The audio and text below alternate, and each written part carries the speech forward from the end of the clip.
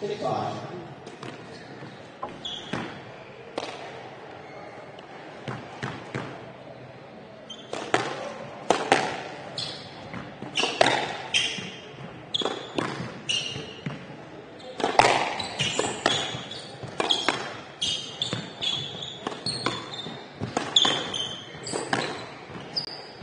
Stroke 2 minutes.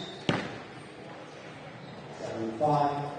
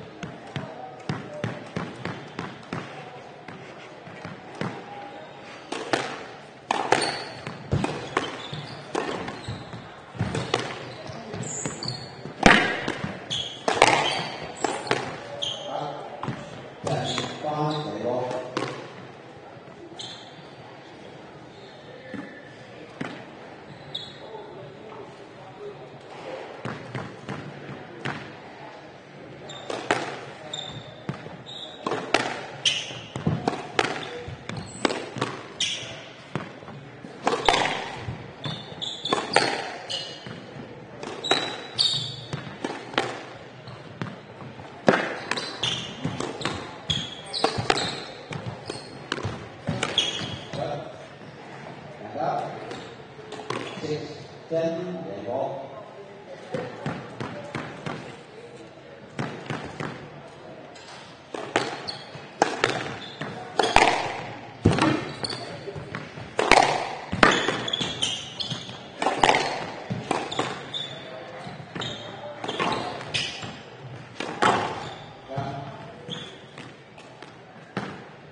Seven, 10, then ball.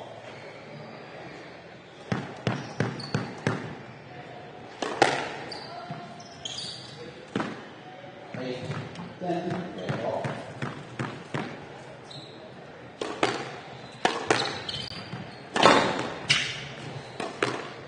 9, 10, then ball.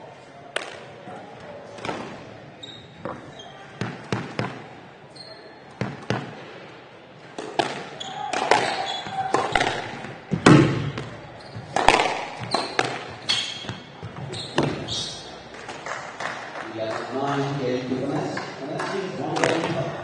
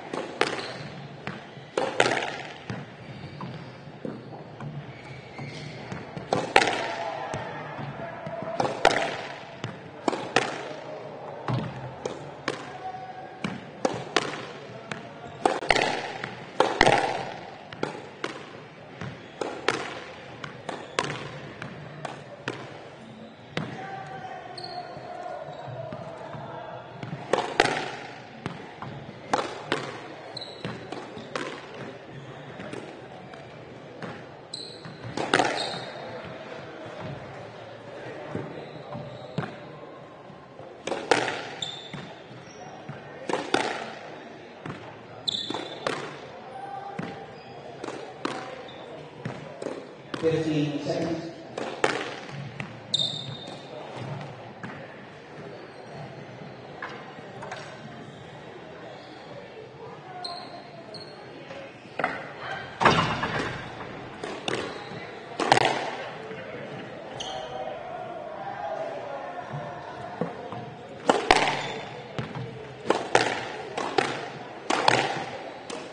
And that's it.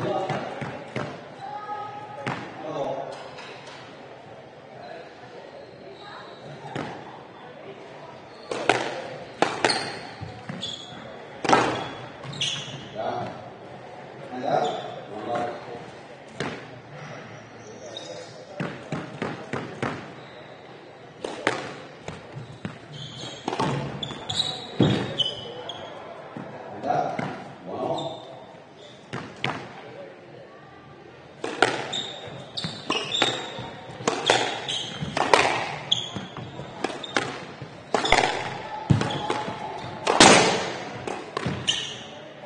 Two one.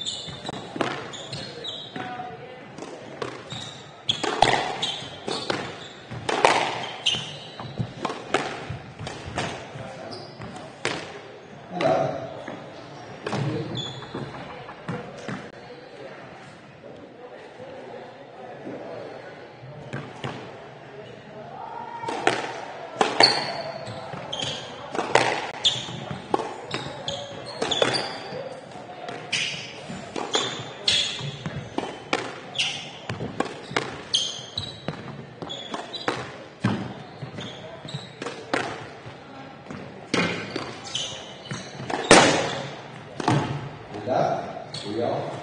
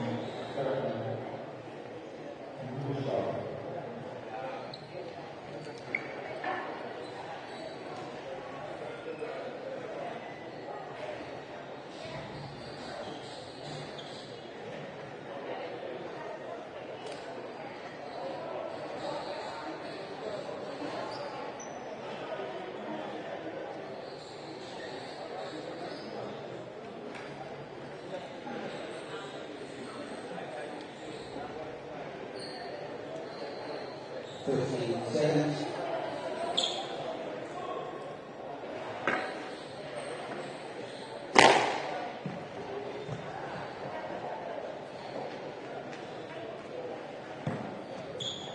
Time.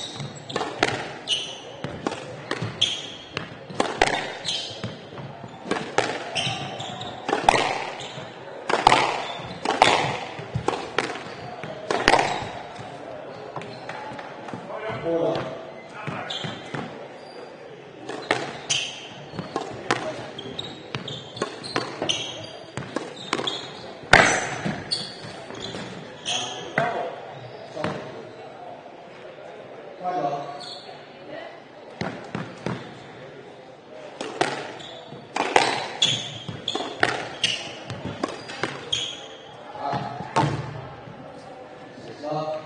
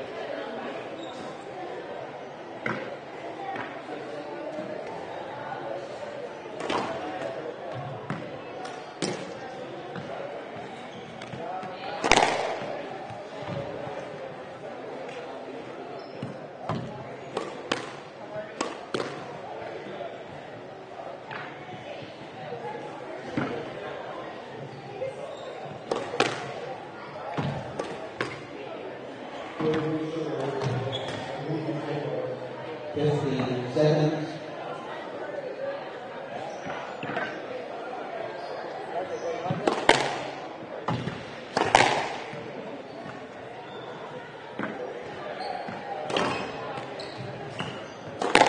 Time.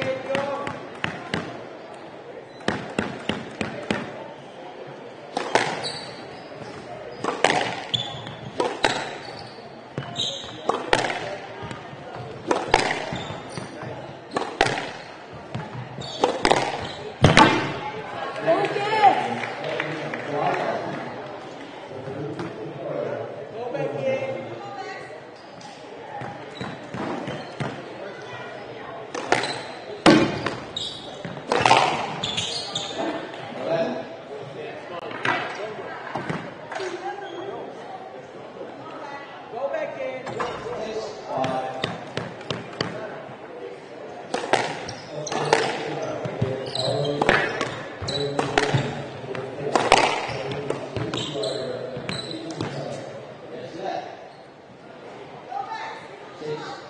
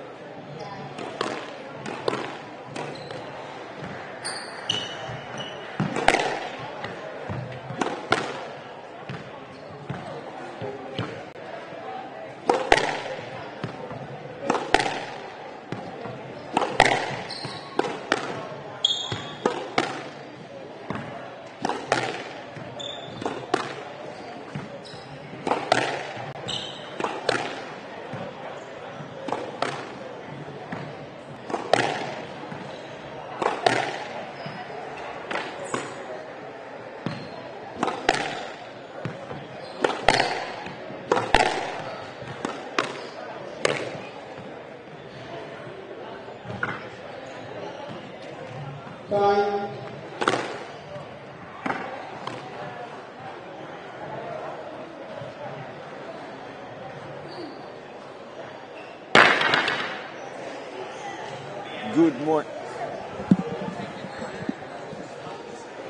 Good morning, everybody, and welcome to the Dutch Junior Open 2023, the quarterfinals day, brought to you live from the Frans Otten Stadium in Amsterdam. Sander, good morning. How are you? Good, actually. And Yeah? you? Well, I slept well. I slept an hour longer than yesterday. Yeah. Yesterday was the day before yesterday was a really long day, and yesterday there was one round less, so we could go home a little earlier. A little early. And but now we're fresh and ready to go with the commentary on the glass court here coverage.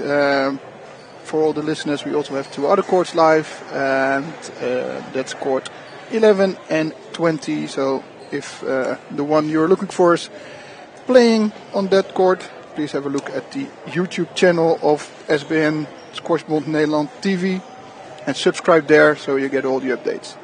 Yeah, and we have a very, very exciting day ahead. All quarterfinals. Some matches in between. But that has to do with the tournament planning, of course. But the tournament, it comes down to all the best players right now. Yeah. And we start off with the boys under 11, which is not a quarterfinal but a semi-final because it's a smaller draw. But we have Grayson Smith from the USA against Ayan Dhanuka from India. And boys under 11 semi-final. What's the history of the matches? I see that Ayan had a tough match yesterday. Is it yesterday? I think so. In round 2, yes? Yeah, Ayan, but he beat out the number 2 seed of the tournament. And the boys are off. Grayson is seeded to make it to this semi-final, so he... First rally ends in a stroke, bit overhit. And despite being very young and very small, both boys have quite a resume already. Ayaan he won the boys under 11 Singapore Open, Junior Open. He won the Scottish Junior Open boys under 11, and he is the boys under 11 #1 of Asia. Good research there, Daniel.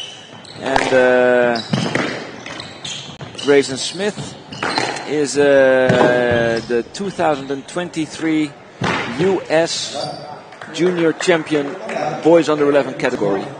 It's like a big mouthful, but there's no one below 11 better than Grayson at the moment in the United States. That's cool. Yeah, they have like 350 million people there. So that says a lot. Yeah.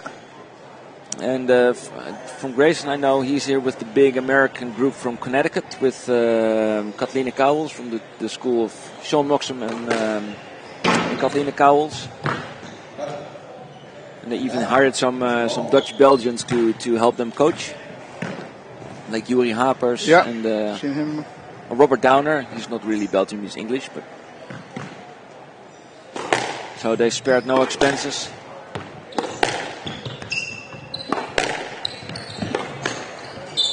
And later today, Grayson's sister will be attending the girls under 13 quarterfinal. So we've seen the heck of a sport and family. Yeah.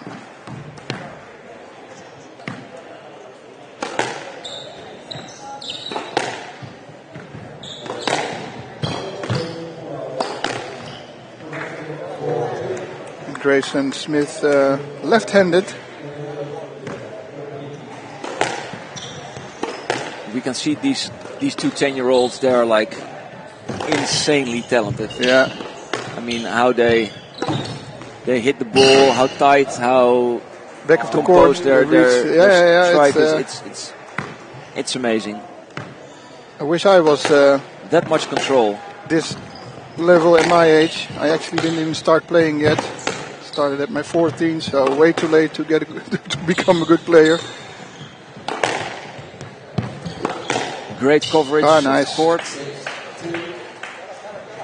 6-2, a little comfortable lead now for Grayson Smith. I see you haven't had a head-to-head in squash levels. Is that a bit reliable, you think? It's a very reliable one, I think. Well, they both played a lot of junior champions. Squash levels predict, say, 3-love victory for Grayson. But he got that, I think. Since Ayaan played so many junior tournaments already and also in Europe, I think it's quite accurate.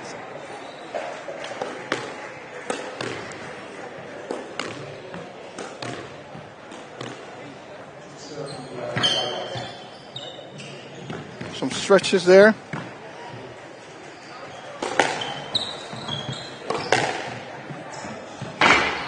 Ooh, that was just too deep for Grayson.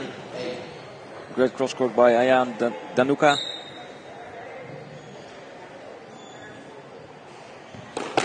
Is it enough to gain some terrain on Smith in this game? Because he's fallen back quite far.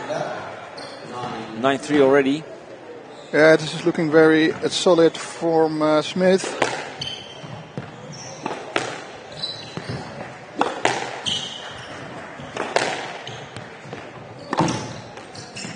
Oh, a bit unfortunate there for Danuka.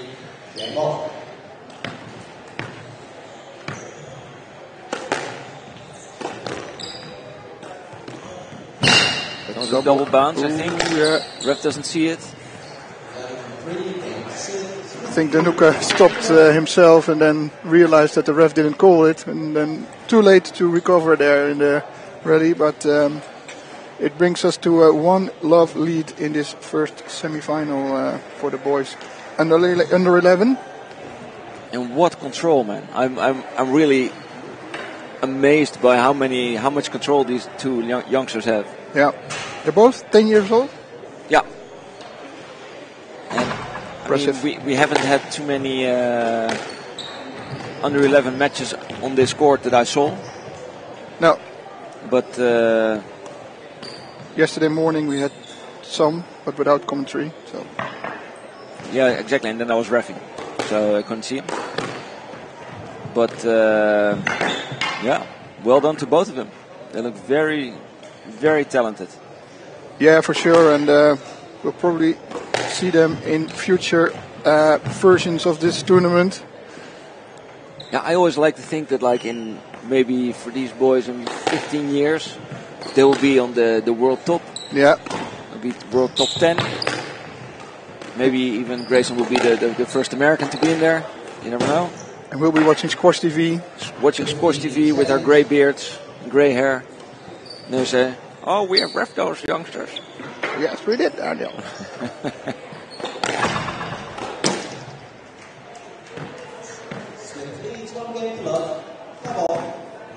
By the way, I have just thought of a small advantage that Ayan Dhanuka has. That his family is able to watch it because in India they are like 6 to 7 hours later on the day. Okay, yeah. But in the States they are 6 to 7 hours earlier in the day, so yeah, it's in the middle of the night. That's an early match to see, but luckily you can rewind. Yeah, this YouTube link, it stays on YouTube forever. Ooh, very clever idea there, but just missed the finesse.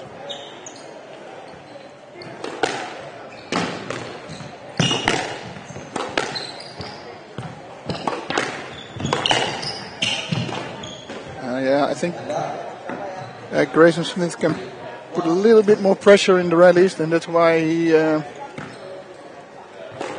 he's able to dominate a bit here on court. Already a quite good lead now.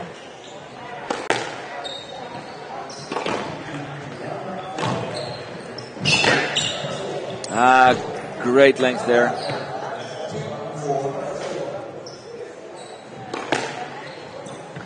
It just stays in.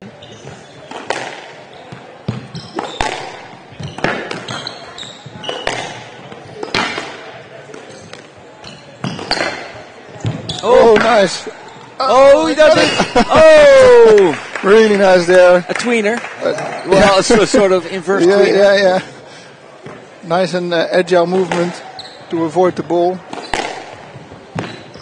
And unfortunately, a double bounce there.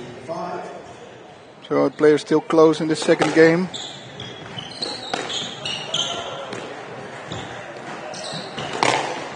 That's too far away. Well done there by Dhanuka. Very powerful strike there.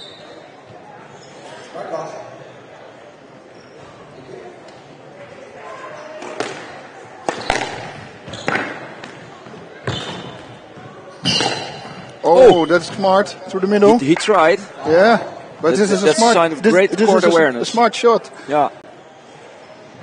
Probably seen the greats of the game do it. Yeah. Last year you see it a lot, and it can be very effective when a player is behind you and you think waiting for the volley. Caught off guard.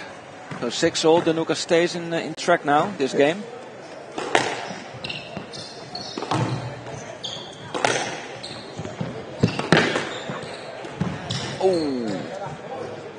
Just fell short. I think Dhanuka is more covering more of the court now, and that's why having a closer game now, which is nice to see. Yeah, and I don't know if either one of them has already played on this court, but side balls can be a little bit tricky. I know Grayson Smith was practicing this morning on the court. When I was starting up the systems here, he was there getting used to the court.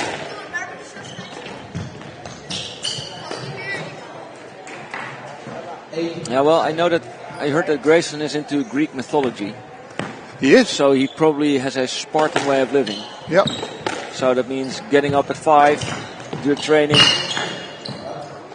get on court at 7 when the center opens. What's the relation with getting up early and Greek mythology? The Spartan way of life. Ah, okay. It's like the true warrior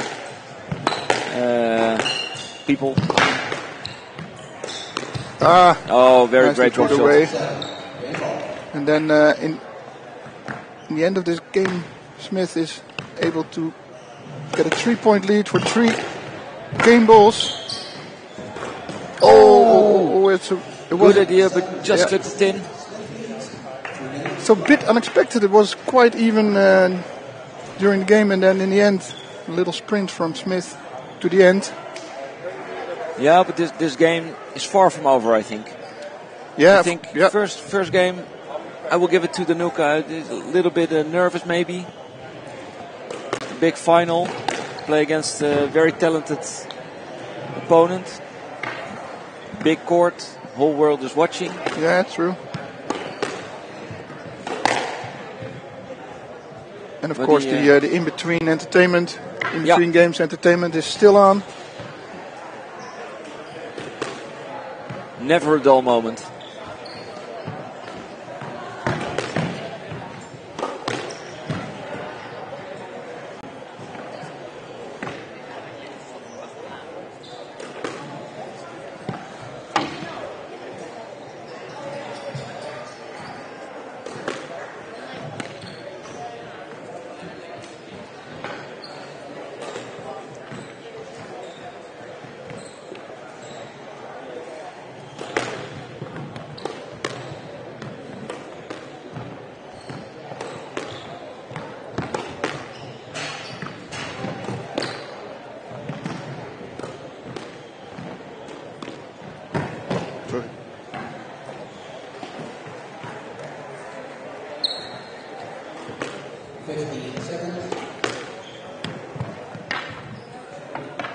Smith back on court.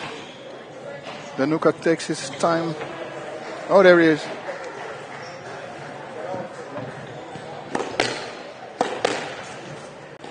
I think he's playing in a Juventus kit. Probably a big sports fan. Yeah, like these kids, I think are introduced to many sports.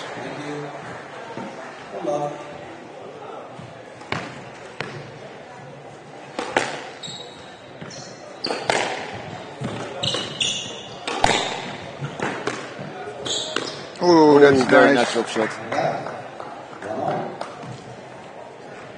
Yeah, I think Danuka needs to be aggressive in this first half of the game.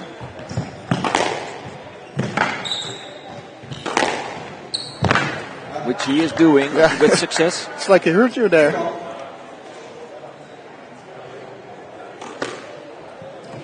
Yeah, because I think that's the big difference between both boys is that Grayson Smith, he started off aggressive right away. Hard hitting, being fast on the ball. Yeah. And he kind of overwhelmed Danuka for my taste. At first, yeah.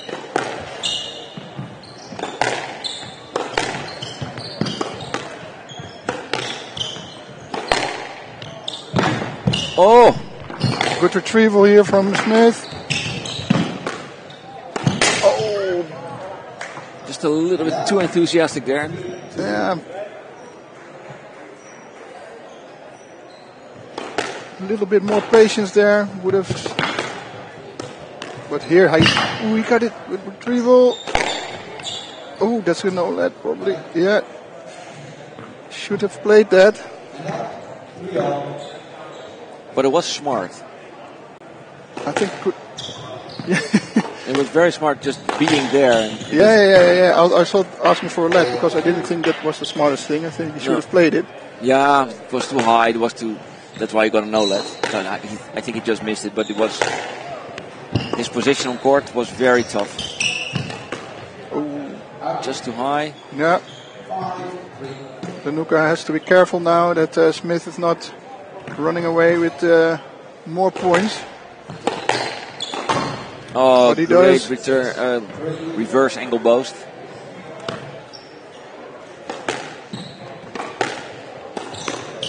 And again, this is very solid from Smith. Yeah, now he's comfortable. Now everything he will turn into gold. Yeah, he looks very confident now. But never say never.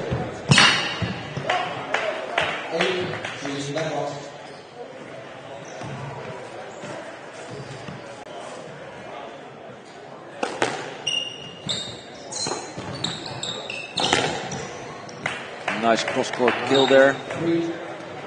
So 9-3. I think it's a little bit over for Ayan, unfortunately. Yeah, it's. Grayson is. He has his momentum. Yeah. 3-shot rallies. Everything ends in a point. What he touches.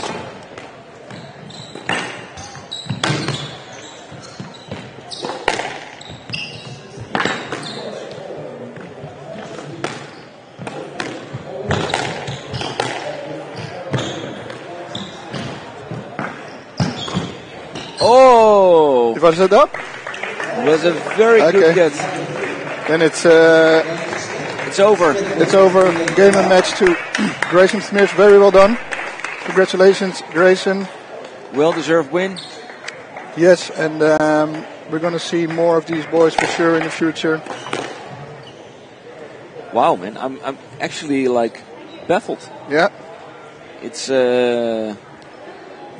No, they're very, very, very good players on this age, and looking forward to seeing them in the future. Next match is planned at 11 o'clock, but probably will commence a bit earlier if players are already here. And it's a match between Mohamed El Baghdadi from Egypt, who is playing Shubham Kapadia from England.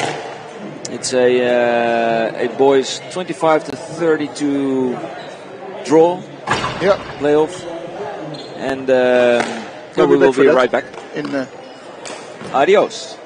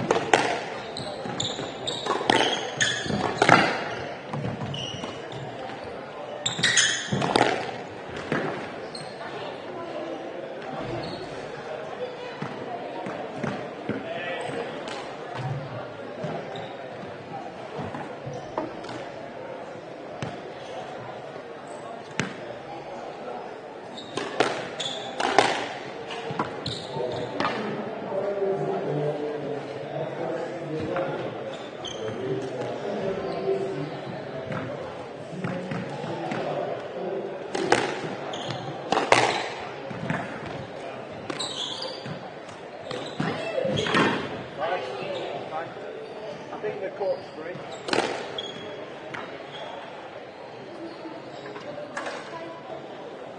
You got your work.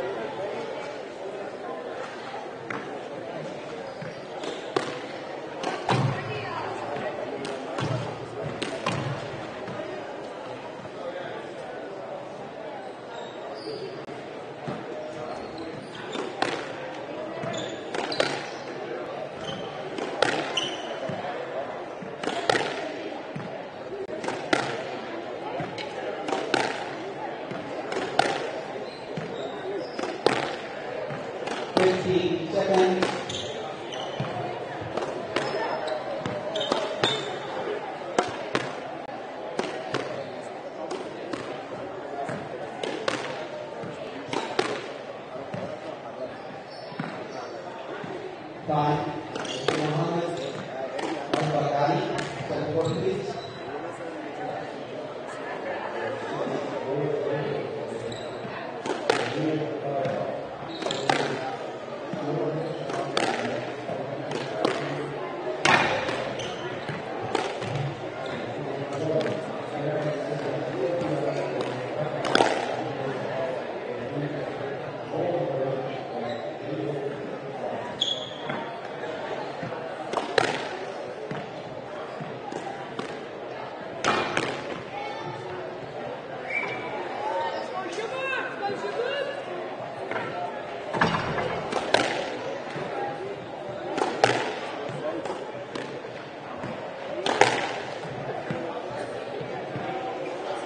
Yes, welcome back everybody to the Dutch Junior Open of 2023, brought to you live from the Frans Oltmann Stadium in Amsterdam.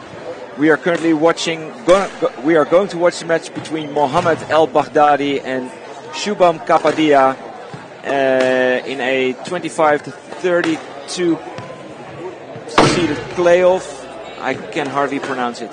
And with me now I have a very, very special guest, none other than Tom Lucas, the tournament director and federation director. And what director are you not, Tom? Well, in this case, only the Dutch Junior and Sportsbond Nederland. But happy to be here. I think it's a good sign that I have a little spare time to join you guys here at the stream team to watch this match while we see that. And if I may say so, Tom, you run a tight ship. The tournament is organized excellently. Yesterday I heard that you have like 1,500 matches. Yes. And we were actually calculating the time between matches, between games actually, in the difference between like 1.5 minute between games or 2 minutes. And that's like, it adds up to hours. It adds up to hours. And it's been an incredibly tough job to get getting all the matches in with the number of participants we have.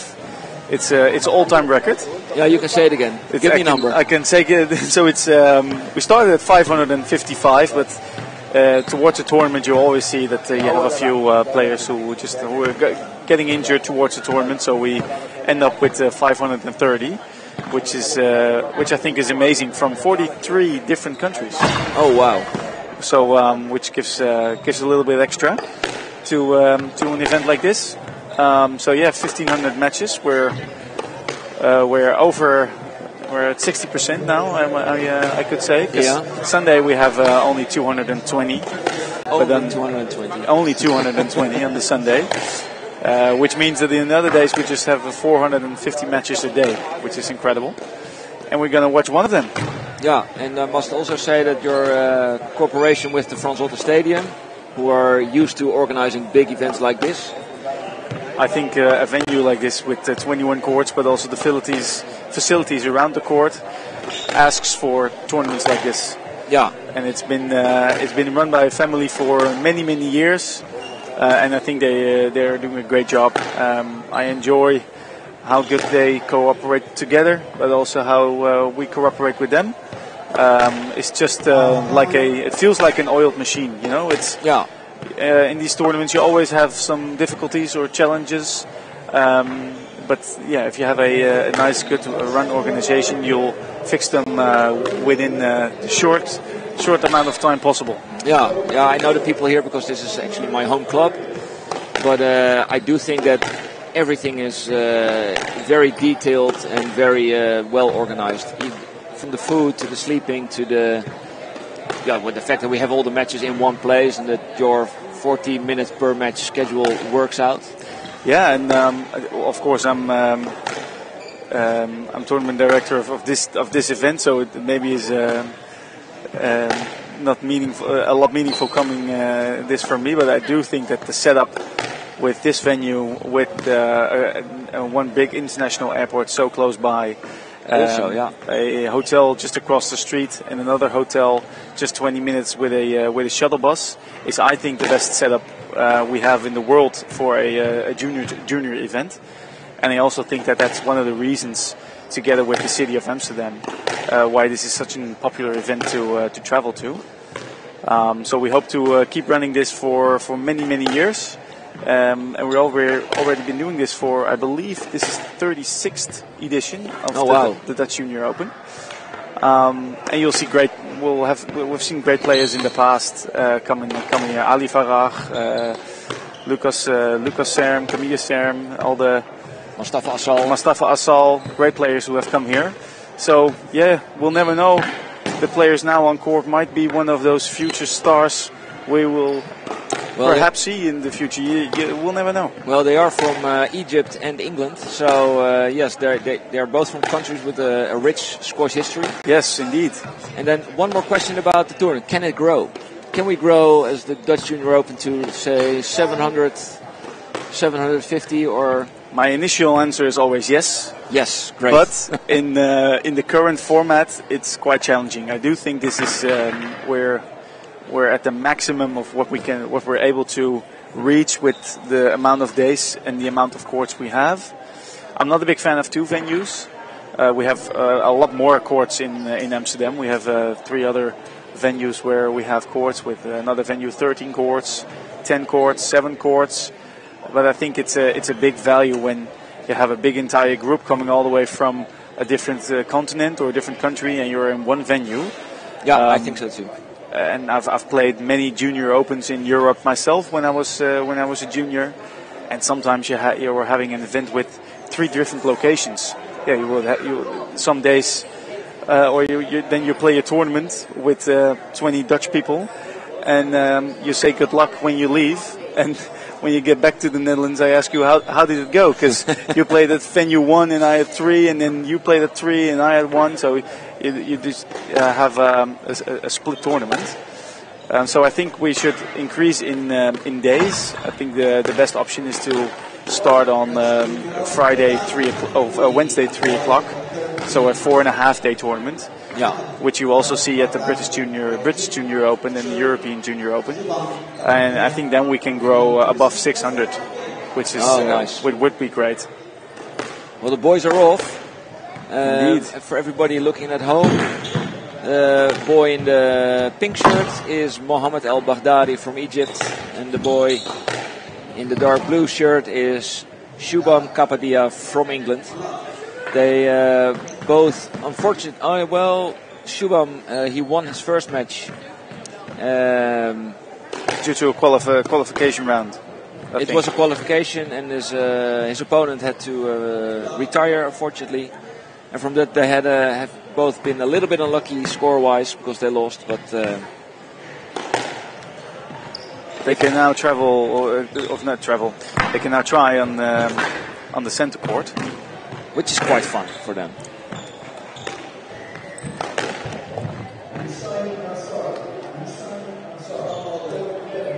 Both boys are already questioning the ref, putting the ref to the test.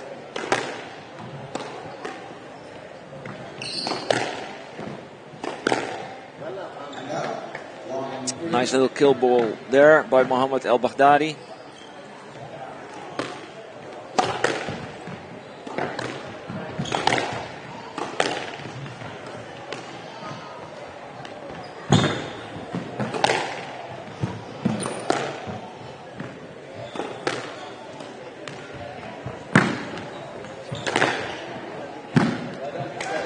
He unfortunately missed there in the end. He has seen every corner of the court in this rally.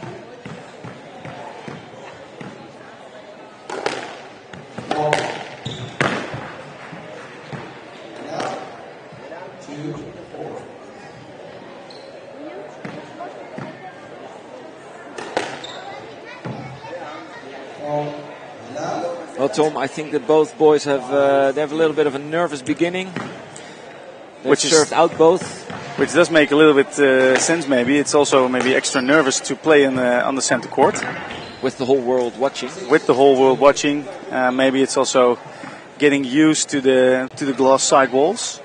Yeah, that's tough. Dark ball, and then you have a dark floor behind it. Ooh.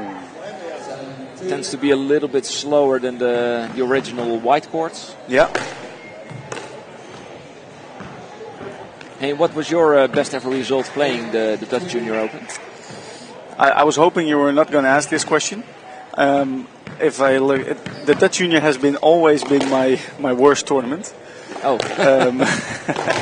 I don't know why. Maybe it's the pressure of playing at home. Your friends and family watching, and which just brings extra dimension to the game. So I must say 29th in the boys under 19 in my final year. That's when you decided I'm better off organizing the whole. Better off organizing. I do remember that year was quite challenging because I had a qualification. I had the European Junior Open, and then 2 days after the Dutch Junior Open, and then 4 days after the World Juniors in Belgium Herentals. So I was devastated after that. Full agenda. Full agenda. And we see Kapadia taking the first game, 11-2. Yeah, he did so in a blink of an eye. Actually, when you started talking, it was 2-4. Yeah. And now it's 11-2. It's okay. Quick. It's unbelievable. You see other kids jumping on court just to have a few hits on the center court. Yeah, the schedule is so tightly planned that there's no court time to train or to practice. So you have to take these in-between game moments to warm yourself up a little bit.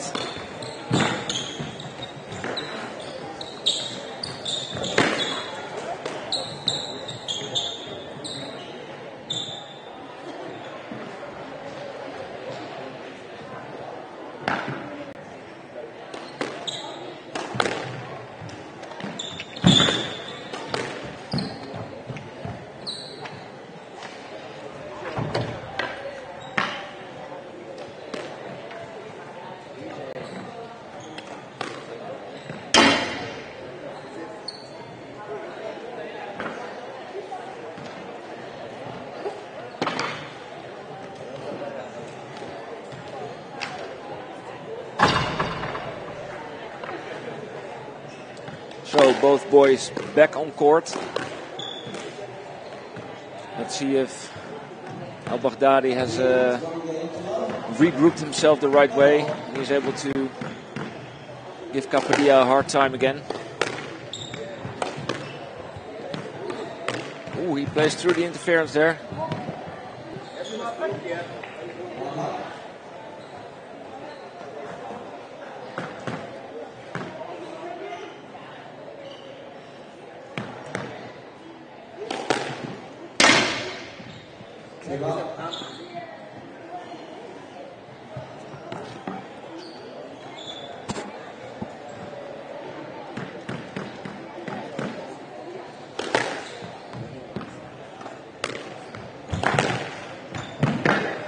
Nice little drop shot there, but countered very well by Kapadia, who takes a small lead now in this second game. 3-love. It's a relatively comfortable cushion.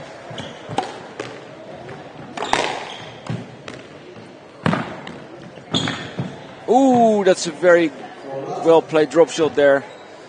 It was just almost nothing above the tin. And 4-love.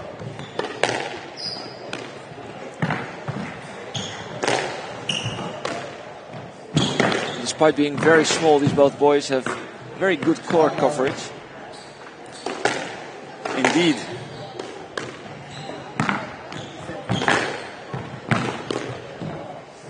First point for Al Baghdadi in this game. Yeah, he's facing a little... well, he's behind a little. Oh. I will always say that there was intentional if I hit a serve like that. Yeah, well, you aim for it. I aim for it. You always aim for it, but you just don't always hit it. Oh, that's the second time. Could have stopped. Should have stopped, maybe. Should have stopped. Yeah. Yeah. Could have for the stroke. Should have for safety. This was. I think in his enthusiasm, kept on playing. But let's give them a break as well. It's the boys under 13, so a lot to learn.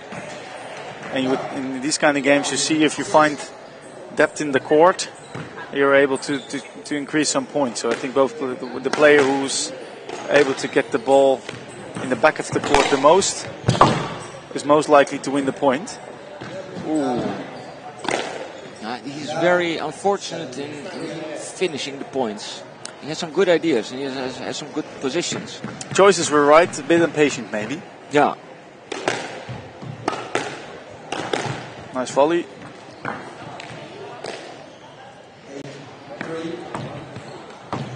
Yeah, not too content with himself right now. Falling behind quite a bit. Oh, nice drop. So you took a little bit more time there just to put it in the corner, maybe not focusing on hitting the winner, but just putting the ball in the corners.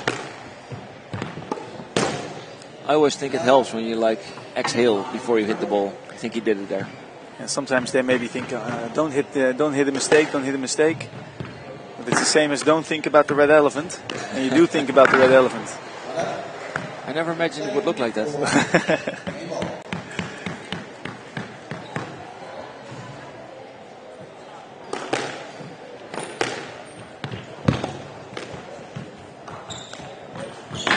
Oh, nicely run. Oh. Just fell short. 11-4, so 11-2, 11-4. It's going to be. It's going to take a hard fight to get back from this. 2 love down with these scores is not easy. But I think for these players also a great experience to play on the center court when there are no main rounds going. Because I think we have a great schedule ahead of us today. Yeah, and after this match, there's one other boys under 13, I think 16 to 24 or something. Yeah. But after that, it's already the boys under 19 quarterfinals, and then we are lucky enough to have Sam Gerrits, and after that Guido Linder on the same court. Oh, both on center court? Both on center court, back to back. So for us in the commentary booth, that's. I don't know who did that scheduling, but that feels nice to have both Dutch people on the center court. Huh? Exactly. Yeah. Yeah, and it's a little bit annoying if you're here and watching the center court and you know that your countrymen are playing on the other courts. You cannot watch them. Yeah. And by the way, did you know that yesterday the center court got over 2,000 views already? Wow, that's amazing. And the side courts we have them with one camera this year without the commentary and just one angle. Yeah. They're already on 1.3k viewers. And I think so people are finding the live streams. Live streams and increasing day by day, I think. Yeah, you should watch it in 1 week from now. Yeah. If you watch it in 1 week, then everybody had the chance to evaluate their matches. Then you will see. I think it's a great asset to have live streaming. Last year we had only the center court. This year we have the center court even with more camera views. Yes. Which I think brings something extra to the game. And court 11 and 20. If you send your kids over to all the way over to the oceans or from Europe to another country, how cool is it if you can just watch your child play back home? Yeah, I'm very happy that increasingly people are increasingly getting familiar with the presence of the camera. Yeah. And I'm actually a little bit proud that it's kind of started in Holland, like at the not the PSA level with like the whole truck with 30 cameras and. No, but Squash TV Local started off. Yeah, this is actually the first time I'm wearing the Squash TV Local shirt. Yeah. No, I think you guys done an amazing job with the program we had with the live streaming from the Dutch Premier League of Squash, which is run by 10 different clubs in the Netherlands, all live streamed with great rally here. Yeah, and I feel the need to say that it's very easy to cooperate with the referees. Yeah. And that will be the same in every country, I think. It's very easy to adapt, to go from the paper sheet to the tablet digital app. And they're all willing to cooperate, so that's The absolute dream would be live stream 21 courts. Exactly. So that you have some choice at a tournament like this. Yes.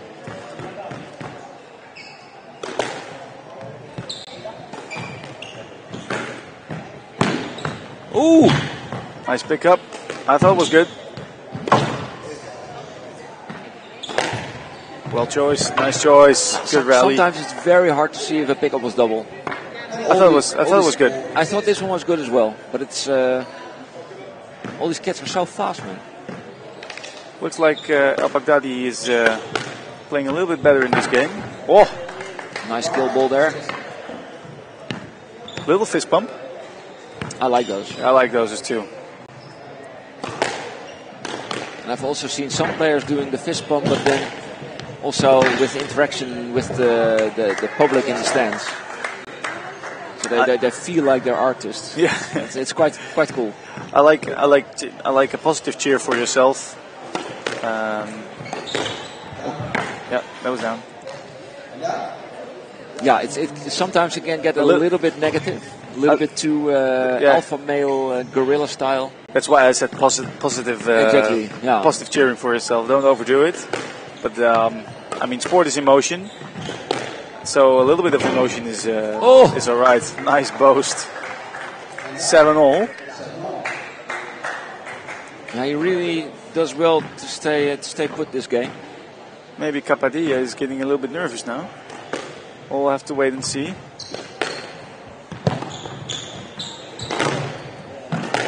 Yeah, I think that's also the most interesting thing about squash. It has a very big mental aspect, this game, but you can hardly see it. I think that's the one of actually think that it's the most important aspect of our game. It's such a quick game, and if you just lose your focus and your sharpness for a few seconds, yeah, you're just out. If you're getting tired and you're not used to keep pushing yourself, keep being focused on pushing yourself, going beyond your own limits in such a short period of time, I think that's a big thing to learn. For us commentators, it's it's very fun to speculate about it. Yes, what's going on in their heads? Are they nervous right now? Are they comfortable? Well, it looks like Al Baghdadi is getting comfortable. Ooh, he shows a little bit more aggression in this game. Making a little less errors, so maybe not thinking about Red Elephant. Oh, commentator's curse. Even for the tournament director. This was all or nothing, this shot. I think so, yeah. 9-all. Yeah, Baghdadi fighting for his last chance now. Oh, great drop shot, great juice of his body. Creating his a game ball for himself.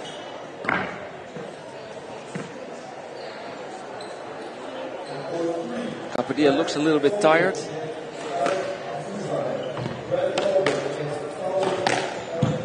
Oh, he just needs one. And Baghdadi takes the third game, 1-2.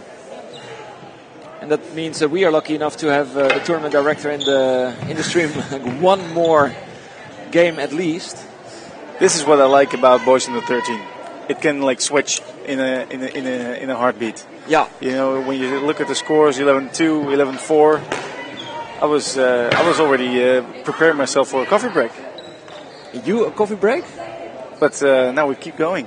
Yeah. Well, I know that this your presence here was planned in very carefully. Yeah. I don't think there are any coffee breaks for you. Correct. That's why I sometimes if something happens, I always say if something happens, I need to go straight to something. But so far so good. Well, actually, people watching the live stream probably didn't notice, but you had to run out for a call 2 times. But all fixed. So what do you think, Daniel, of these players running on court between? I love it. Live stream games. I love that it's a thing. Last year we were here at the tournament and we were here with Wael El Hindi. Yeah.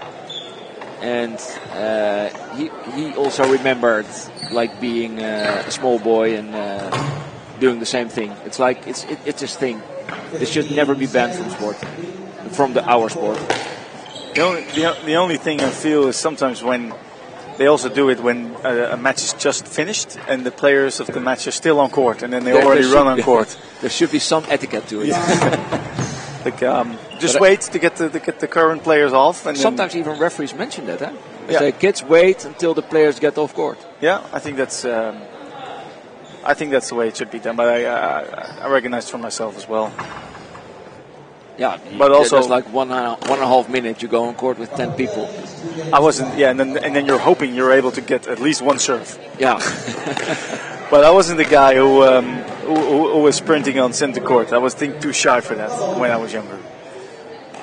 Maybe hard for you to realize, but that I was still a bit of a shy boy. No. I thought you were a well-raised boy, but not shy.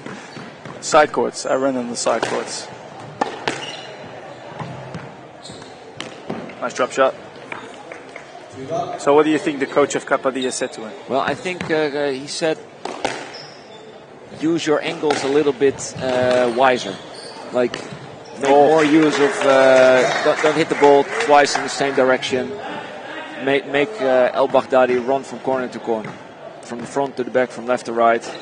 Because I think he kind of loses himself in the running sometimes. And that makes his shots a little bit uncontrolled and makes him hit down.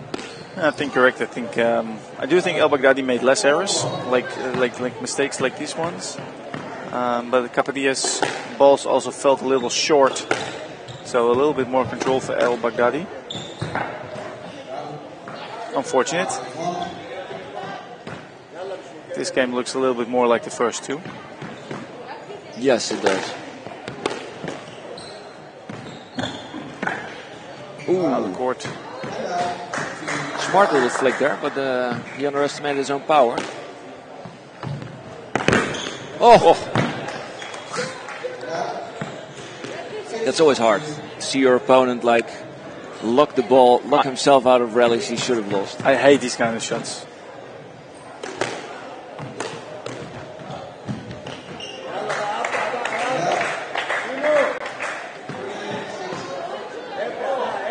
There's still a little room to catch up with Kapadia.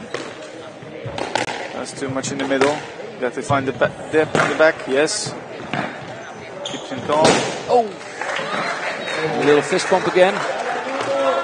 Seriously, Kapadia a little bit more emotions after some points. Yeah, I reckon he can get a little bit nervous. He just lost the game. Now again, El Baghdadi is right in his slipstream. Oh!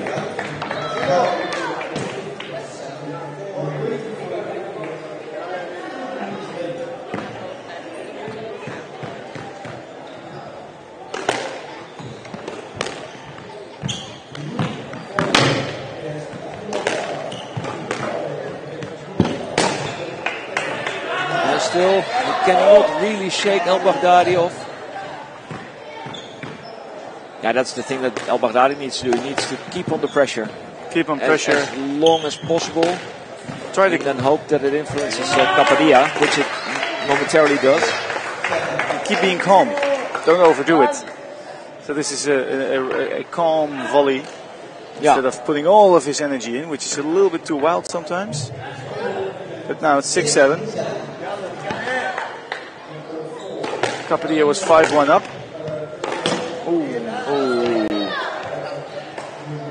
Looked like he hit him.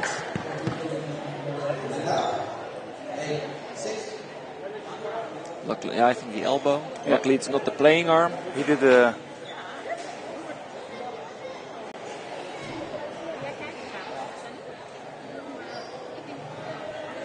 Guys checking in with each other. Yeah, I heard it. I heard it was like racket to bone. So it's quite hard.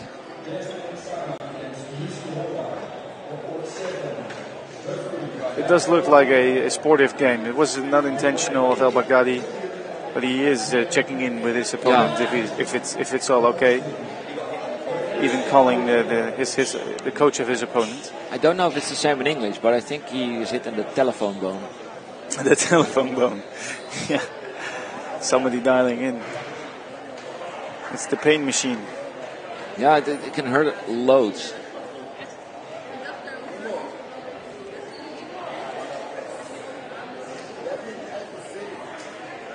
Was it his left or his right arm? Was it left arm? Left arm. He is right-handed, so.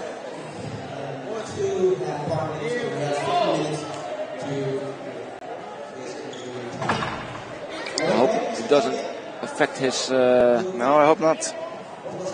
Game too much. So 8-6 to Kapadia.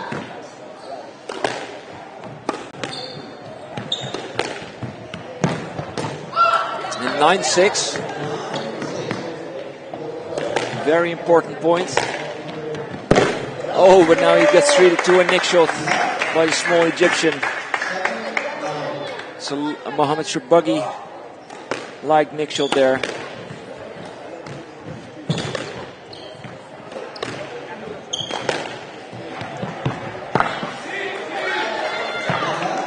So 10-7 now to Kapadia, giving him 3 match balls.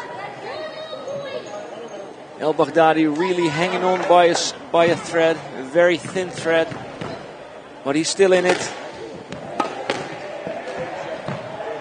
Can he convert this match ball? One match ball saved. 10-8. El Baghdadi is still in. And he's uncomfortably close. Oh no! Served out. Unfortunate. A little disappointed. Should have had the breather just before serving. Yeah, both players. Both players don't want to end the match like this, of course. And this is what you said. This is what I mean. This is what I mean. Wait for El Baghdadi to get off. He's in emotions.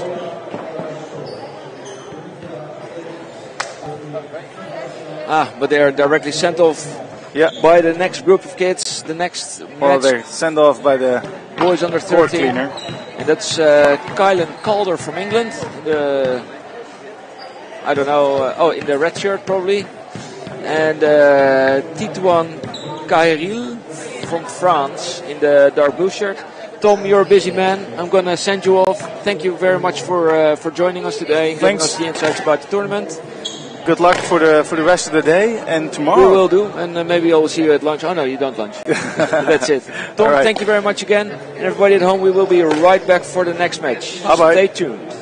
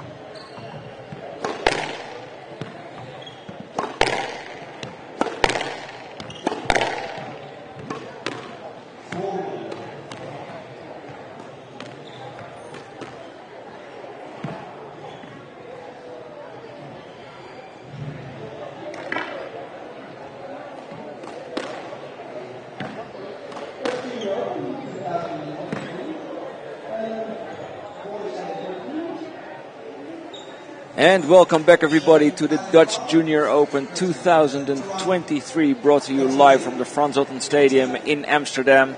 Now on court, Kylan Calder from England against Titouan Kairil from France.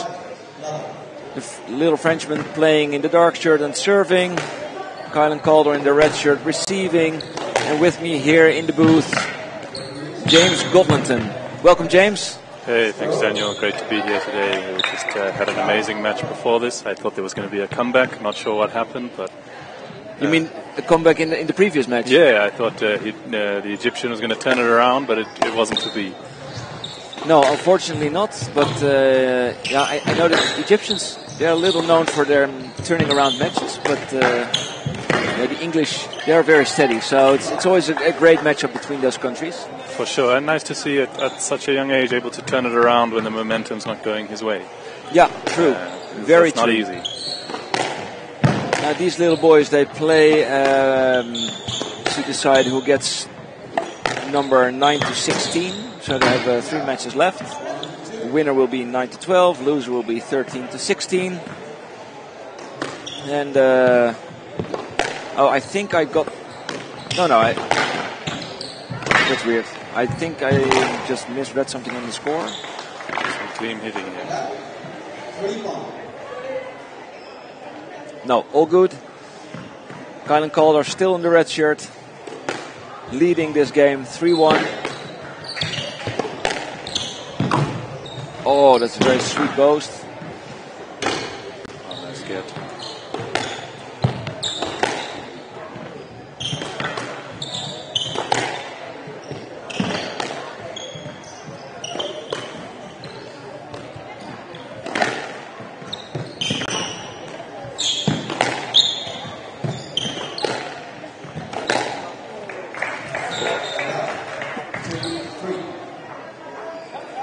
The little Frenchman seems like a very agile player, having good stances before he hits, having a great body fake. Glad you pointed that out. I think it's going to be a very physical game, looking at the length of some of these rallies. Yeah, I think so too.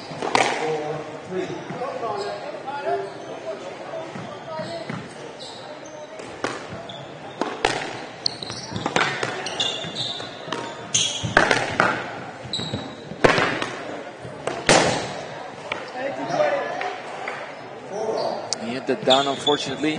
Good position. Yeah, and I think both kids, of course, are looking to take like a comfortable lead in this first game.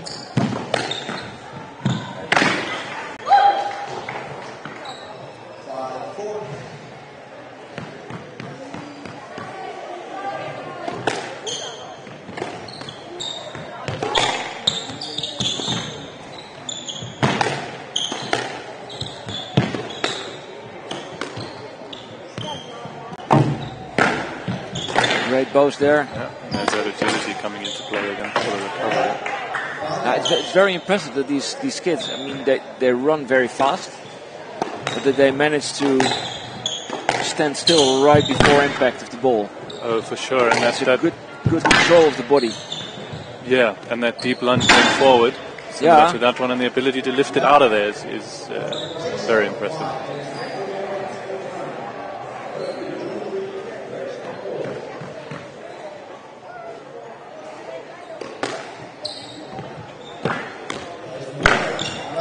Shot. Great drop shot, eh? Yeah.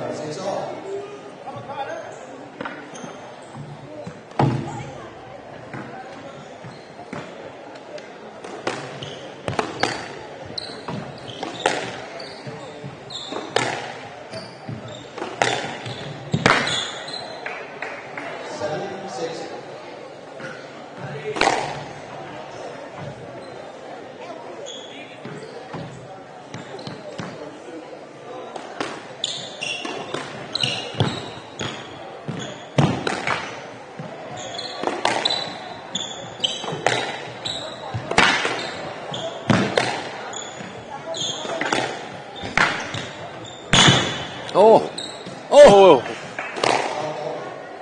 That was a great rally. Incredible. Great recovery from both players.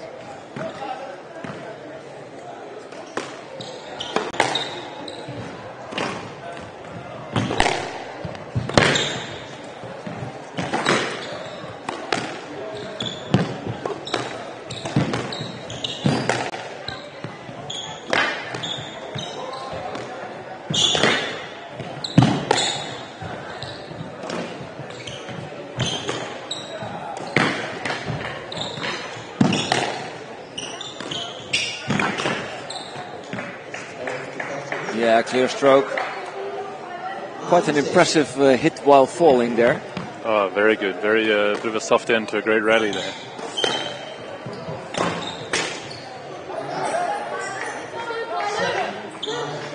Okay, so he stays in his track. At this point, I think that Cocheril has a little bit more control over his movement and his strikes, which to me explains that he's ahead a little bit. But I must say, Kylan Calder has a great fighting spirit, and I think his choice of shots is a little bit better. I think so, and you see that where you feel that Cocheril is way ahead, and you look at the scoreboard, and it's the points that count. He's not that far ahead.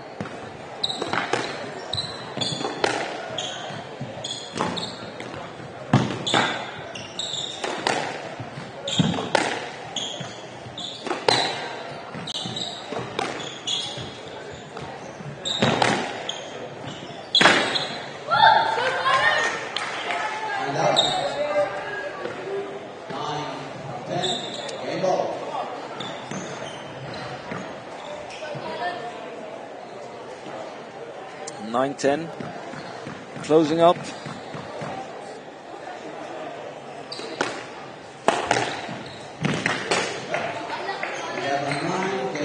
So first game to Cocheril. Well deserved, well fought by both of them. For sure, and very calmly going about their business, both of them.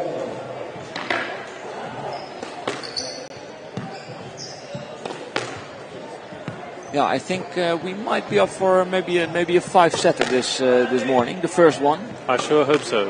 They are certainly my favorite, and especially if the movement of Cocheril suffers towards the end, it could very well be another comeback on the cards. Well, and I must say, at this moment of the day, I hope we're going to get a five-setter. But yesterday, when it was like 20 minutes past 9 in the evening, then you kind of start doubting your decisions earlier today, because it was a long day. I can imagine.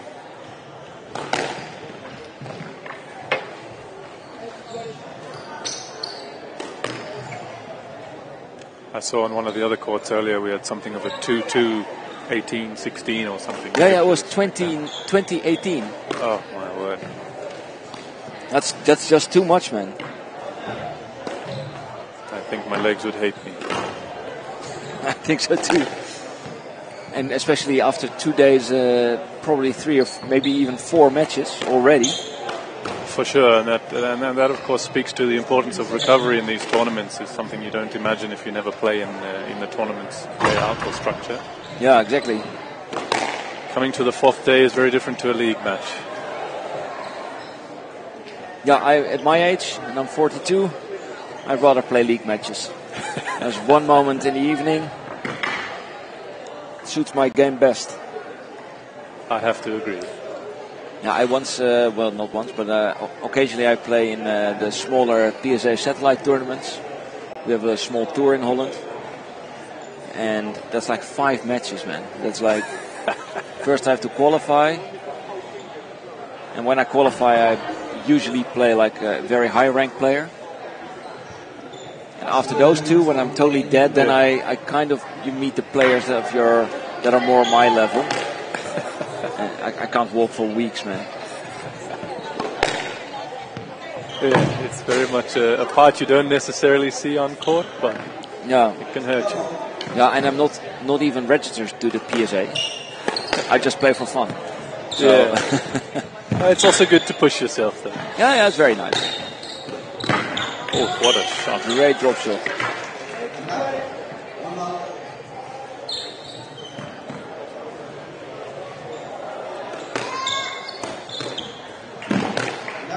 By the way, for everybody at home, James is a first timer in the commentary booth.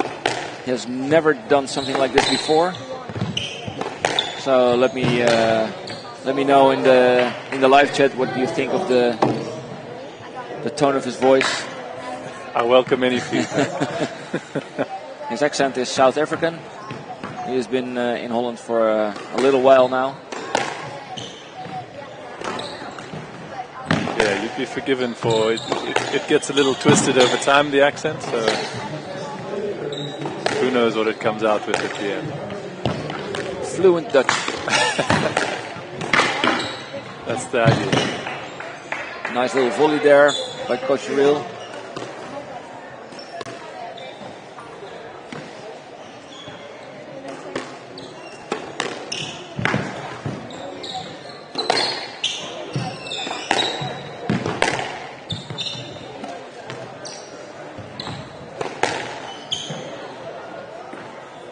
Great sportsmanship from both players.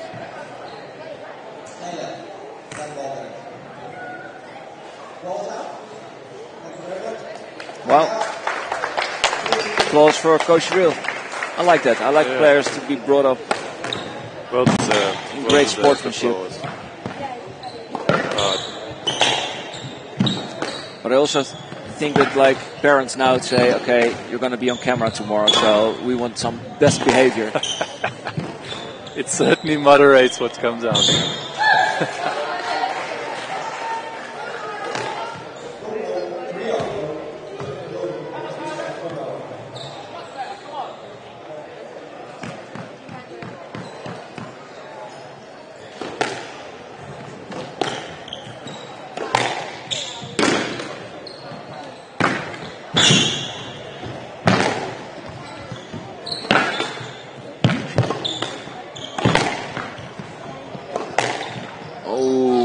Great cross there. Little body fake.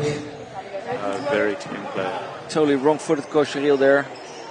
Oh, this is what I also like.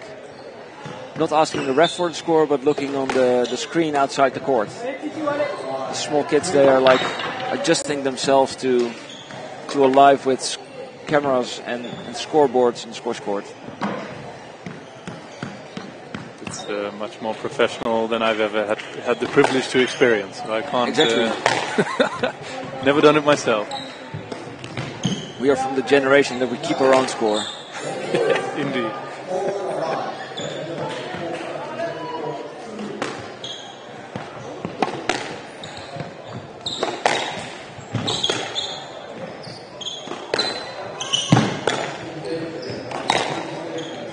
Great shot.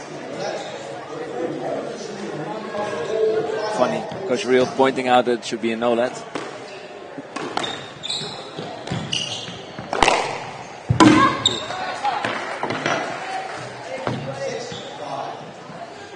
So again, very, very tight game.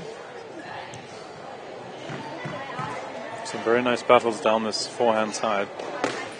Hard hitting, very tight. And they're relatively powerful. For sure, you don't necessarily expect it in the warm-up, but very powerful, hard, clean down the line.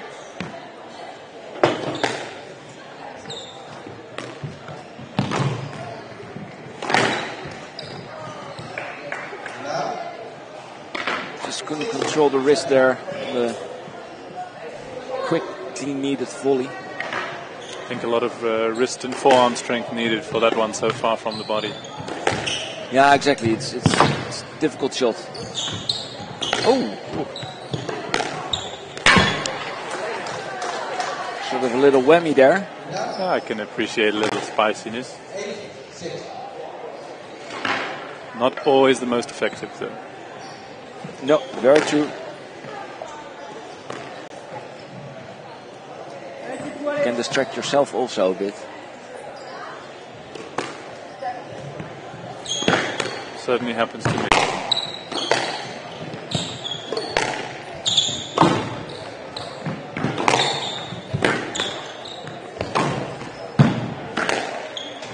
Nice boasting there.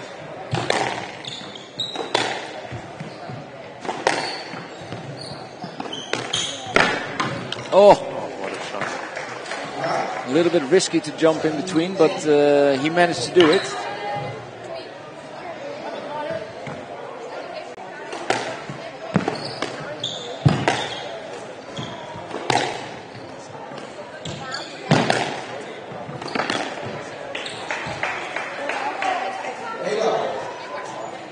Eight-all. Down to the big points right now.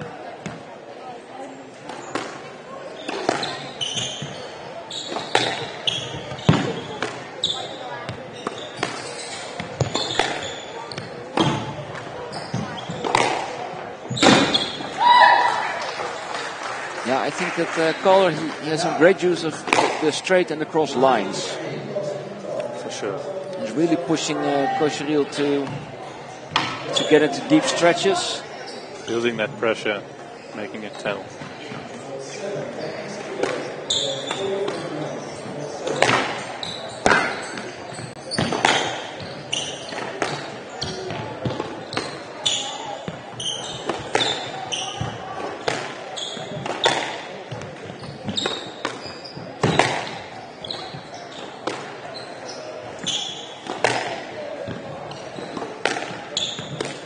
Oh, very unfortunate miss. Putting Calder in the driver's seat right now. But on these tight lines, I find it's often not so much about shot-making ability, but about that consistency and mindset that's so important. Yeah, very much. Yeah, I was just discussing that with Tom Lucas, the tournament director. And we both agreed that like squash is mainly a mental game. I mean, it's a little bit physical and tactical, but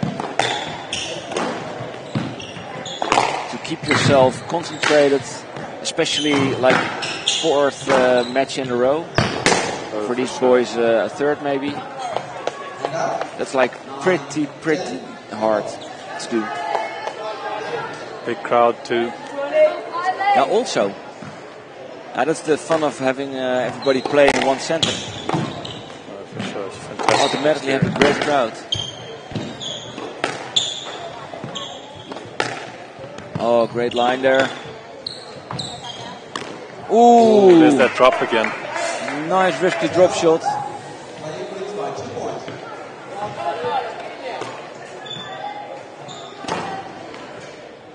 Would you say that's a fairly high risk shot from the back corner?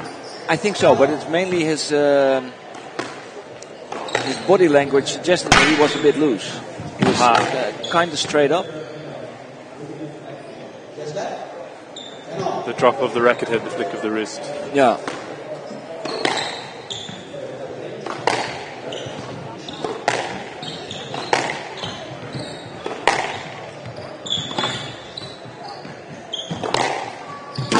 Oh, great cat. Oh, it was a very good line. Oh yeah, sure, hit the next shot.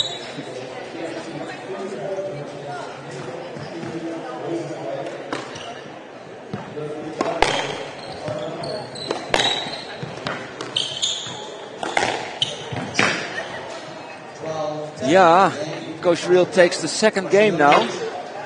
He was down 2 game balls, still managed to take the upper hand, and I can imagine that Calder is quite disappointed right now. I think so. Not too satisfied also in the end with some referee decisions. I would have to agree with him on one looked out, but you have to be able to deal with those at the important points. I think he just lost his consistency and his pressure building a bit towards the end with some nerves to get over the line, and that cost him.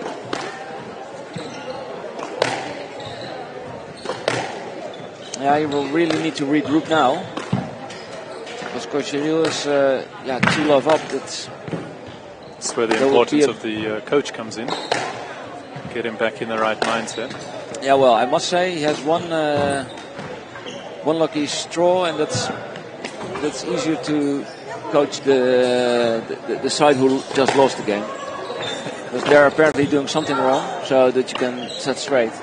Yes, true. The winner you can only comfort or say, okay, well, you're doing a good job. I prefer that role myself.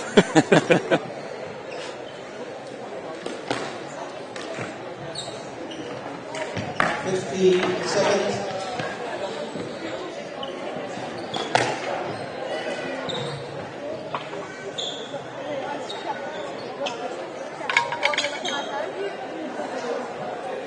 Time.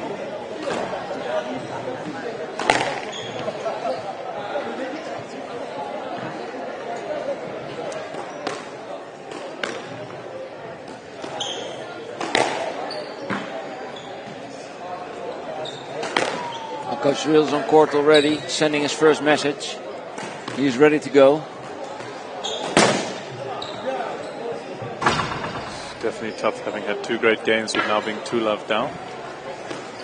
It's going to take some resolution from Calder here. Yeah, well, let's see. First points are going to be very important. He needs to at least keep up, but preferably take like a small lead of 2-3 points to which you can build. For sure.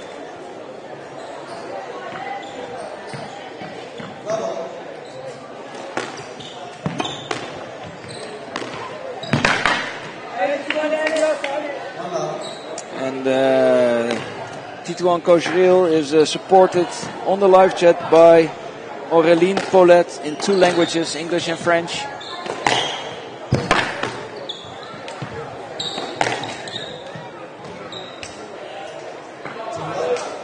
Now we get some thumbs up for the French.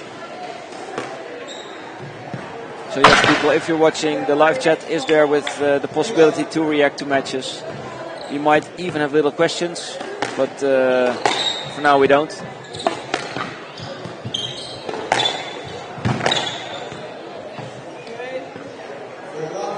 Seems to be running away with it a bit here. Yeah, that's one of the unfortunate opportunities when you're down 2-love. You have been so close in both the games. Very hard. That's a mental blow.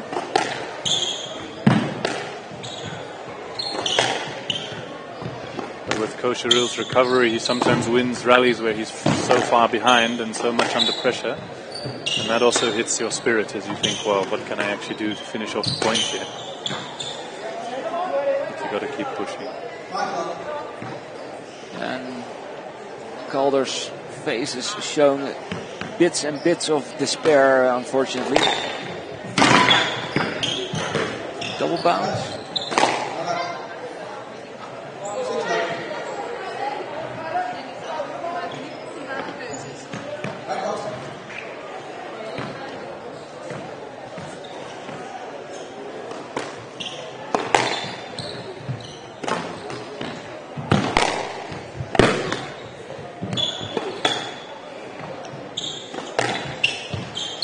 Oh, what an unfortunate miss. 7-love. This one is going to need a miracle to get back into this one.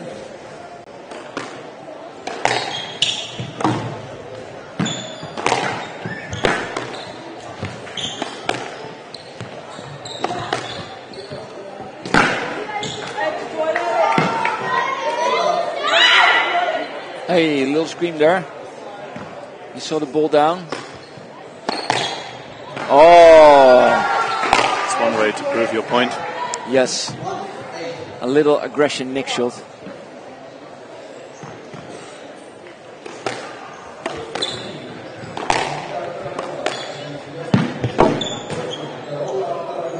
(9-1). Yeah, unfortunately, James, I don't see this happening. No, I don't think so. But at least he has a rolling Nick in front of 200 people to go home with. I would be very satisfied.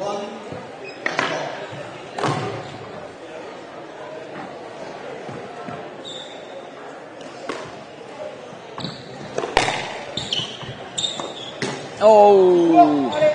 First match ball wiped away by a little mistake by Coach Riel.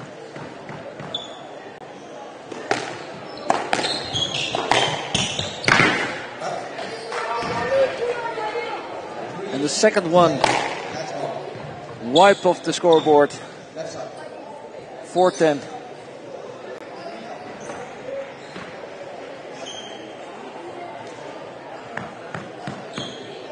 Miracles do occur, James. They do. Ooh, you got that out of the nick. Oh, What a shot. Great shot by Cocheril. He fell down doing it. Little hug between the boys. Vive la France for Cocheril in this match. And we will be preparing for the next match, which will be a boys under 19 quarter final between Filip Georgiev from Bulgaria and Dutch own Sam Gerrits. That match will take place at, let's see, 12:20, so that's about 5 minutes. Everybody please stay tuned at home, press that subscribe button, and we will be back in a couple of minutes, and it will be both me and James again. So James, we'll have a coffee. Sounds good.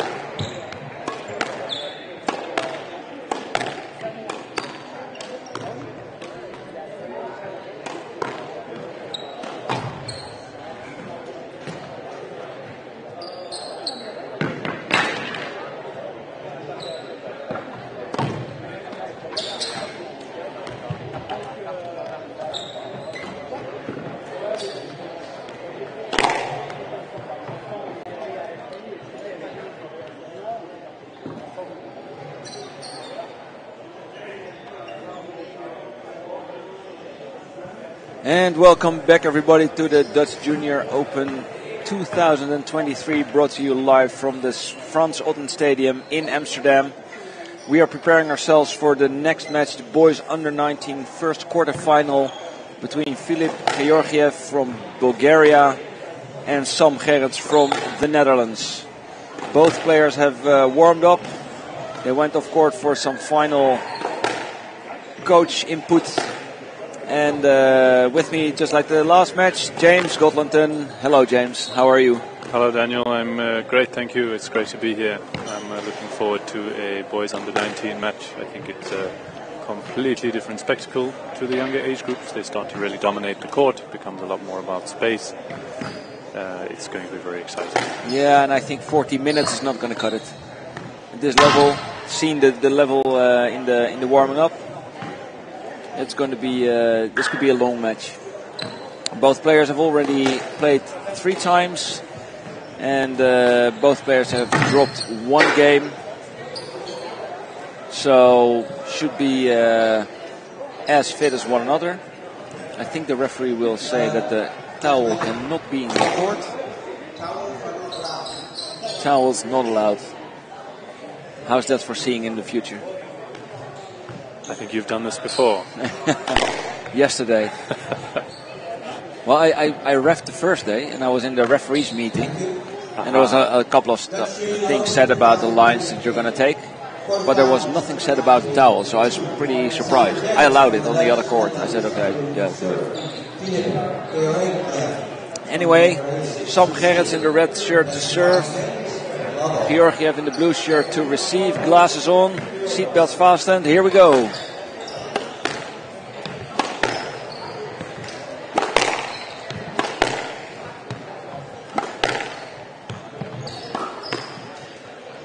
Both players were actually seeded to make it to this match.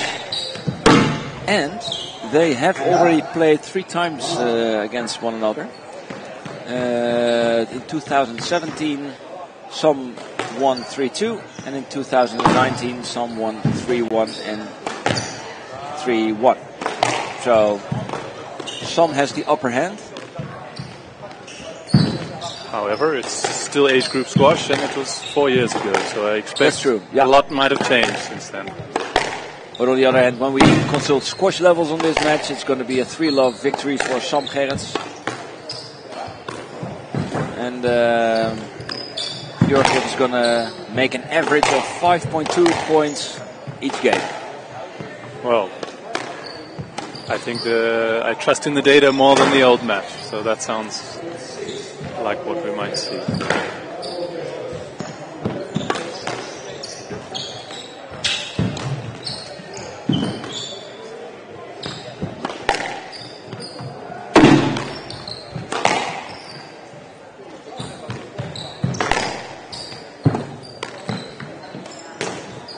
Well, Georgiev is opening his box of tricks quite early in the game. A couple of nice cross drops to try and wrong foot Sam Gerrits.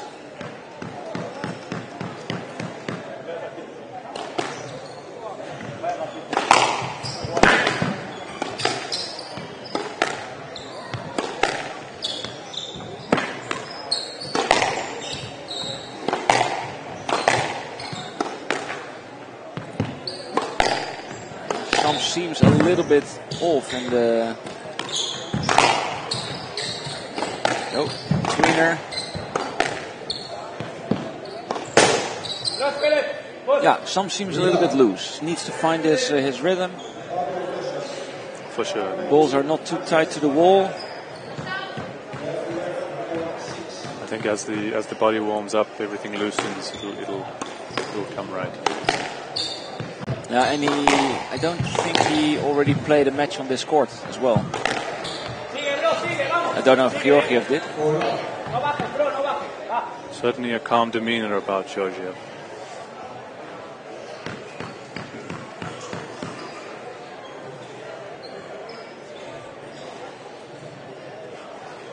What would you say are the big differences between playing on a glass court and what us club locals play on?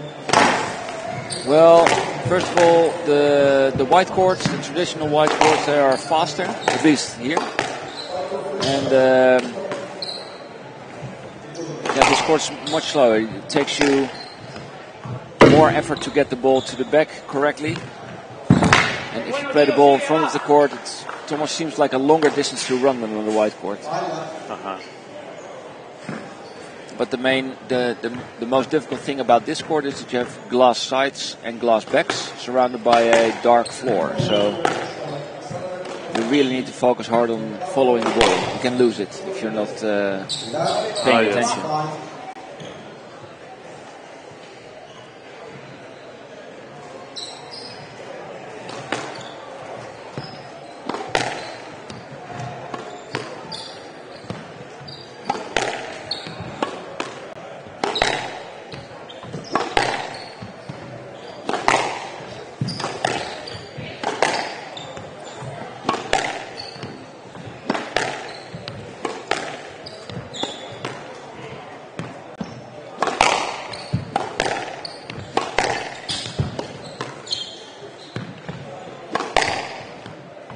James, earlier you were telling me that Sam Gerrits was actually in your team 2 years ago. Yes, he filled in for us a number of times. The young players here in the Netherlands get a compensation to play at any level that they decide they need practicing at. I think he was just doing us a favor largely. So that actually means that your competition team has contributed to the level that Sam is at right now. We like to think so. You'll have to ask him for the truth.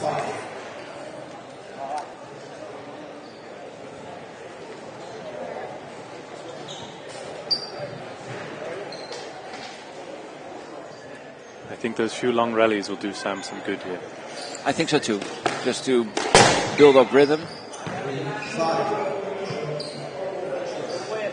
Gaining terrain on Georgiev, who's starting to hit down balls right now as well.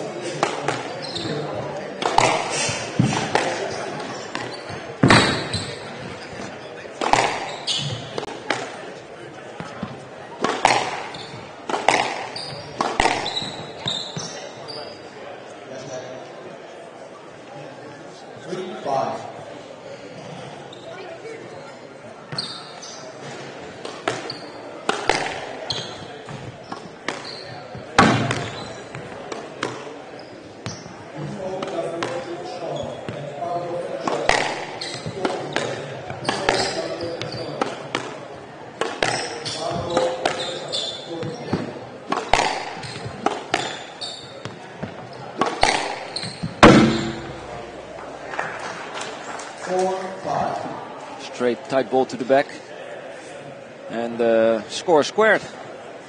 Oh, yes. 5-love down, 5-all. I think he's found his line. It's quite the message he's sending.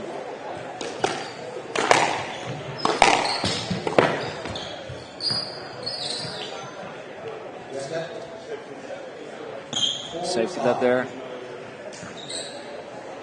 I think he didn't want much more there. No, I don't think so, and he doesn't gain any advantage for asking a let there, purely for safety.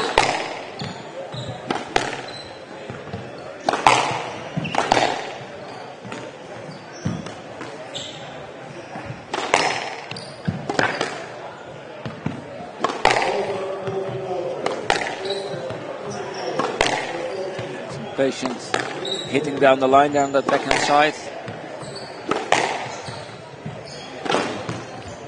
Great boast, really putting pressure on.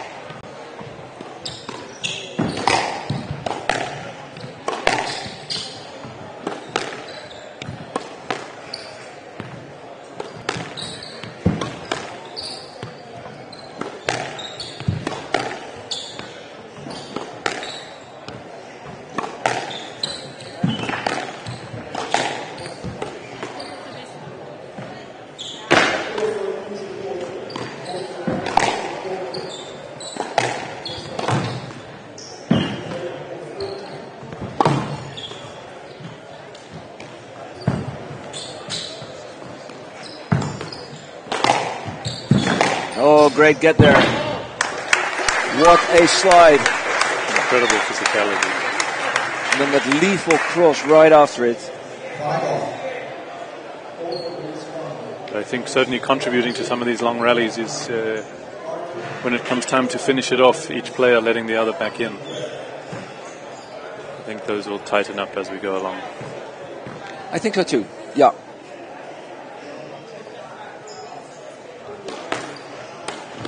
Ooh, what a shot.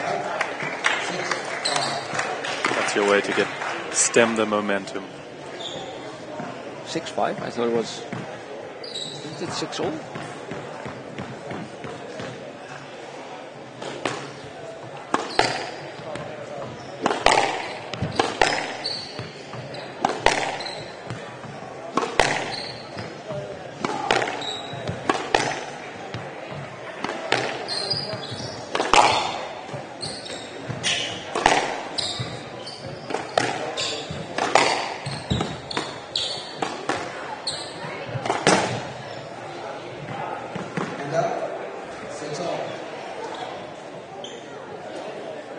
Yeah, I think in this first game, first Sam had a little bit of a nervous beginning.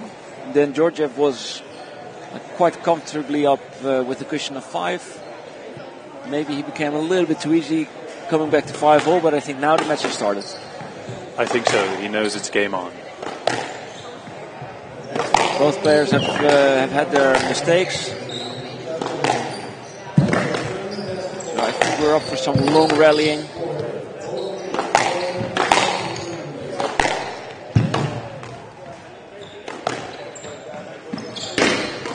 Oh, lucky but very, very effective.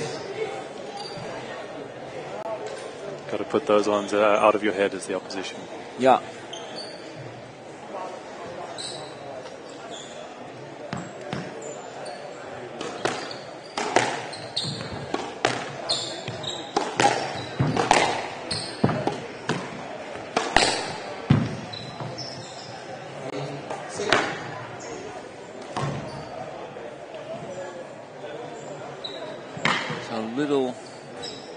Little comfortable advantage now for Gerrits.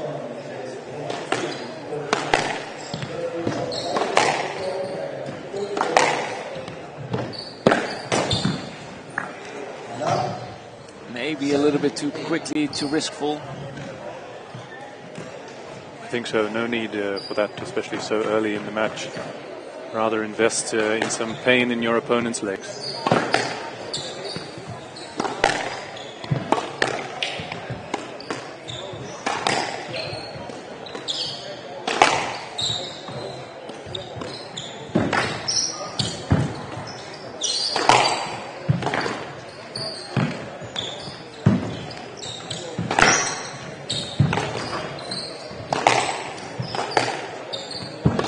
Some chances in this rally, but I feel he's a little bit overhitting sometimes. Has some good positions.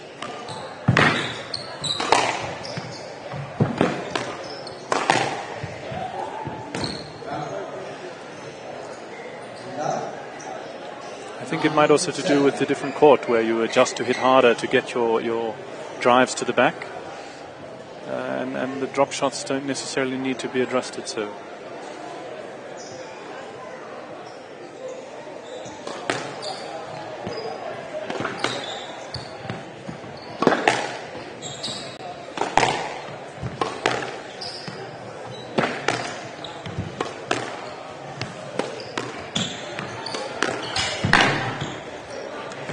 Pick up.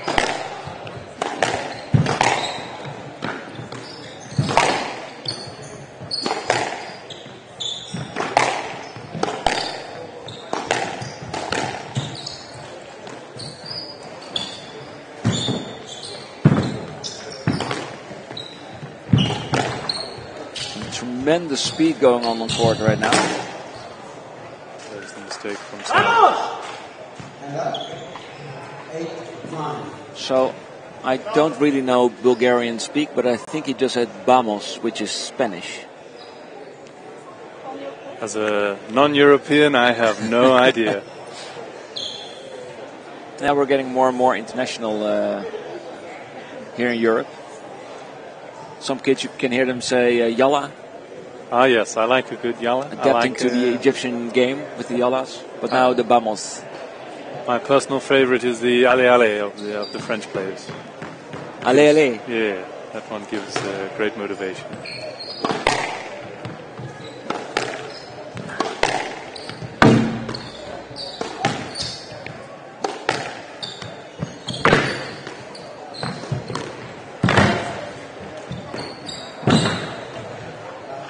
Not up. And Georgiev fights himself back after being down 2 points.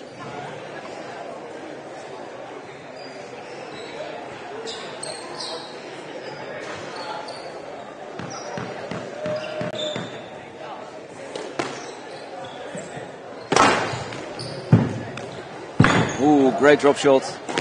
And we have a first game ball on our hands. It's for Georgiev.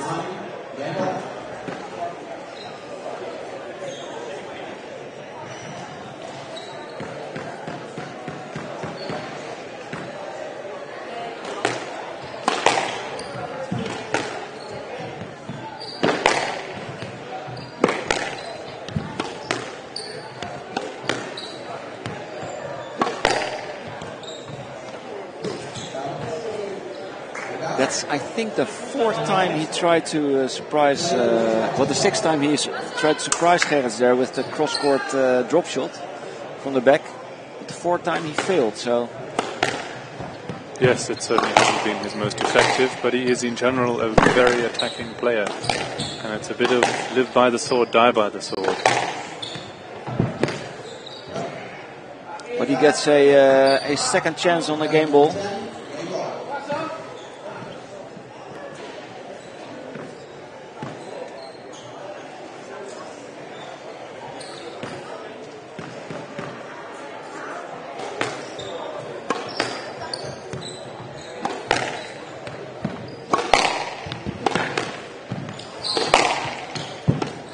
Good one.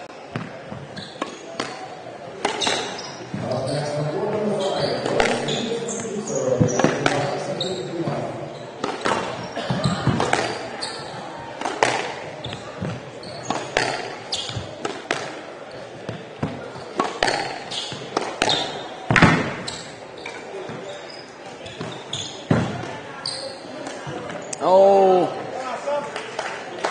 Yeah, what I noticed in this rally was that Georgiev is taking a little bit too much risk. He wanted to finish it with a kill or with a finish. He was not prepared to just end the rally playing some out of it. Correct, and it's hard once you go into that attacking mindset to know when to come out of it and just to play some simple squash and finish off the rally. And also, I think this is a product of that. So he's not too secure with himself when he's up and running on game ball.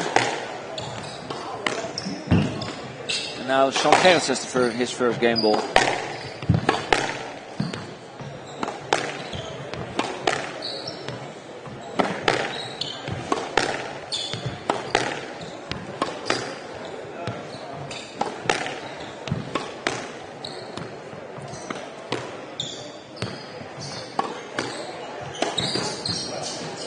Also this one. I think trying to finish up with a cross-court neck shot. I think it speaks to the difficulty with the attacking style when you start to be under pressure, as you need very soft hands and very accurate touch. And as soon as the pressure comes, that's the first thing that leaves you. Yeah, and it's I think a lot of people, they refer to this as junior squash, which is okay because we're at a junior open. But some was in the end of the game, he was more able to be safe and grind it out. I think so. Yeah, Georgiev felt he needed to win the game. He had one chance. I think he thought he had like that one chance. He needs a kill to... I think so. And it's something of trying to win every point rather than trying to beat your opponent. Exactly. Slightly different mindset, but the one is a lot more effective on aggregate. Yeah, but I do think that the best is yet to come. I mean, we've had a shaky beginning by both players, so we've actually seen half a game of great quality. Or indeed three different mini games. Or indeed 3 different mini games, yes. But I think both players are able to produce some fireworks as well. And this was pretty straightforward squash. I think so. I think Sam will continue to press and keep it simple. We'll see what Georgiev can do to counter. Sam on his way back to the court.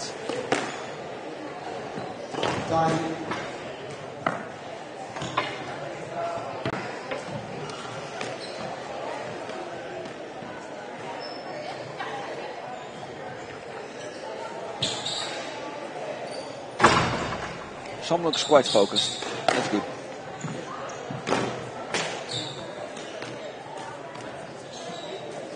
I do feel Georgiev has to come up with something early here, or the pressure from Sam might start running away with it. Yeah, I think he needs consistency in the game. He needs to be patient. If he can do that, he is not... I think he's quite at the same level as Sam is.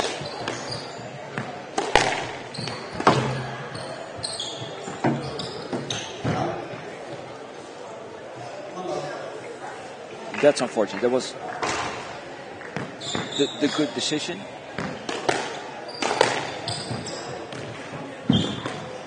Oh, that's also killing, by the way. But your opponent is not going for the strokes.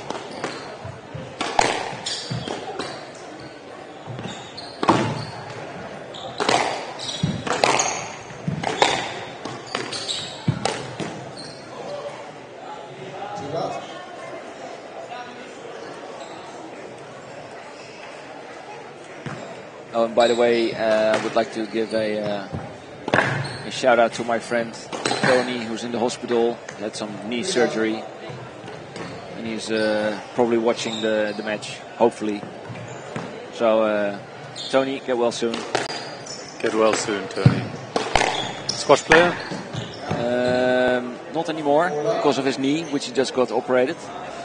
But no, he's the manager of Squash Almere. Oh, fantastic.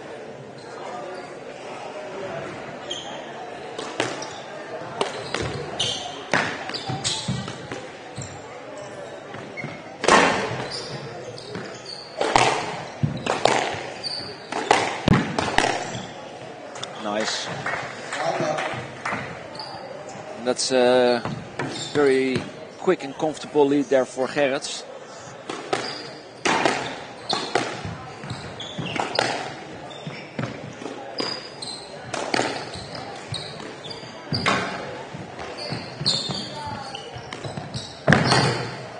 I think Georgiev is expending far too much energy here trying to come up with a solution, when indeed something as simple as consistency is what needed. Yeah. But when you try it for one shot at a time and you lose one, you lose belief in the new strategy.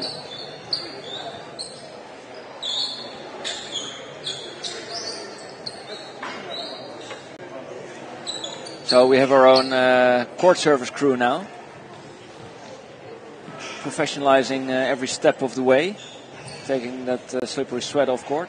I think even the players were a little surprised that we have this feature, which is quite funny. But his name is Peter, and he is sort of volunteering for the tournament organization. So a little shout out to Peter as well. Yeah, shout out to Peter. It all contributes to this amazing experience that's been put together here. I don't think the players will be surprised by it for long. They seem to adjust to the pro life rather quickly. Exactly, yeah. And now it has happened one time.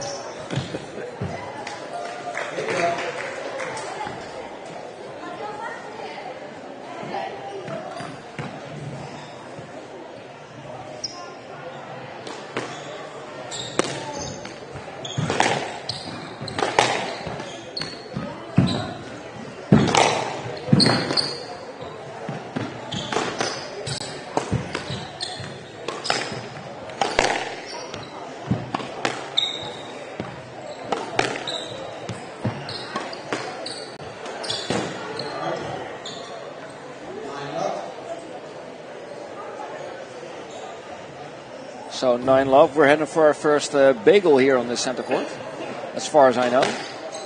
And in the boys under 19 category. Oh, great shot.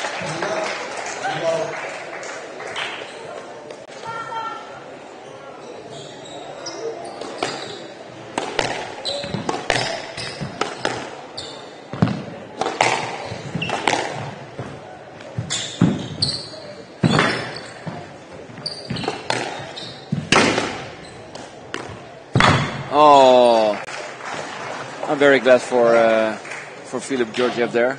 Yes, I personally don't like to see a bagel. Avoiding the bagel like that.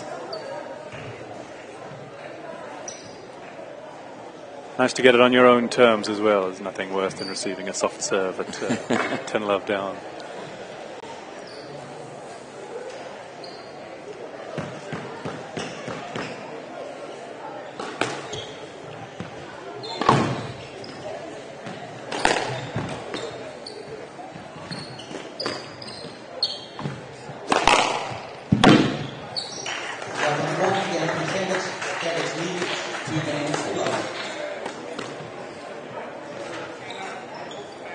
So yeah, that's a world of difference there. Oh, so for sure. First game very tight, even being behind 2 game balls, or 1 game ball twice. And winning the second one almost in a bagel. So I get the feeling Georgiev was scrambling for solutions. When you lost 13-11, you're not doing so much wrong. There's no need to change your strategy completely. I think you might need to commit to it and wait for the results to show. Yeah, it's going to be a heck of a job to get back into this one. And I actually doubt it will happen. I don't think so. Sam doesn't show any sign of losing concentration. No, and he doesn't show anything like despair. Well, why should he in this last game? But it's like also in the first game when it was close. He came here with a job to do. He did his job. Exactly. Pressure, pressure, more pressure. Every point. Turning around this one around will certainly take something special.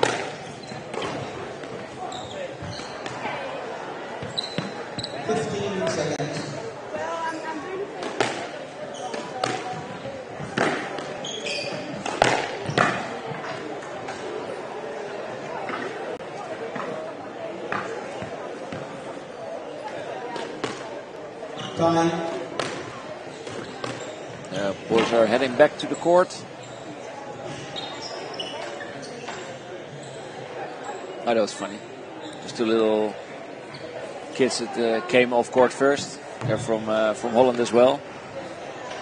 Wishing Sam some extra luck in the third game with a high five. Oh, you love to see some community. Yeah, I think it's with tournament director Tom Lucas. He set up this sort of youth tournament as well. Youth tournament circuit, the TMG, which is very good and which makes all these players know each other, cheering for each other. Yes, and then help bring each other up. I know Sam will be an inspiration for a lot of the younger players. I hope so too, because now we are blessed in Holland with a very good generation of young kids. In the match hereafter we have Guido Lindner. In Australia we have Rowan Domming. That's who will fantastic. be defending his World Junior Champion title.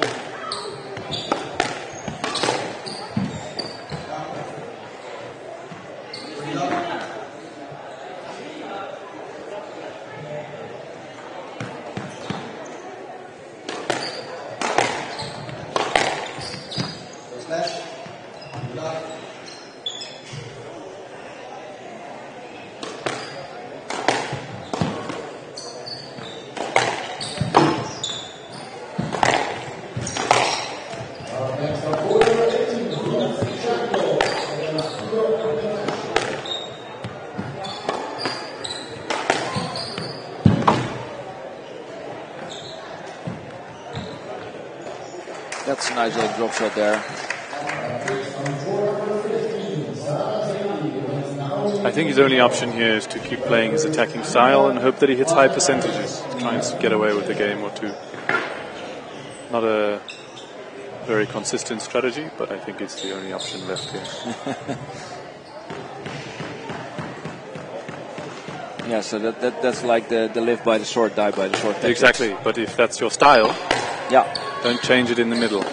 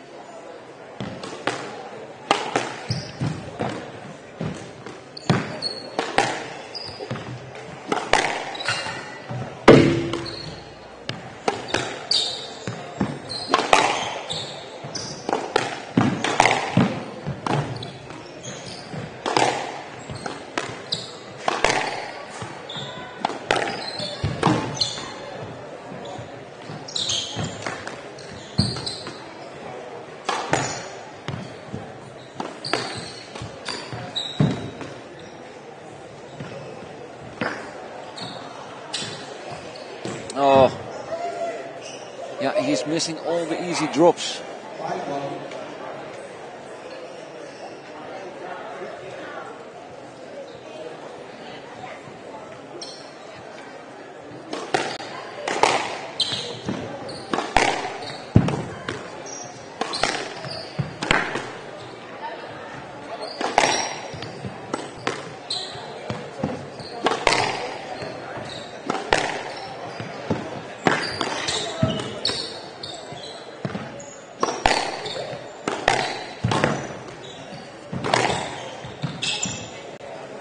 Nice ball down the line there.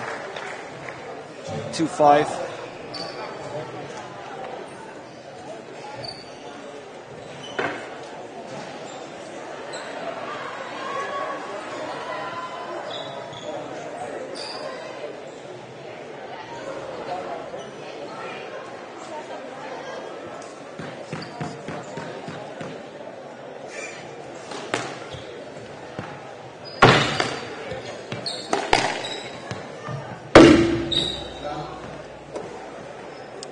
This might be one of the most important points of the game. I think so. Gives Georgiev the chance to get by a little bit. And 6-2 would have been the death penalty for him. Indeed, I think Sam might be a bit guilty of starting the semi-final before he's finished the quarter-final there.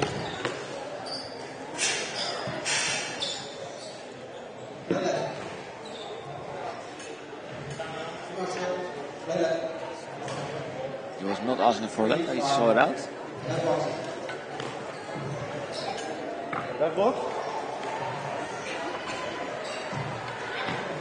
But that's also, it's not too smart to do, like stopping in the middle of a rally because you think something happened. No. Always play on. Keep playing, applying pressure. Keep moving towards those 11 points. I think that'll wake him up.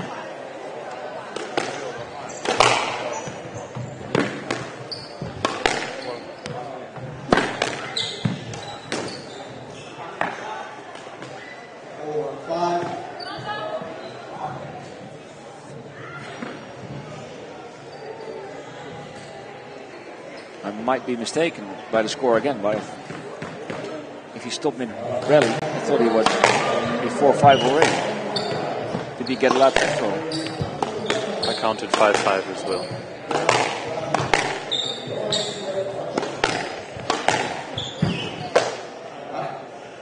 And now, 6-4.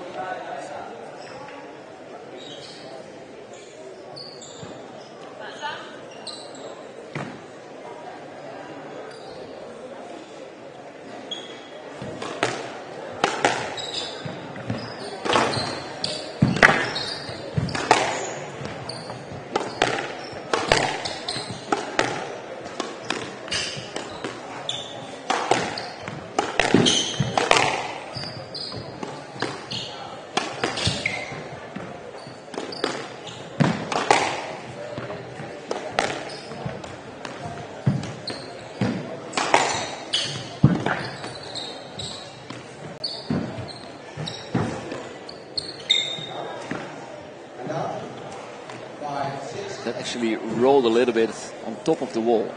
Don't know if you saw that, but I saw it.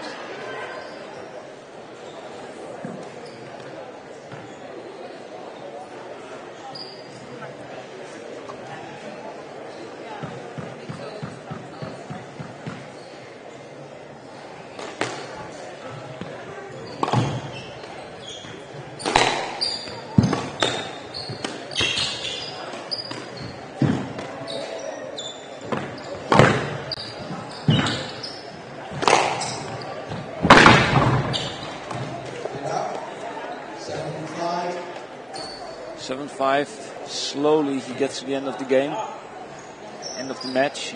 He's playing 2 matches today, by the way, so he wouldn't want to extend his time on court for too long. No, indeed, and that might be in his head as he takes his foot off the gas, but in fact, overall might save more energy finishing it off quickly. Oh, that was a very nice one. 6, 7.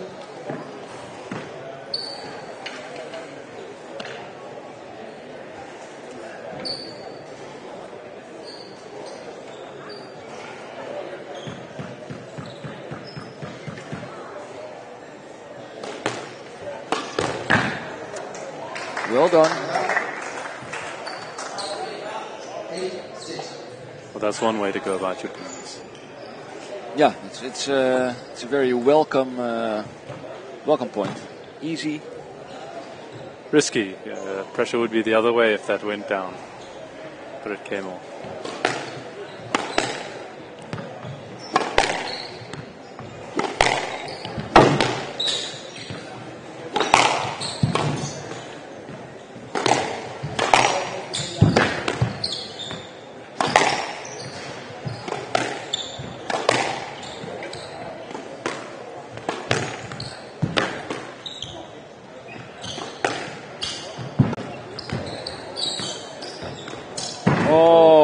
Soft hand that was.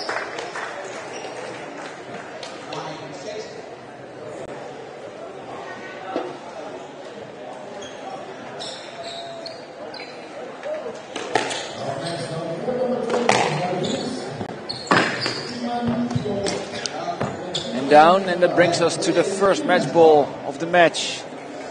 And 4 match balls for Sam Gerrits.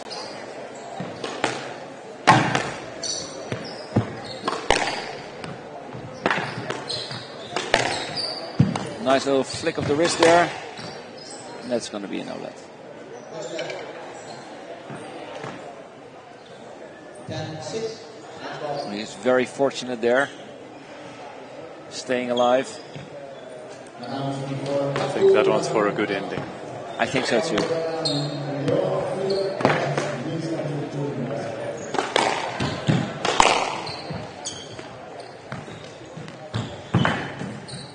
And that one's down. Sam Gerrits takes the first quarterfinal in the boys under 19 category. 13-11, 11-1 and 11-6. Relatively easy. And we are probably going to the next match directly because it should have started like 2 minutes ago. And the next match is between Holland's Guido Lindner, this number 2 seed, and Youssef Mohammed from Egypt, who's quite the upset kid since he was placed to not even make it to the 16th final. James, I thank you very much for your presence. We will see more of you in the coming days. Enjoy the rest of the tournament. Thanks very much. And everybody at home, we will be right back with the next match. Ciao, ciao.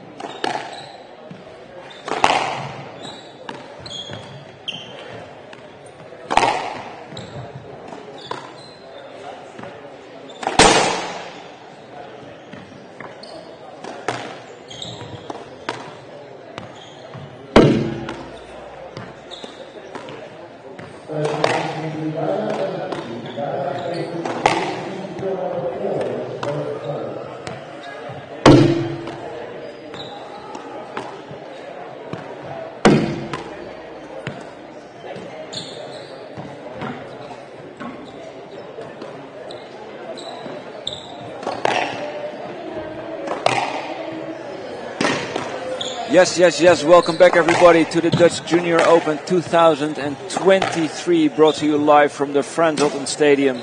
We are preparing ourselves for the second boys under 19 quarterfinal between Guido Lindner in the white shirt, number 2 seed from Holland, and Youssef Mohamed from Egypt. And Youssef was seeded to make it to the second round, but he's proven himself to be a giant killer, beating, amongst others, Abdallah Aissa from England in the previous round. With me now in the commentator booth is Oscar Okonkwo from the United States and Rotterdam. So welcome, Oscar. Thank you for having me. Yeah, you are very welcome here. Hey, you're playing the tournament yourself? Yep. You're playing the under 17s, I believe? Under 17s, yeah. And how's the tournament going for you? It was a good first day. I won out on Thursday, winning all 3, and then I played Rohan Gandhi from America yesterday, and he's a very tough player. He's very good. You know, he's 3 in America right now, and he's beaten everybody in America, and he's one of the toughest players to play against in America right now, I think. And what did you do against him? I lost in 5. In 5? It was a very close match. Went back and forth through the match, but I'm happy with the way I played, but he's just a very good player. I have no regrets about it. Yeah. And, you being like semi-Rotterdam guy, how do you like Amsterdam so far? I like Amsterdam a lot. I haven't spent a lot of time here in my life, but it's very different than Rotterdam. It's a different feel. It's a much more city-like kind of environment, especially here in your Frans Otten, but it's very chill.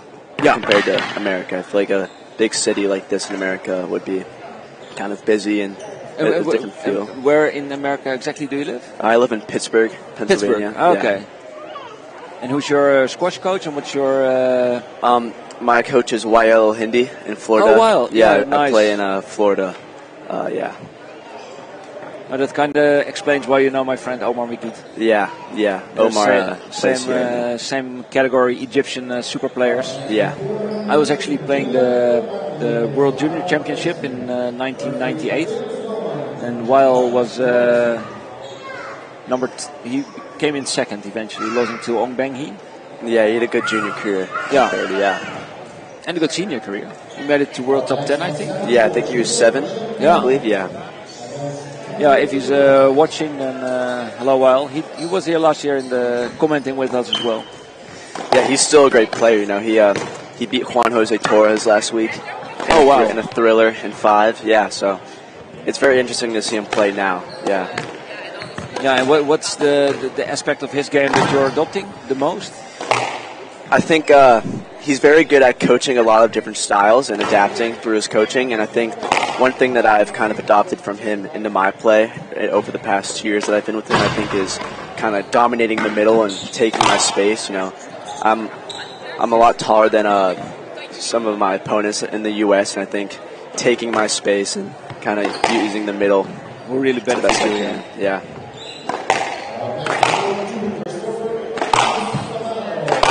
So, do you know have you played to any of these guys? Do you know them or? I've heard of Guido before. I met him briefly a few days ago. I've never heard of Youssef before, but he beat Abdallah Aissa, and Abdallah's a great player. He's beaten a lot of really good guys. So.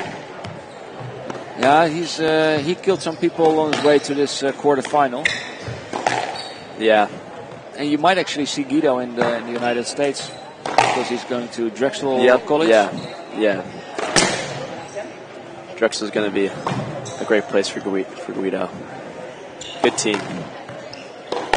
I think so. I think the college game is quite. It's quite competitive right now. Quite competitive. Yeah.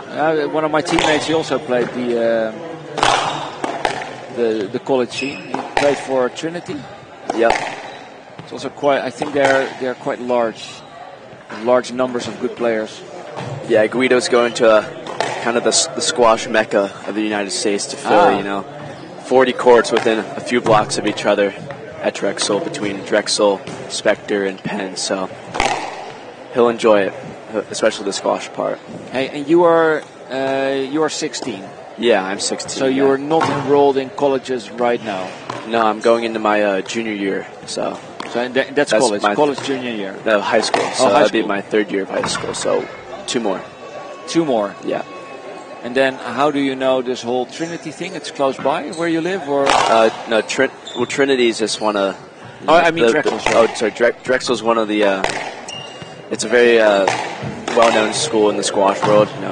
I'm pretty sure it's top 10 or very close to that, and in America we play a lot of tournaments in Philadelphia because of the National Center. So I've played at Drexel many times, and Drexel's literally right across the street from Spectre. So. Oh, Philadelphia. I've been there. Yeah. I've been in that in the heart of the city center. Yeah. That one's cool, man. Yeah, the Spectre Center is big, and it's brand new. No. It's the old one in downtown. Have you been there? It's like whites only club, and they have the court tennis and the black squash courts as well. Marion Cricket Club? No, I don't know. I don't know the name. I will look it up, but it's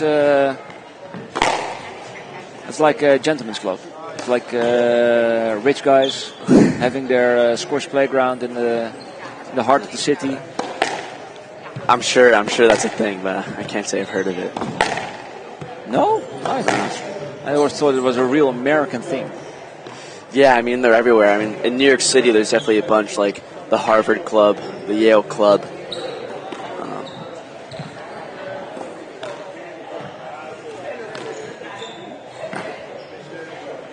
So, I don't know what's taking... Oh, we don't have a ref yet.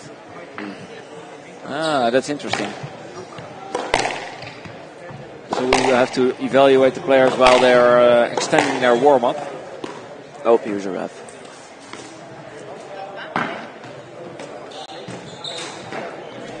Well, I've seen Mohammed treating us to some pre-game nick shots already.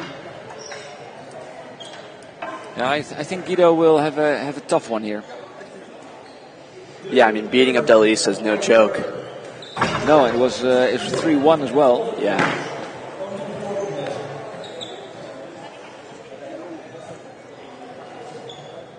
Where in Egypt is Yusuf from? Well, I do not know, but it's also a name like Yusuf Mohammed is quite familiar. There's a lot of them. Yeah, Yusuf Hesham Mohammed, especially. So.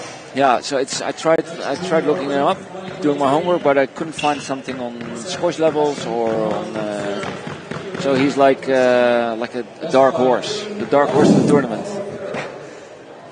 dark horse giant killer, and we're off.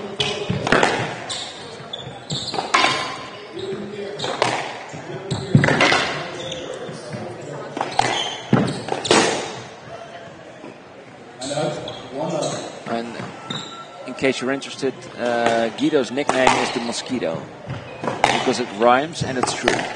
Because he will keep hovering around your head. You won't be able to shake him off.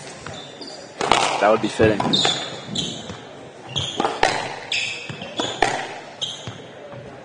Do you have a nickname? No. We don't really do that in the U.S. No, we don't do it here as well. Just Guido has one.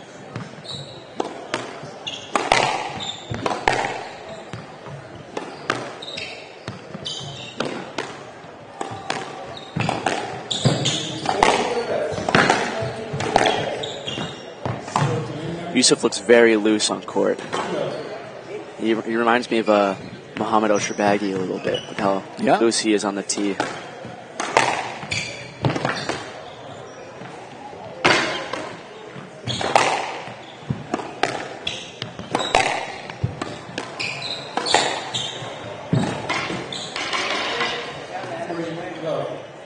Okay, Okay, so that's 3-love for Lindner, but also were 3 mistakes made by Youssef. Forced by good length.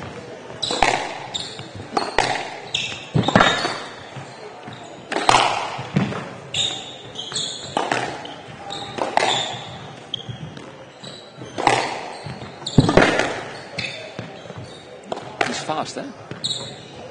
Yeah. Those long, thin legs.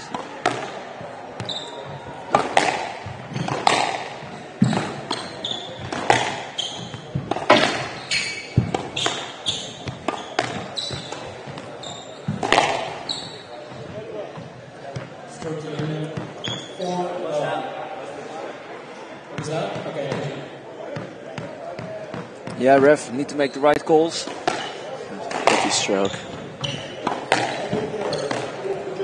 Ooh, good next shot there. Good hands off the tee. Sorry? Good hands off the tee. Yeah, definitely. Yeah, and also don't forget that Guido has had a lot of court time on this court. And I can really imagine that Youssef Mohammed is... yeah, it definitely needs his first time. Getting used to these sidewalls. It's very different than any other glass court, I would say. Especially with the black ball. Yeah.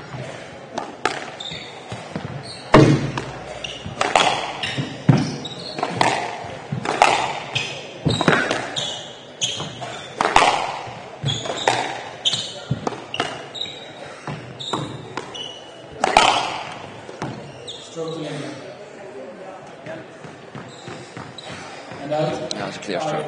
Youth has been a little bit too close to the ball so far. Making his life a little bit hard. Good shot. Ooh.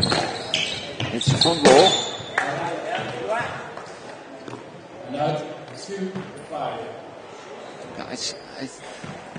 In my experience, or not experience, the way I see it, it's like Mohammed's feet don't really touch the ground. He's like hovering a little bit. Yeah, he's very light on his toes. Yeah, I like that. He's a very smooth mover.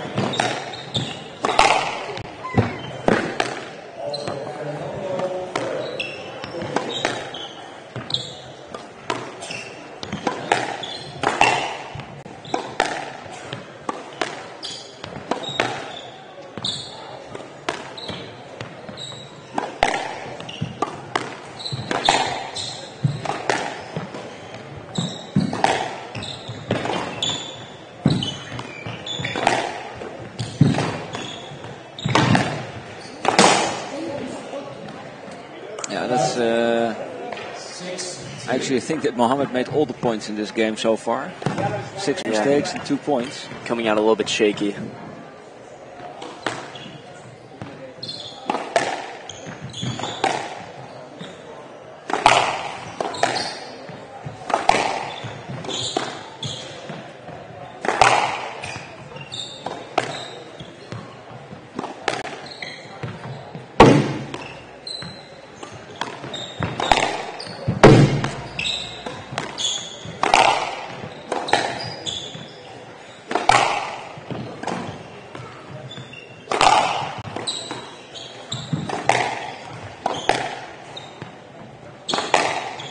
But on the other hand, Guido is performing very consistently.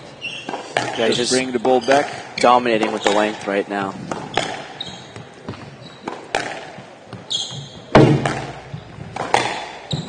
Guido hasn't had to do much with the ball so far. No. It's a very simple game of squash.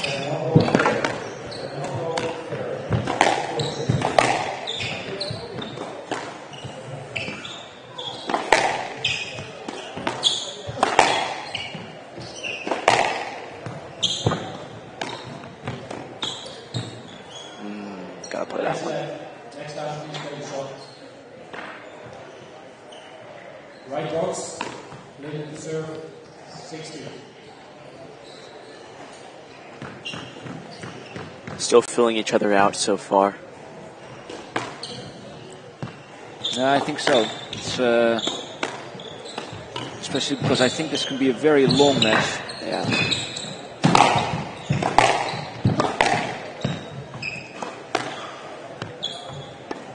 This is not about necessarily making points, but just breaking into your opponent's spirit. Yeah, they're just counting on one another to make a mistake.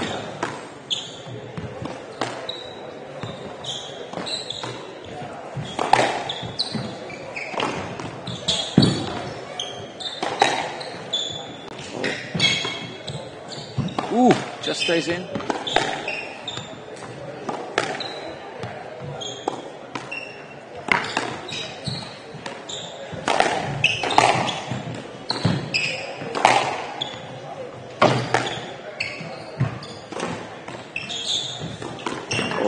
Good hold.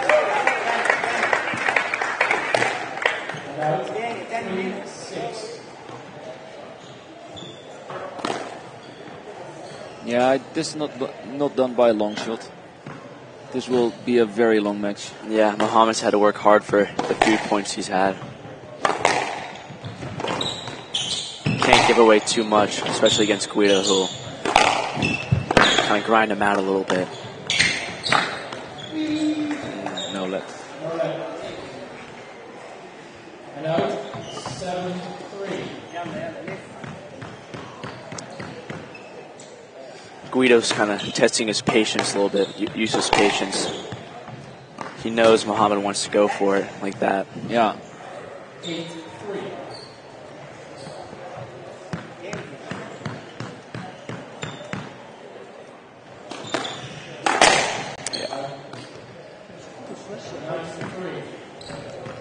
Guido knows all he has to do is just keep the ball in play, and Mohamed will make Linder's life quite easy.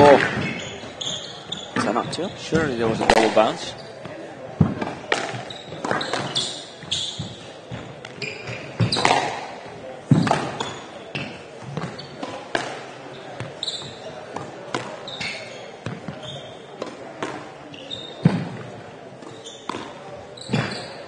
Soft hand work there. Oh.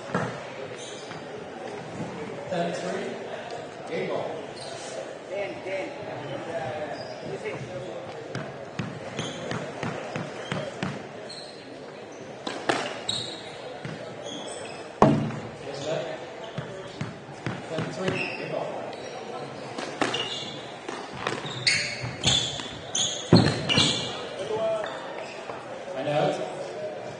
No, he's not putting in too much effort anymore this game. Yeah. Guido looks very relaxed. Kind of the same body language and facial expression throughout the game. I think that kind of frustrates Yusuf a little bit. Not getting a rise out of Guido. Yeah, that's also, squash is a very mental game, and that's one of the things you want to see how your opponent reacts. 11-4. Nice drop from Guido. Yeah, so pretty shaky start by Mohamed. Some very obvious adjustments for Mohamed, you know. Staying patient. Kind of, when the ball's in the middle and Mohamed takes the space, I think it makes Guido's life a little bit difficult. I think that's where at least half of the 4 of Mohamed's points came from. But yeah, and I think he's also relying a little bit too much on the on his attacking abilities and his soft hands. Yeah. If you can just, like you said, grind it out a bit. Yeah, against Guido, I don't think relying on your hands will find you success in a match like this. No, but on the other hand, I think a guy like Mohamed, he needs like 3 consecutive kill balls that make him easy points. Then he can be on a cloud of self-confidence. He needs a good start this game, or it's going to be a uphill climb for his mental in this match. And what I've always learned about the Egyptian mental game is like that the more the game progresses and the more you make points, the shorter the points get as well. Yeah. So first they are able to fight hard, then they win 2 points, then gradually the rallies get shorter, the points get better, and that's how they want to win. Yeah, you need to be in front to win, of course. And that's something that Mohammed failed to do in the first game. Especially on these courts, you know. Staying in front is paramount, you know. Dying the ball in the front or getting that nice length to the back. It's very hard to recover off a good length from the middle.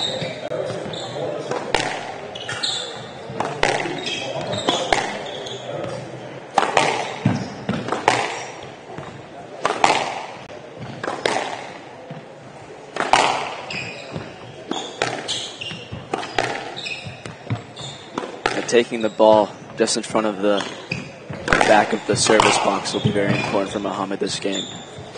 Just cutting it off right there. Gotta get that one. Nice recovery. Oh, yes. That's what we like. That's set up with 2 or 3 balls being cut off, though, in the middle from Yusuf.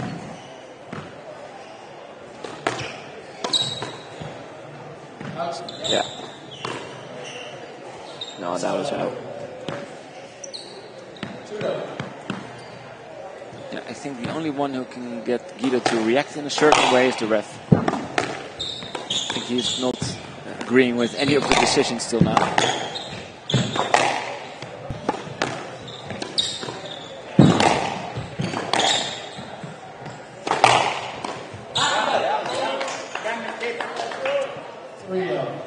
You hear it, the yellas. Yeah, one of the first errors from Guido.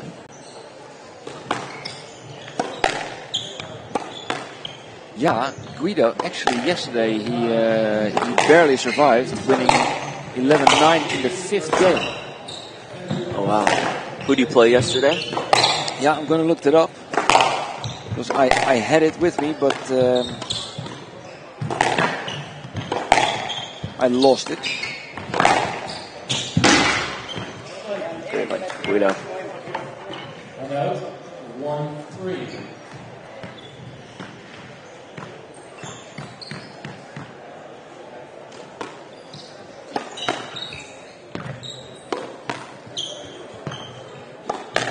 He played Rory Richmond from Scotland. Ring a bell? No, unfortunately not. I can't say for the name. No, there's like 550 of them, so it's can't know everybody by name and by face.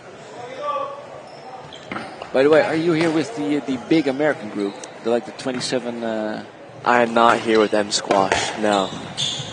Did you know them from the tournaments in the States? Or they yeah, I was previously with M Squash, but decided to change home base to Florida with Kinetic. Very successful group down there.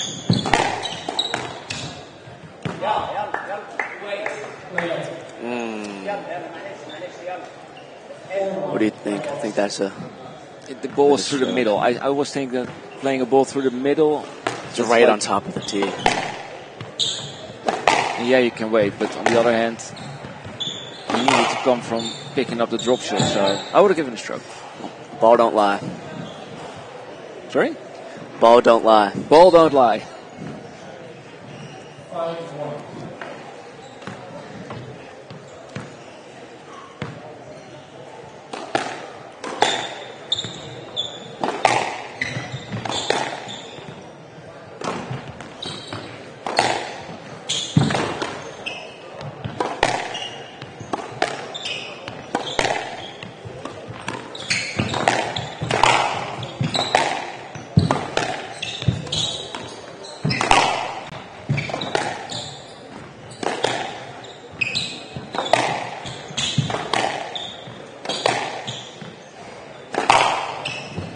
Needs to settle down right now. He's kind of starting to hack the ball a lot.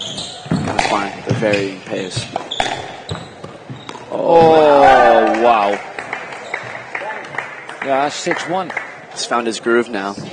Exactly, and that's what I tried saying in the first game. If he just hits 2 or 3 after back-to-back in the nick or in the as a winner, he could be flying. Yeah. His movement enables it. Stroke. 2-6.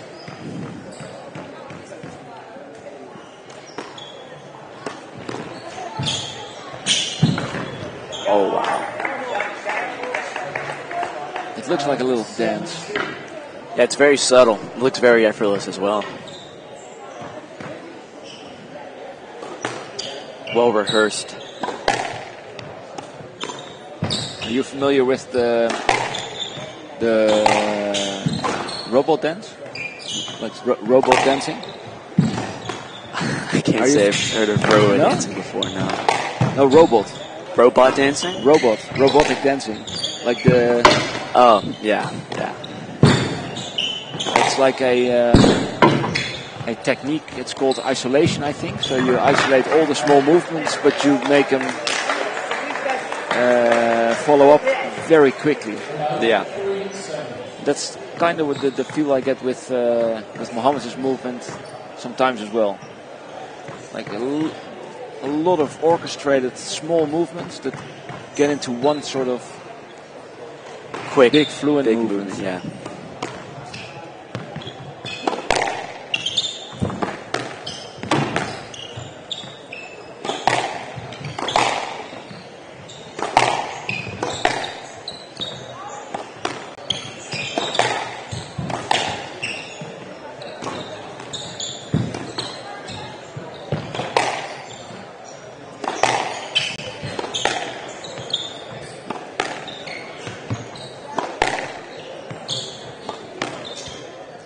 Nice variant pace by Mohammed.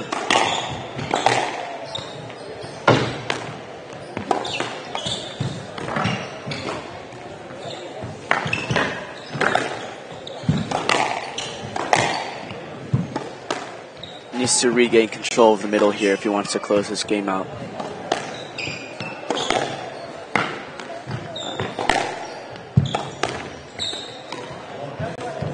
Oh. Very nice attempt. And patience at the end there. Now still 4-7.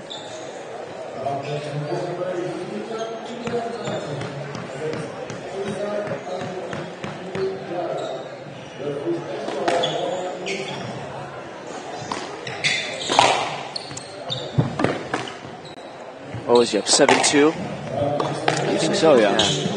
Kind of abandoning the game plan for the last 3 points.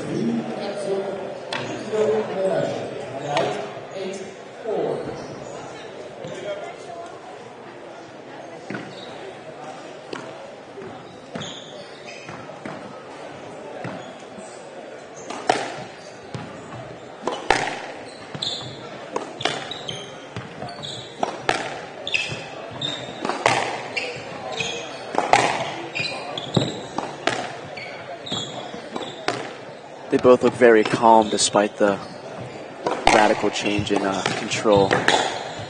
Yeah, well, I can tell you, I know Guido a little bit better, of course, and I can tell you that guy is very, very patient. This, of course, is like a little bit the moment in the match that's in his disadvantage. He just waits it out. Yeah. The tables will always turn a little bit again.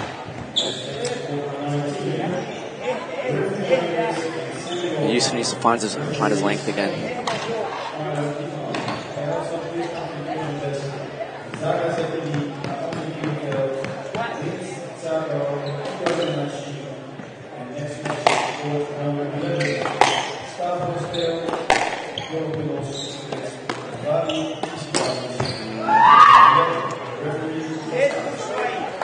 Yeah, it's so unnecessary to do it at that moment. Yeah, and only like a miracle ball can deliver it to you. And now it's 8-7.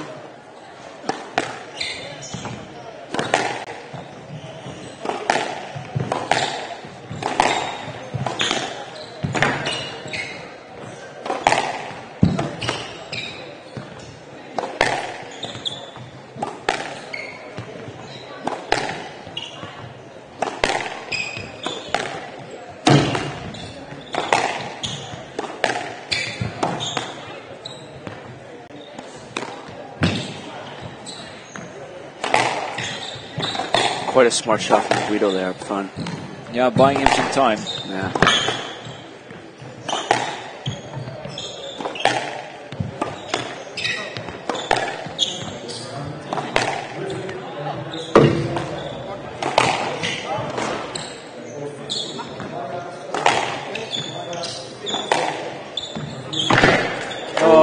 Cheeky neck shot there in the back. And we are squared at 8-all. I did not see that coming, and especially not in this short time span. But Guido's totally back in it. That puts the pressure on Youssef. Yeah, Youssef's totally taking his foot off the gas here. After 7-2.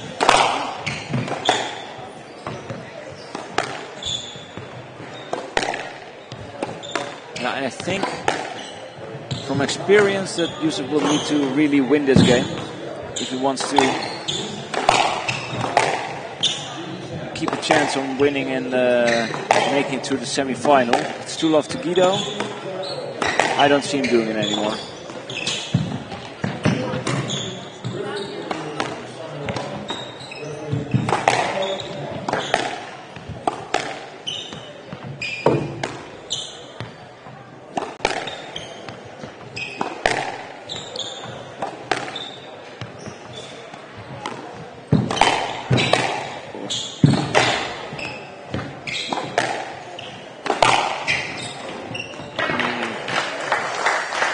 Youssef's tired.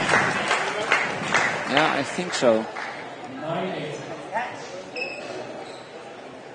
And I actually think this rally was a little bit of the breaking point. He will try 2 neck attempts.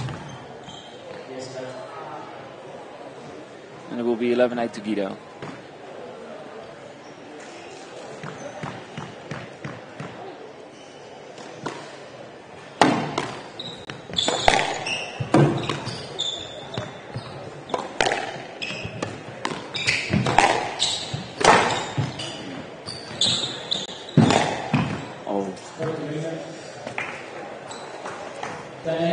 It's quite important as well, catching the ball with your racket there. It's been clinical from Guido since 7-2.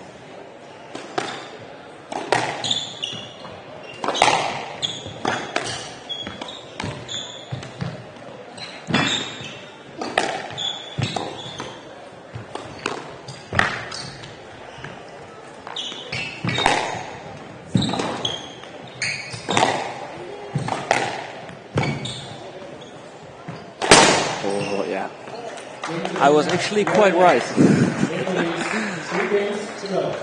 So, 11-8 to Guido. 11-4, 11-8. I think Youssef is broken. Yeah, Youssef's walking off court. Looking demoralized almost. Yeah, he had everything in his own hands. And then he, like you said, took his foot off the pedal. And then that one rally, 8-7 to 8-8, I think it was. Then he actually started to look tired. He couldn't make himself run for that. Yeah. 2-wall boast by Guido.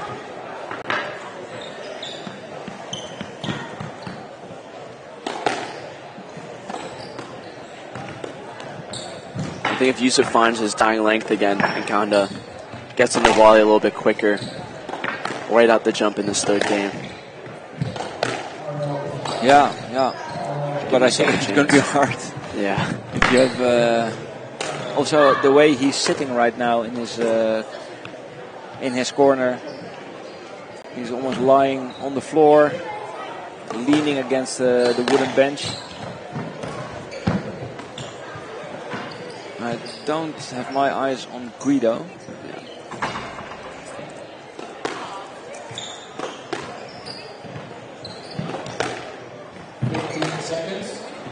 Well, they will be returned to court anytime now. There's Youssef.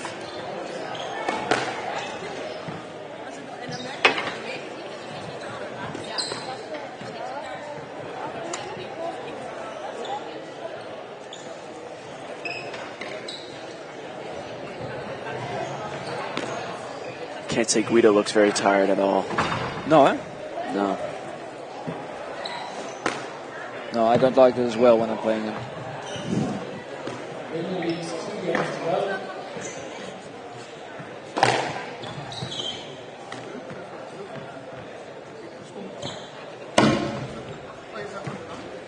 So even I saw Youssef pulling his legs up a little bit, which might indicate that cramps are on the way. He must have worked hard against Abdullah Youssef yesterday. Probably as well, yeah. Well, I must say, the games he played against ISA were quite big. 11-2, 11-5. Okay, then you lose 3-11, then 11-3 again. Sounds like it was a very mental match. Oh, this is hold. I like that. Sometimes when he's in front of the court, he shows this nonchalance.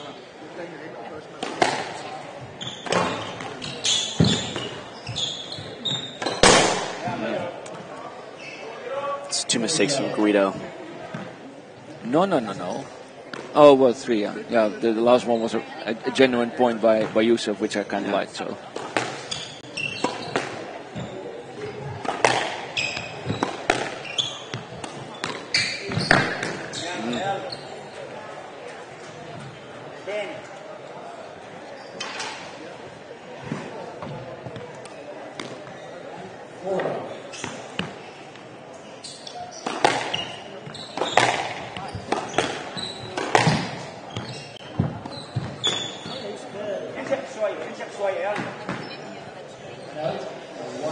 It looks like he's down 4-1 right now. His body language.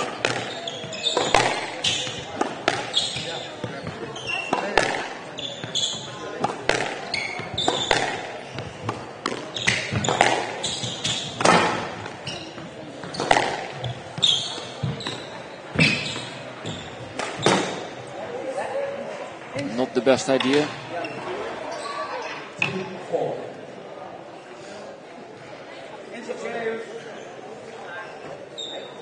Yeah, taking his time.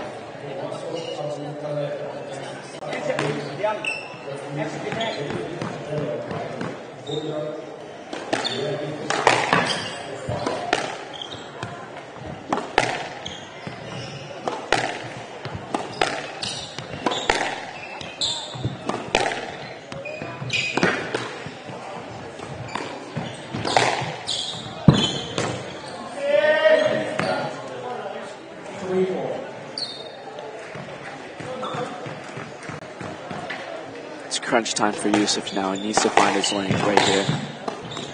Crunch time? Yeah, I mean, if Guido runs off a couple more points, I don't see Mohammed coming back.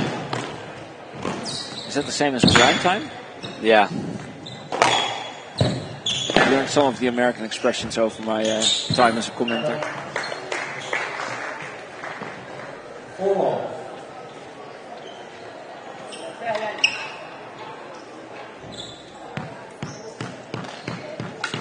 Yeah, I think I must say 4-love is a promising start for Yusuf in this game, but he's not showing any confidence in a good end. Yeah. Guido might have been a bit loose in the beginning, but I see Guido winning this game pretty easy. Maybe 6, 7. Yeah, unless Yusuf changes something soon. Like a new pair of lungs, a new pair of muscles in his legs.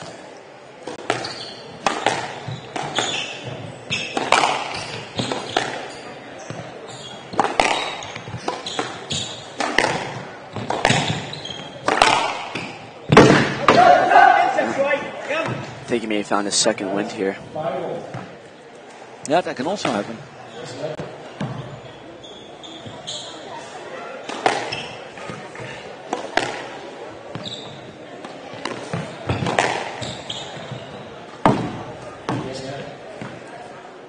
Very smart turn over there.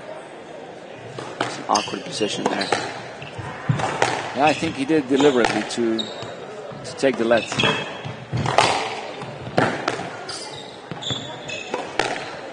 Scooped it out to Nick there.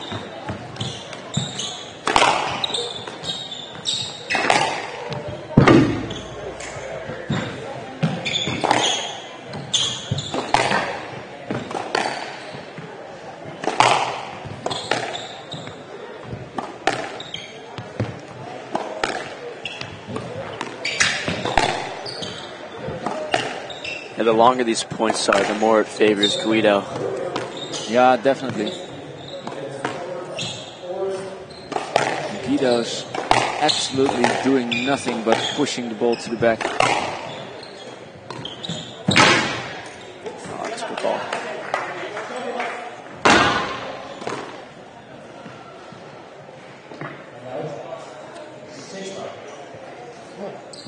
Not showing any emotion as well.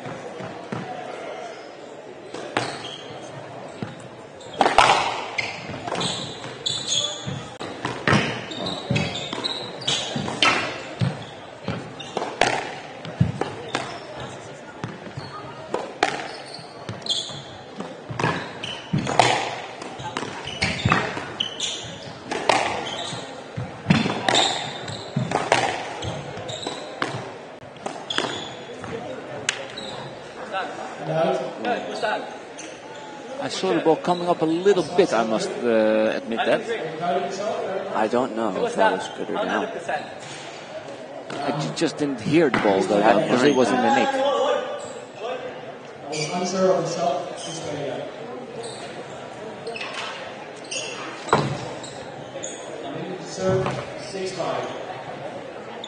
Well handled by the referee there. I think that's the just decision.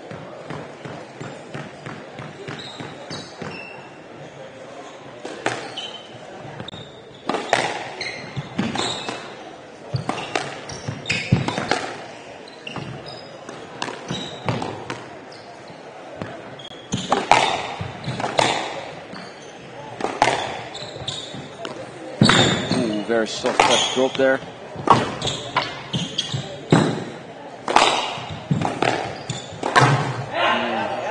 Hey, there's a little screen by Guido. First time he was showing something.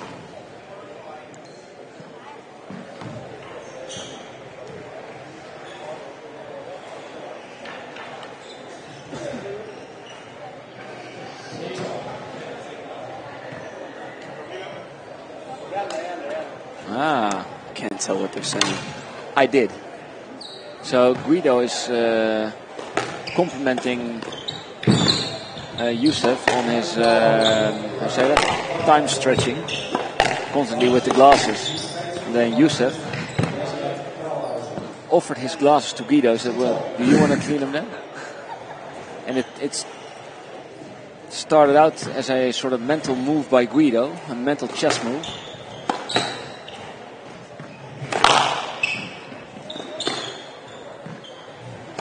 But I think you might have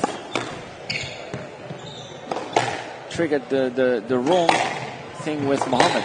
He is now actually gonna want to settle the score.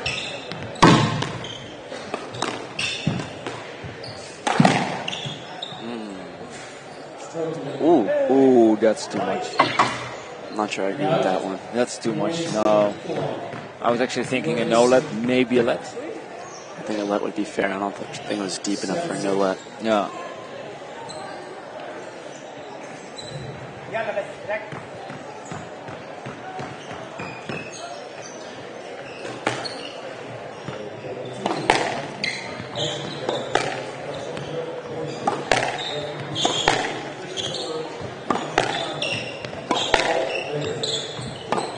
It's a tough time for a call like that. 6-all.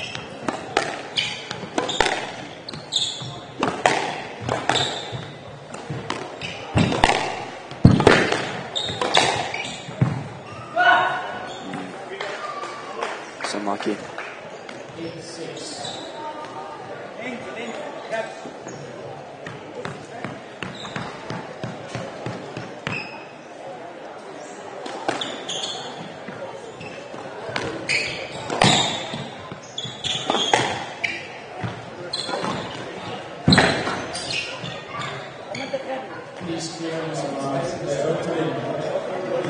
Let ball? I'm just going to call for a stroke. Stroke. Oh, wow. Yeah, well, there was no clearance by Mohammed. Fair decision. Instead.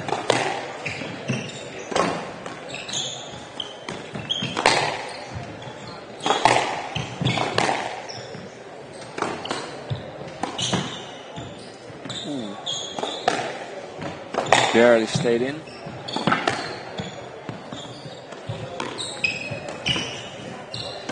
I don't think Guido's made a mistake on his length yet today. No, he's very consistent. Yeah.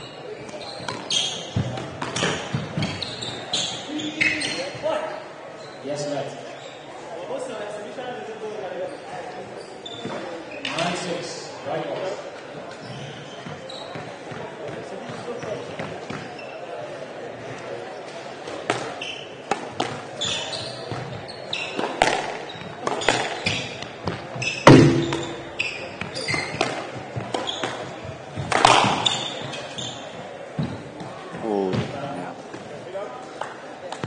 Now he's given up a couple of points ago. The body language says it all. So we are now at after the stroke at 6-all. Yeah. 10-6. 10-6, 4 match balls to Guido Lindner. And that will make it a full Dutch semi-final later today between Guido Lindner and Sam Gerrits, which means we will have a Dutch finalist,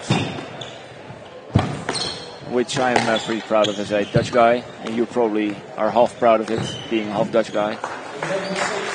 And Guido takes it, well fought.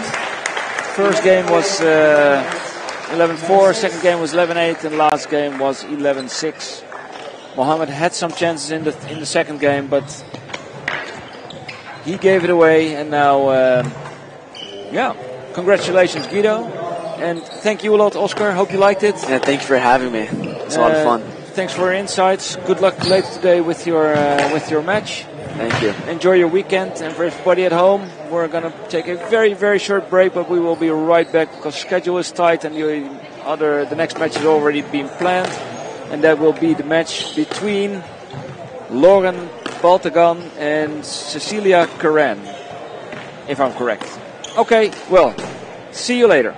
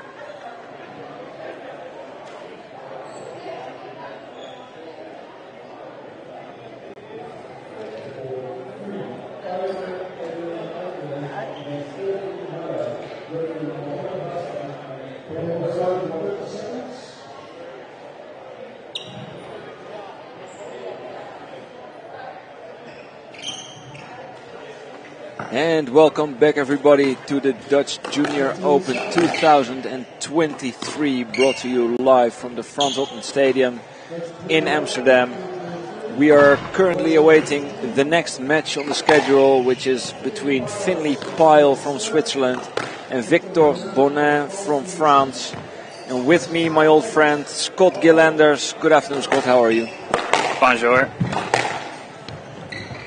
I assume they both speak French. Or maybe the Swiss guy speaks German. He could be a multilingualist.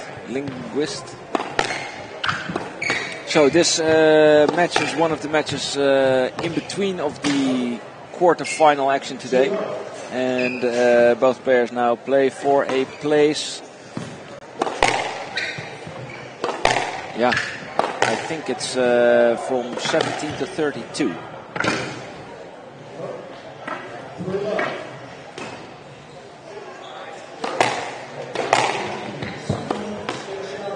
So all to play for? Yeah. And Finley Pyle was kicked out of the tournament in the first round by Samuel Bloomberg from England. And let's see what his opponent has. Some technical difficulties in the ESF tournament software. We'll get back to it. But yeah, I'm sure you've said it before on the broadcast, but it's a very hot day in Amsterdam. Well, I did not say that. I haven't seen the outside yet, but it's about 32 degrees, I think. Yeah, I was just cycling here about an hour ago, and you're still sweating.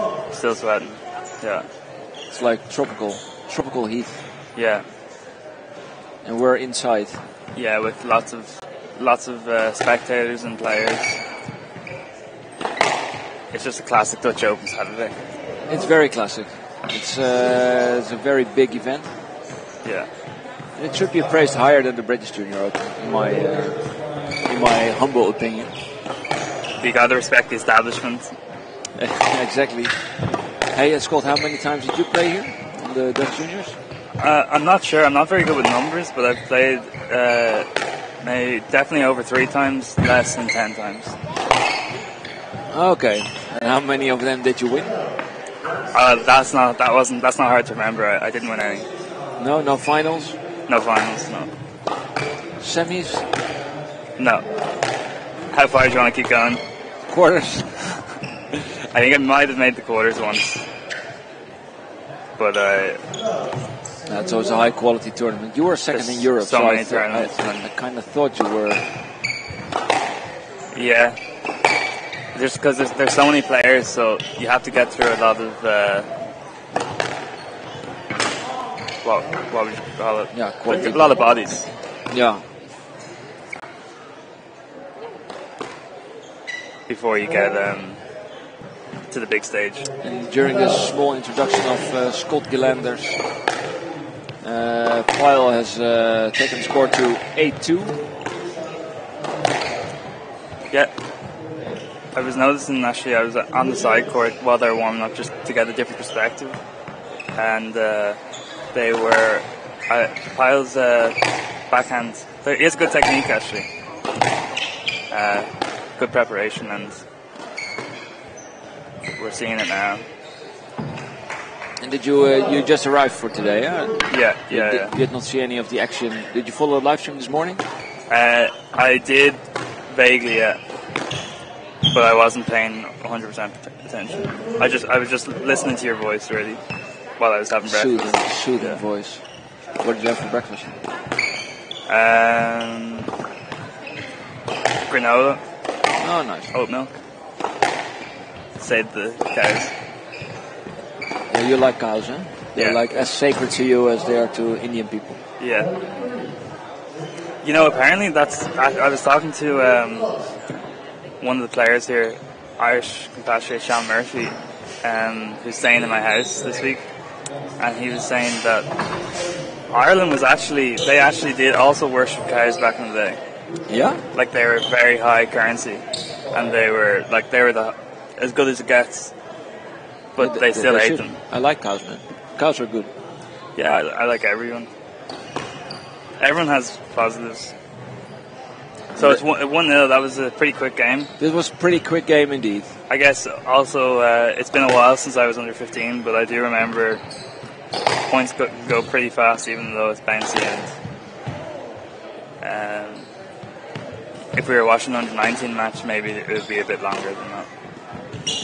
Yeah, it was. I must say the last match was between Guido Lindner and Youssef Mohammed. Yeah. And rallies there were also quite short, actually. Oh, really? There was more by the attacking intent of Youssef Mohammed. Yeah, he tinned a lot, did he? He tinned a lot, but in the second game he was almost there. Yeah. But Guido is playing very well. Yeah, he was annoyingly stable. Yeah. Living up to his name as the Mosquito. Exactly. No, but he's one to watch for the win. Yeah, he's seeded second, but he will play Sam Gerrits later on today. Which so will be a classic, classic Dutch derby. Yeah. I wonder what their head-to-head is. I've actually never seen them play, but I think they match up quite well in terms of different styles. And I think so too. Definitely going to be a long match. Last couple of tournaments, they've always gained to a position in the schedule where they would play each other or would have to play each other. So they're like as good as one another. Yeah.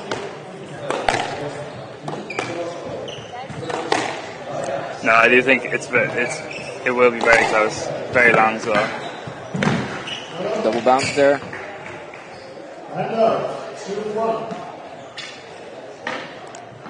Bonin taking the lead. Yeah.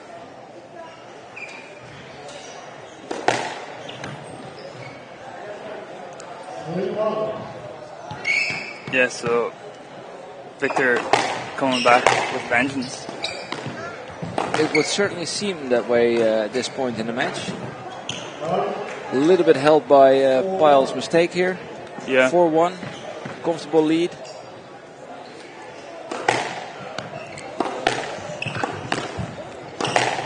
But yeah, as I said, especially at this age group, like just staying consistent is very, very valuable. Yeah, true.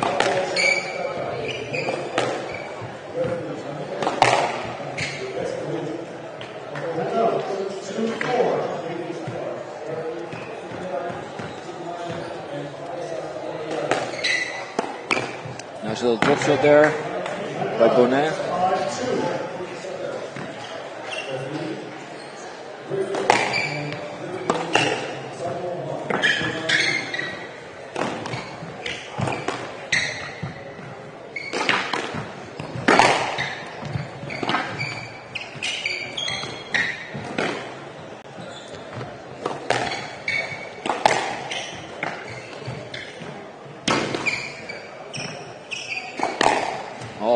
Great kill shot there. Yeah. He really came out with a vengeance in the second game. Yeah, you can never count out the French. No, they have quite the. I was reminiscing on that yesterday, but they have quite the squash history. Oh yeah. A lot of good players. Occasional world champions. Yeah. Did Ireland ever have a world champion? Jonah Barrington, I think he represented Ireland, but don't hold me on it. Or was he world champion? I don't think so. Oh, well, there was no world champion back then, but there's British Open. Oh, which yeah. I think he won it 5 times. Yeah.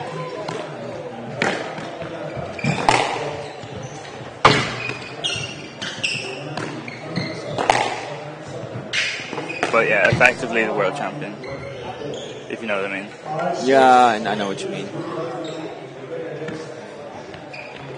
But not the official world champion. Not the title, no, not the title.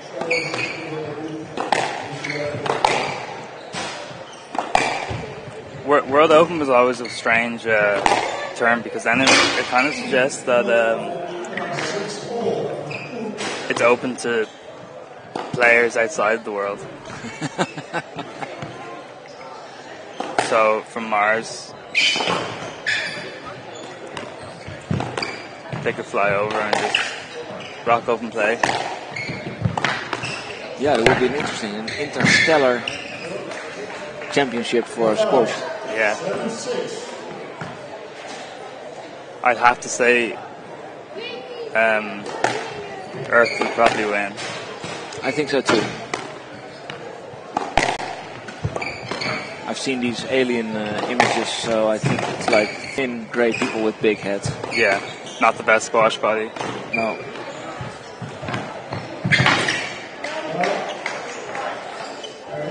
So the big advantage that Bonin had this game is shrinking. It's kind of shrinking. Takes some hard work to stay ahead of Pyle, especially with the double bounce here.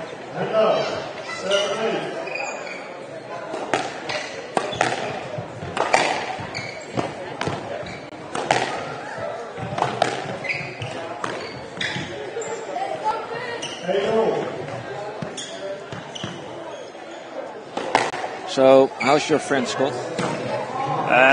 It used to be pretty good, but now it's basically disintegrated. Yeah, because we are having some French action on the live chat by Skippy and Elodie Delettre. Oh, Skippy's always up to something. But I cannot make out what they're saying. But I'll have a try to translate. Oh, you got a pop socket as well? Yes, I have it. Joining the trends. So, Pyle is on game ball. But now it's, I believe, oh no, 9-10 still, yeah. So after all that huge lead, believe it or not, it's all gone.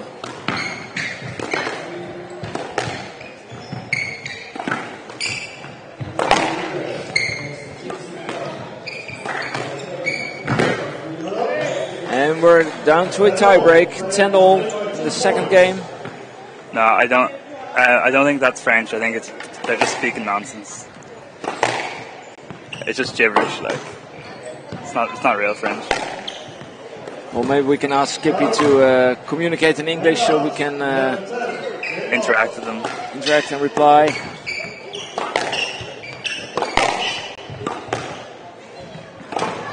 Oh, and that one's down. And he loses the second game as well. This is going to be very hard to get back into this match. Especially just psychologically. Like after, I'm not sure how much of a lead he had, but 6-1 maybe? I think so. He had a pretty comfortable big lead. Who do you think is going to win this rally? The girls always win. That's what I learned from my many relationships. You were what? Like 21, 22? 23 now. 23, yeah. So it's getting pretty serious.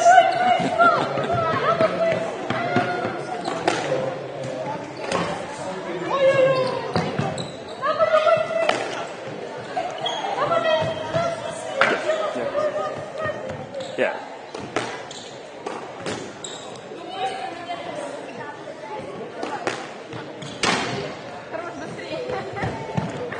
So we have another French player playing after this match, Lauren Baltayan. Baltayan, yes. And the one and only. She has quite a reputation.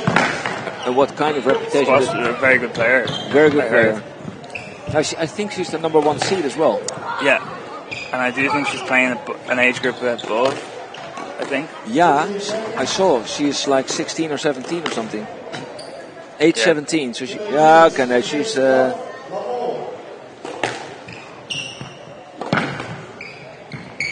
She's already 108 on the PSA World Ranking.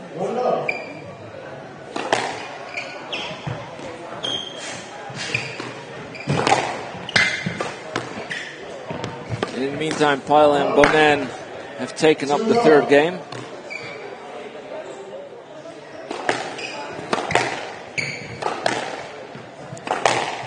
Pyle taking a quick lead here. Yeah.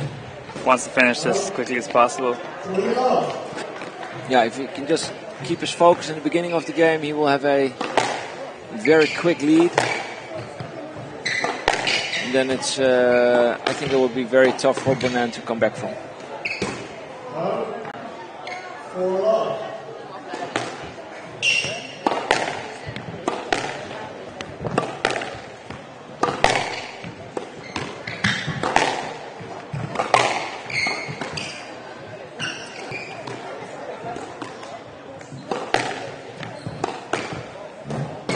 Ooh, and again down. Yeah.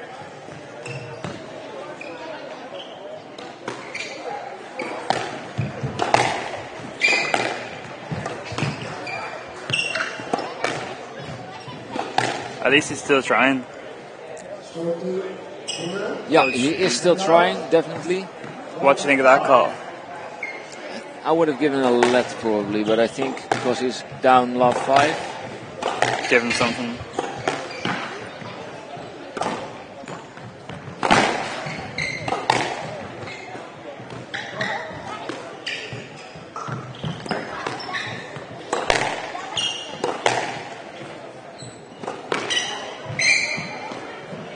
Nice. 2-5. So, slowly gaining terrain, which is pretty nice.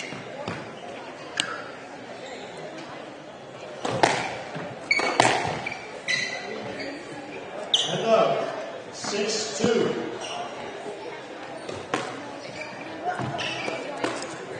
Up. 7-2.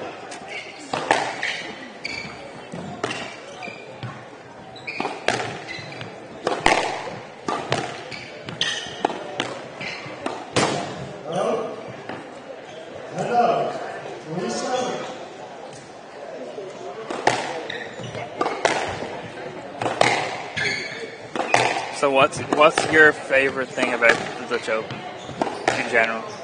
Well, I like that it's being held at Frans Hoppe Stadium. It's my home club. It's our home club. Yeah. But I think it's the best venue to host a tournament like this. Yeah, I think it's a perfect place for big events. Yeah. Yeah, it's the largest squash center in the Benelux.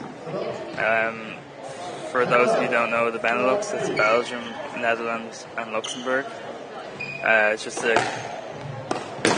one of those things that maybe Dutch people come up with to try to save some time. No, I think it's even the second largest center venue in Europe as well. You have the Polish one with 38 courts. It's like a lot. Yeah. Some air conditioning wouldn't help though. Sorry, would help. Would help, yeah, I think so, yeah. Because the one in Poland has some air conditioning. Well, here they just open 2 doors across from each other, so you have like little air ventilation. Yeah. So 9-7 now. Dutch wouldn't be splurging on money anyway.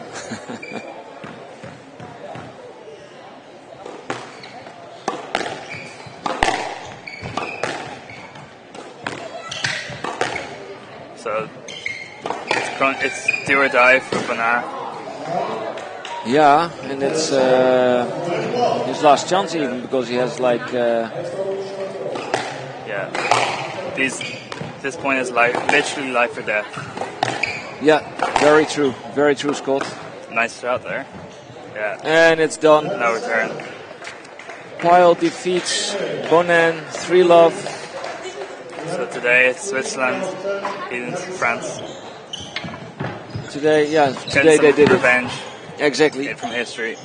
So we will be preparing for the next match, which is, as Scott already mentioned, Lauren Beltagan from France against Cecilia Curran from the United States. And Cecilia is actually a sort of a giant slayer, because she was expected to lose in the second round, but she made it all the way up to the semifinals even. So let's see if she can kill another giant. A small giant. Physically, Lauren's quite short, but she's a big squash player. Yeah, so it's like it's a little bit confusing. Oxymoron. Like an oxymoron, that's the word I was looking for. Well, everybody at home, stay tuned. We will be watching the semi-final any moment now when the girls are on court. Thanks, Scott, and see you later.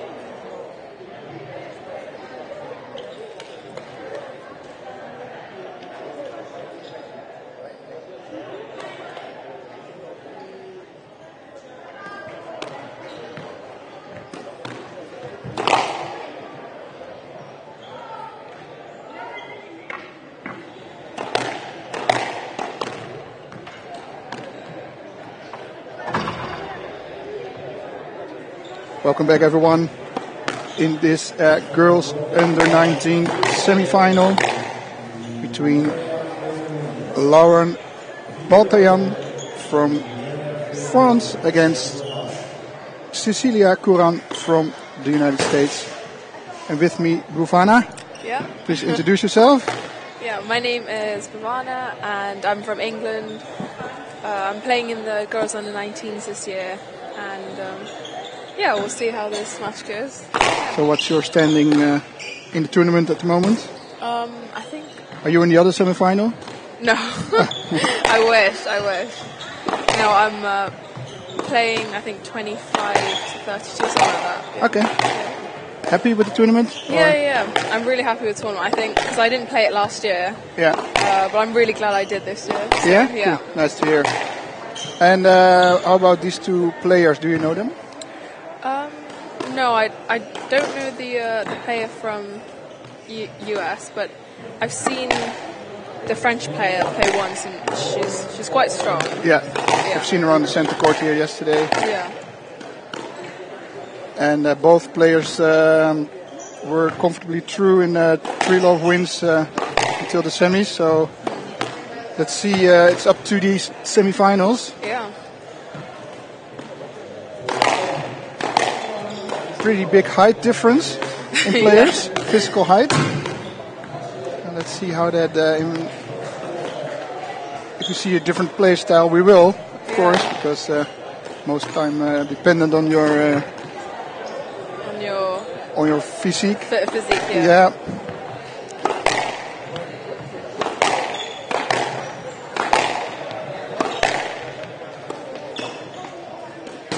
So how do you like Amsterdam? Have you been around? Yeah. I rented a bike, so I've been cycling around everywhere. That's good. That's the way to do it, right? I love it so much. I really do. And it's really the weather is really good this week. Yeah, it's really good. I've heard it's quite grey a lot in Amsterdam. It is, but the last years it's different. Yeah. It's a bit maybe climate change is also hitting Amsterdam. Yeah. We have longer spells of sunny days. Mm-hmm. So that's good but in one way. It is cooler in the club than I expected. I thought it'd be really hot. Yeah. Oh, well, I think it's hot. You still have your jacket on. Yeah, because I don't want to. I don't know.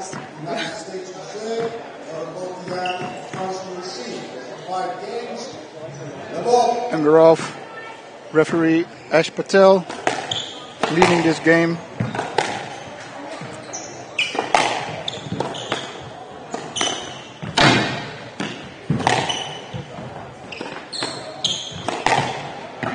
Yeah, and I think this is a good technique against a player of this height. Yeah, definitely. So you move them back and forth. Yeah, low kills. Yeah.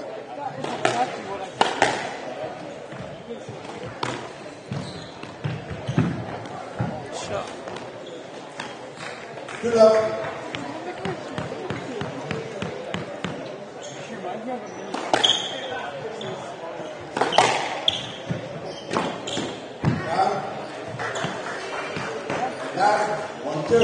Short the first three rallies.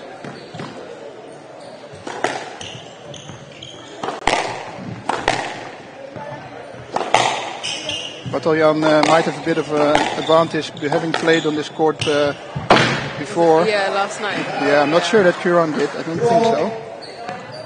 Haven't seen. It could be during my lunch. She looks quite dominant on the tee.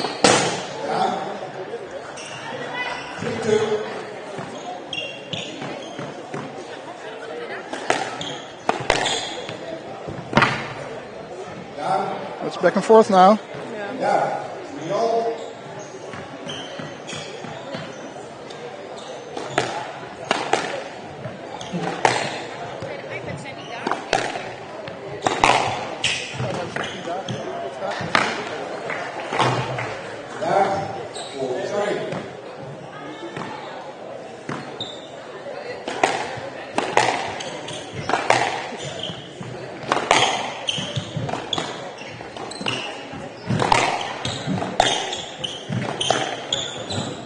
Yeah, this is better, longer rallies. Yeah, longer rallies.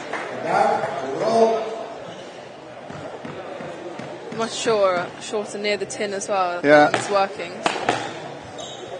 Nerves wearing off a bit. Yeah. Ooh, bit too eager there. Yeah. quick points.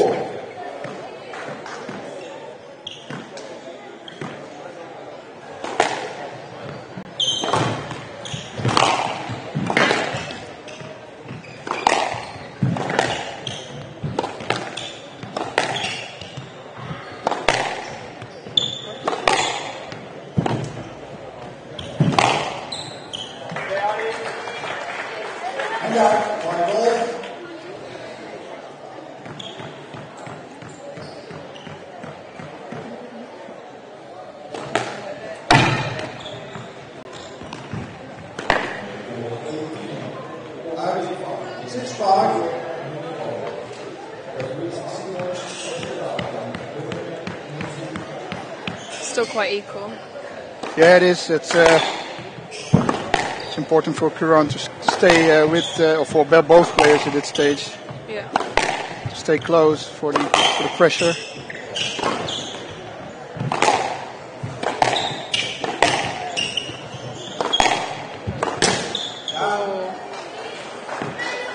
She had the right idea though. Just attacking. Yeah. Low, fast-paced shots.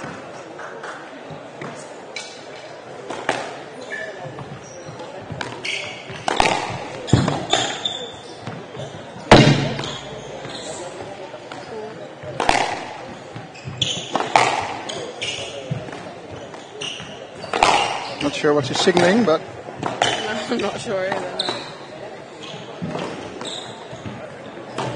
No. And that 7-6.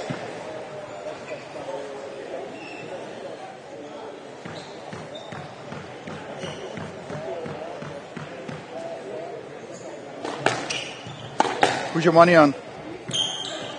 Right now, Baltian. Yeah? Yeah, definitely. Yeah. I just think she looks so much more stronger on court and confident. Yeah. She's fighting a corner. Body language. Yeah. And of course her seeding perhaps Yeah. gives it away, but upsets happen. Yeah, definitely. 9-6. And here's the 3-point lead she has been looking for, I think.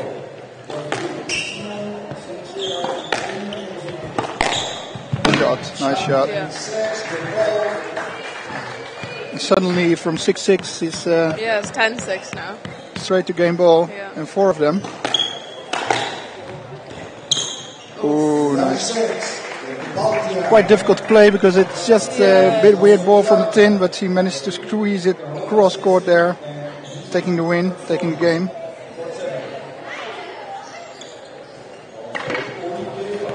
Kids on court again. On flip-flops even. Yeah. I wouldn't play on flip-flops. Quite fast on flip-flops, this guy. Yeah.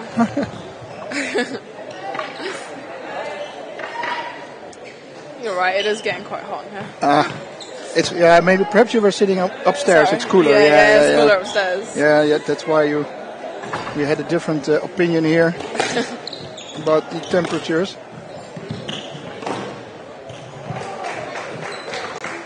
At this moment of the day, the sun comes to this part, and we have high glasses here upstairs, and then when it heats up. Yeah.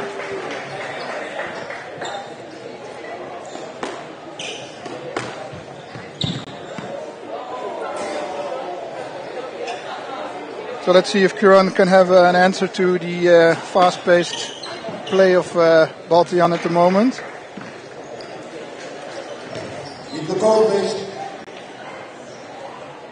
15 seconds.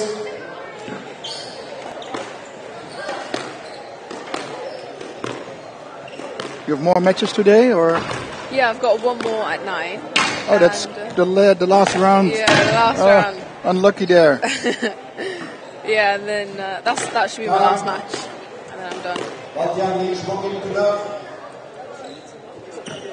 Double.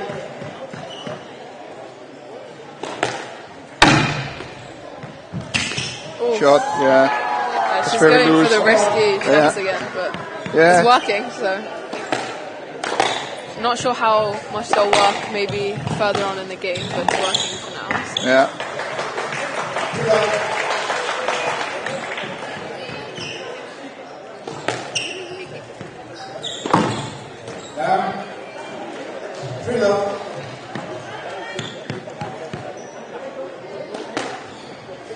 Oh, miss hit the walls. This is the black walls. Have you played the black here? Ball, I was playing in the camp, and it was like it's really hard to distinguish between the ball and the wall. Yeah, and this is exactly the moment when you try to play it off the wall. Yeah, and you just can't see it. Now, again this shot. Yeah, really nice. And she's flying off to 5-love in the second game, and it's not as close this time. No.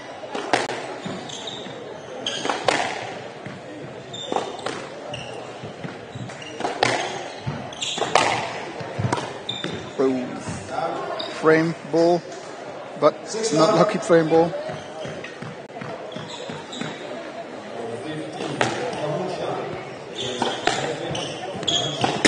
Oh, first error, and the ball into the fitness area. Into the gym.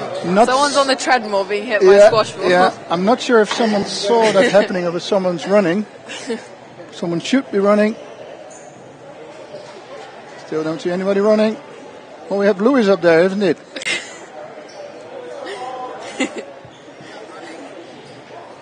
Yeah, Lewis slowly, in his own time, getting the ball. This is how he is.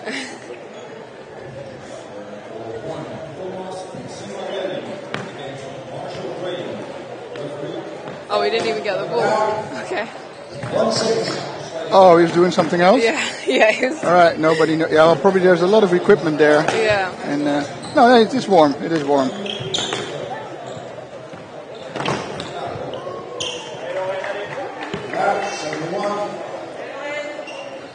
How do you think Karen can come back from this? It's down. Yeah, it's play better shots like this, not like this, so it should be more to the back. And this is effective. Yeah, that's very effective. I just wanted to say attack a bit more. Yeah. And yeah, get a good defense at the back and then go for the front. Yeah. I think she can take some risks here. Yeah, she should avoid those high balls. Any like wide shot and Baltian's onto it very quickly. Try to keep it low, like that. We have seen players coming back suddenly. Suddenly they find their drive. It's not the end of the match, so still got time. Oh, nice, the dive. So fast back on the feet. Yeah. Incredible. This is nice. We're seeing the rally. Oh, it's unfortunate. It's not unfortunate, but that was for the rally because I was cheering a bit for Kuran there for all the effort she did, but a great dive there from Baltian.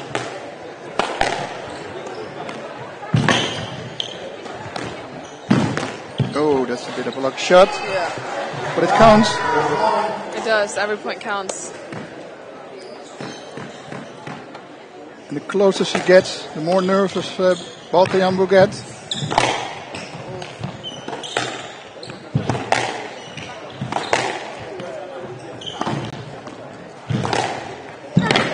Got it.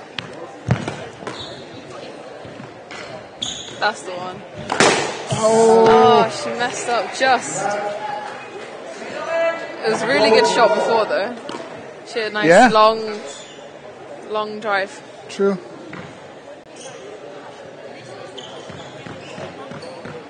It's game ball again. Yeah, 6 game balls here, so there's something very consistent has to come from Kuran. One gone. One down, yeah. 5 more game balls.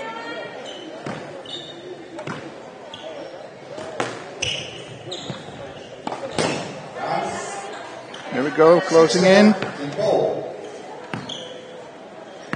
She has to believe in it.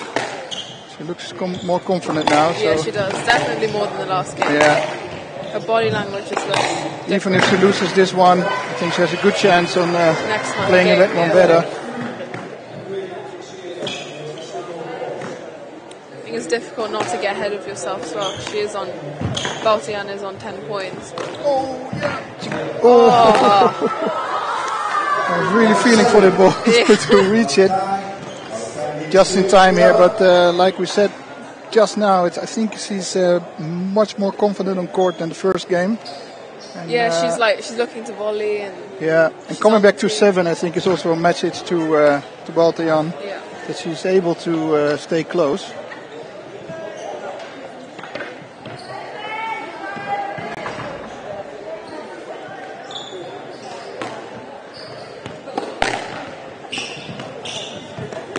Flip-flops back in court. It's going to stain the court. It's black salt. Yeah.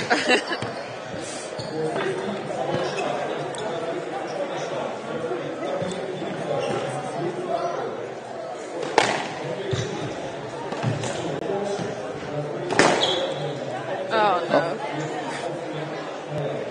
Hope you don't lose it there. No, not again. Young man, get on the court if you've got no glasses.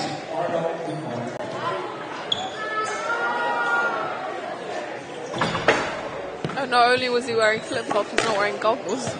No, yeah, I saw that. Yeah, I wasn't going to tell. They're trying every time. Sometimes the refs are mentioning it, but Ash Patel didn't take notice this time. He is strict though. Yes.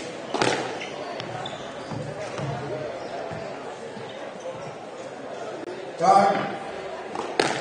Baltian leads 2-12. Level. If Baltian wins this, she goes to the finals without losing a single game. It's pretty impressive. So who did she beat yesterday then? I don't have all the names here, but was it a close match or was it quite one? I think I wasn't here to watch it, so I see. Can't say. There are so many matches going on that I don't have all the.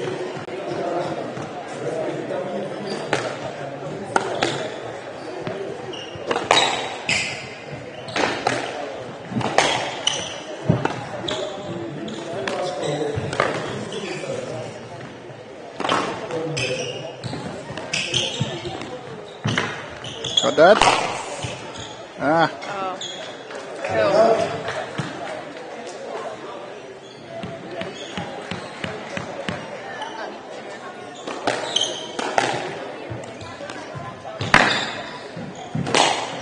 Shot. Yeah, low and fast. I think Baltian's identified her weakness really quickly. Yeah.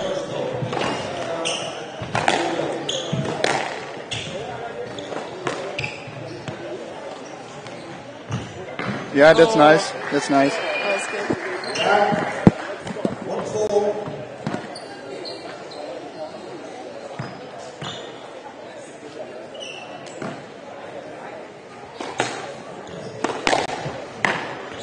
First point on the board for Kuran in this third game of this semi-finals for girls under 19 category.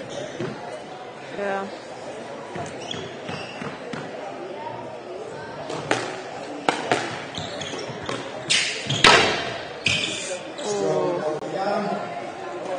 Confidence seems to be knocked out again. Yeah.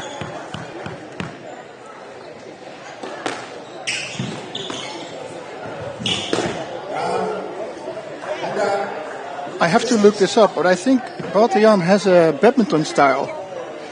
Yeah, so I think so, yeah. She might have is playing that as well, or have played it before, because the way she moves and the bounciness and the volleys. Yeah.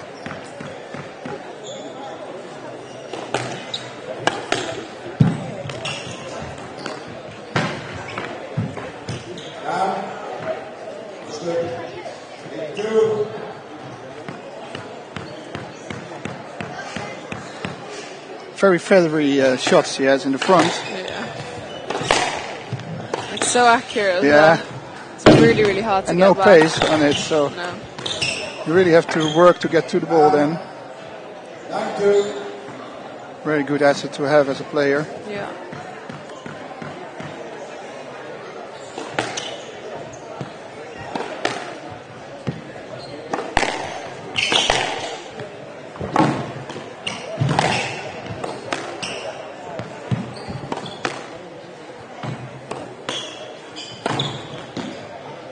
That's too far away.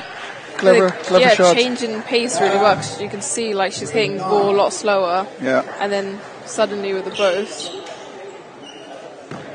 Sending Baltian in a circle. Yeah. And again, we see it before.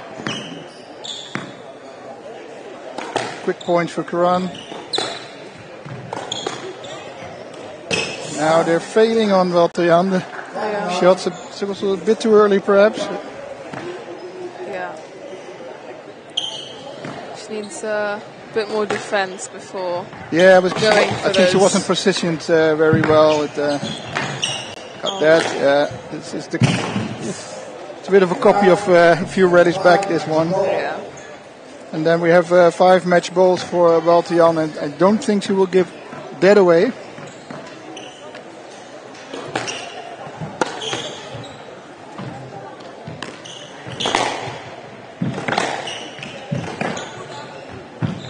And there it is, 11-5. Yeah. Oh, you could really see the height difference. Yeah. Yeah. It a head taller. It is, yeah. So the height is not always the best asset here, baby. Yeah, it's a good example of everybody type playing squash. Yeah. And everyone has his own assets there.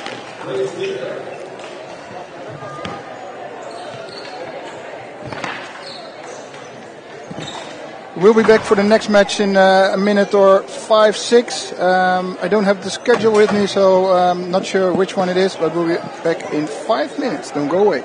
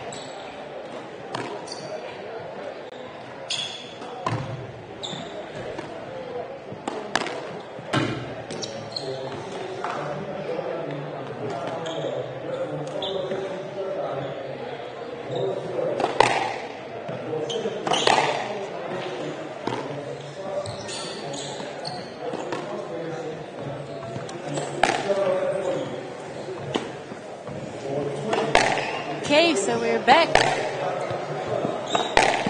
Yep.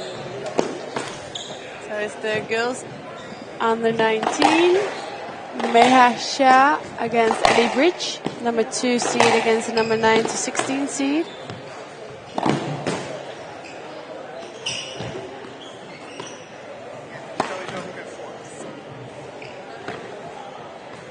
So they're almost finished warming up. It's pretty impressive. The 9-16 seeds got to the semi-finals. Yeah, for sure. Actually, I haven't seen the results, but do you know who she beat? I think she beat Chloe Crabb, I want to say. From Belgium. Yeah. Well, that's a good win, for sure. Yeah. So I have no clue who these players are, to be honest. I mean, I know Meha because I've played her. She's from England, she's strong. Very patient as well. Okay, yeah. Ellie Breach I've seen play lots of times, and she's fierce and very passionate as well. So it's actually nice to watch her play.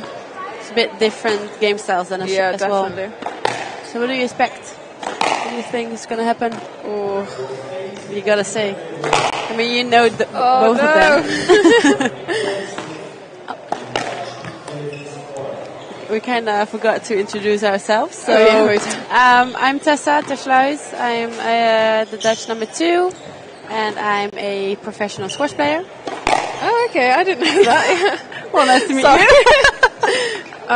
I'm Bhavana. I'm from England. I'm playing in the girls under 19s at this tournament.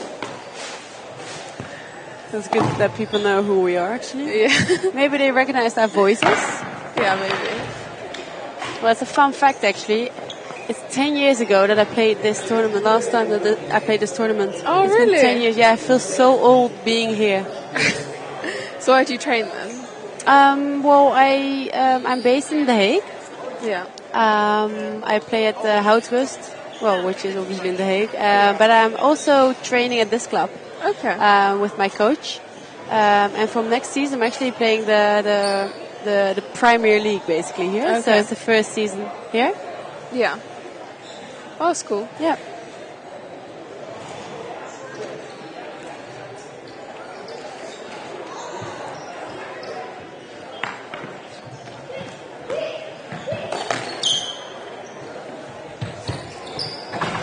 What did you do in this tournament? How are you going on? So I think I'm now playing for something like 25, 28 place. Are you happy with that? Or? Yeah, to be honest, I'm quite happy with the way I've played. I mean, because I've just played the German Junior Open, not the one in Cologne, the one before that. Oh, yeah, okay. And I wasn't as happy with that match, but I mean, with the tournament. But I'm a lot happier with the way I played now, so. Yeah. That's good. Is this your last tournament? No, I've got one more year. No, I mean last tournament of the season. Oh, right, yeah. Yeah, this is my last tournament of the season, yeah. Nice. Okay, so they're about to start. Just notice she's left-handed, so that's going to be interesting as well. Yeah. Lefty against the righty.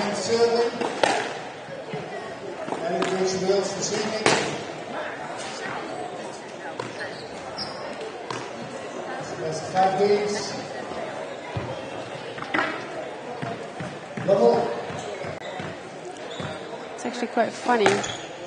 Ellie filled out a bit information about herself, and then we asked, "Who's your favorite player in the pro circuit?" Yeah. Obviously, she's from Wales, but Chesney Evans, Joel Making, Emily Whitlock, Emma Evans. Yeah, it's a bit biased.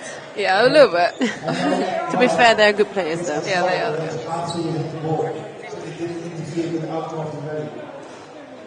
Okay, that's left.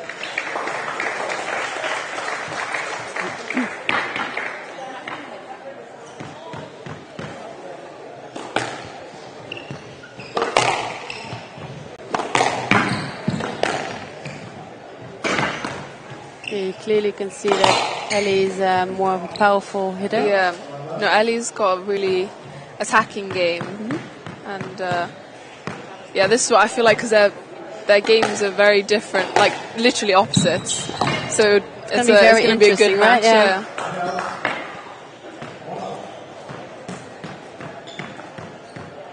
Actually, quite curious if they played each other before.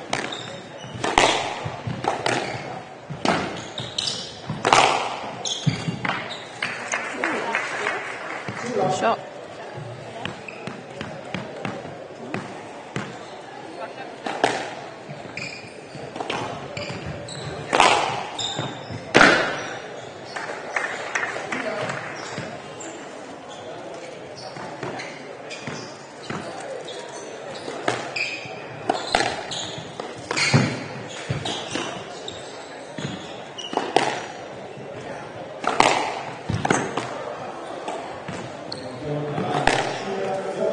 It's also quite nice to see this semi-finals after watching the last one, because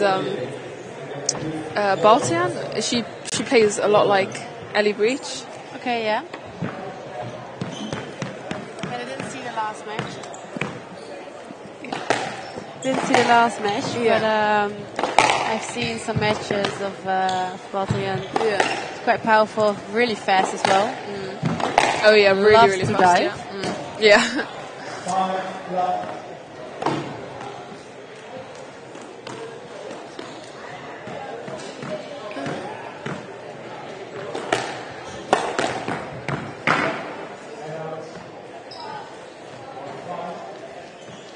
But just having a look on the squash levels, it seems like Ellie Breach has a higher likelihood of winning the match, but that's not to say, obviously, that Meha can't win this.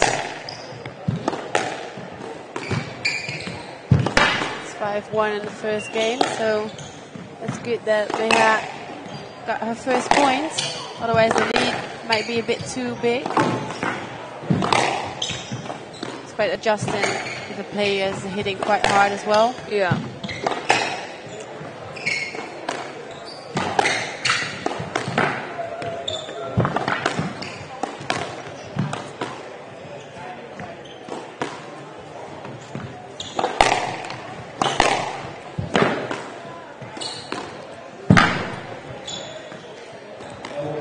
Nice little hold there.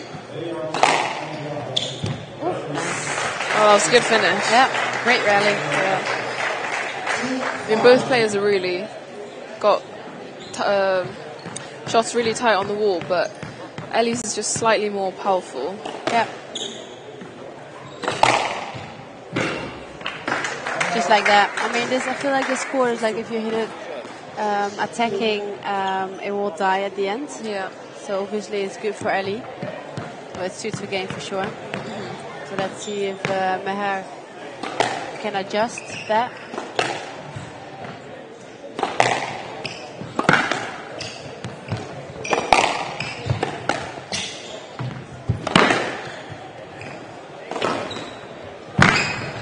Nice. Oh, that's a good pickup. Another one. Nice. Oh, nearly. You can also see that Meher really likes the drop shot though. Yeah. Little hold and then... She's got a really good touch with the ball, so she can boast it, and it's hard to tell what... Oh, yeah. Quick finish saying there. that, Ellie just did that as well.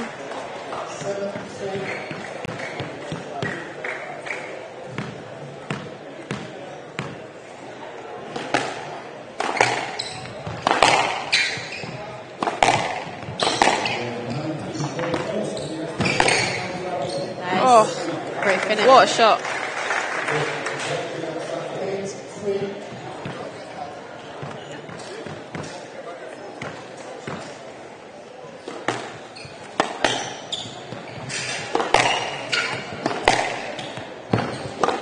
So Ellie is 17 years old. How old is Meher? I think she's 17 as well. Yeah. So they've got a few more years as well. Yeah.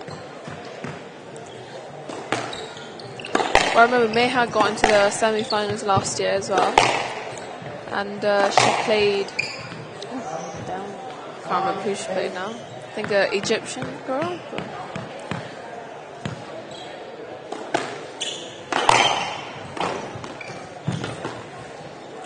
Oh, just up. A bit out of control.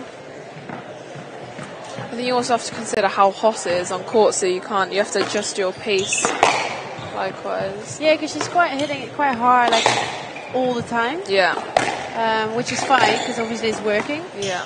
But but like her higher shots are a little bit out of control. Exactly.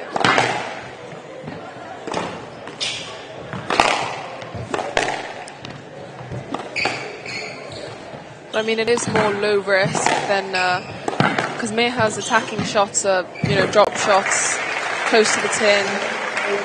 Ellie's is, to the back. It's slightly less risky. Yeah.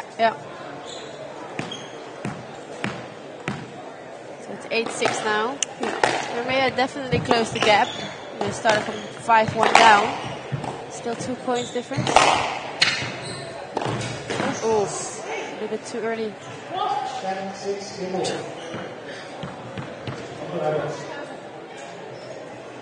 Oh, it was 10-6. Oh, it's game ball. 4 game balls. Can she close out in 1?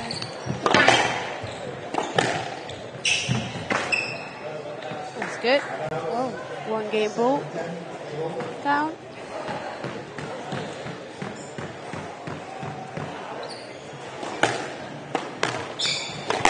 Nice. Oh. Nice kill. I feel like Ellie tried to go for a shot, but kind of mishit it. Yeah, I think she needs to have a few shots to the back like she was doing in the beginning of this game. Yeah. I feel like if you obviously like these kinds of shots, if you give Meha the front of the court, she can do so many. Yeah, she really can. Yeah. She'll attack it. Ooh, shame. That's 1 love.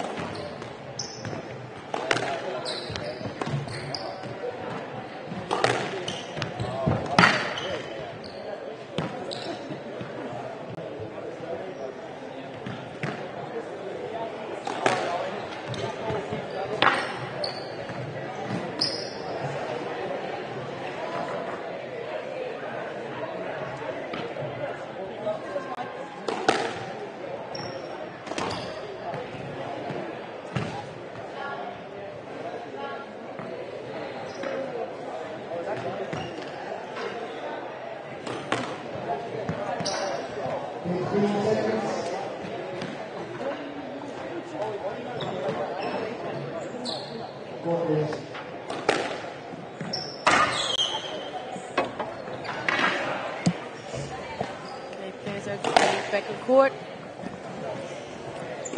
So Ellie won the first game 11-8.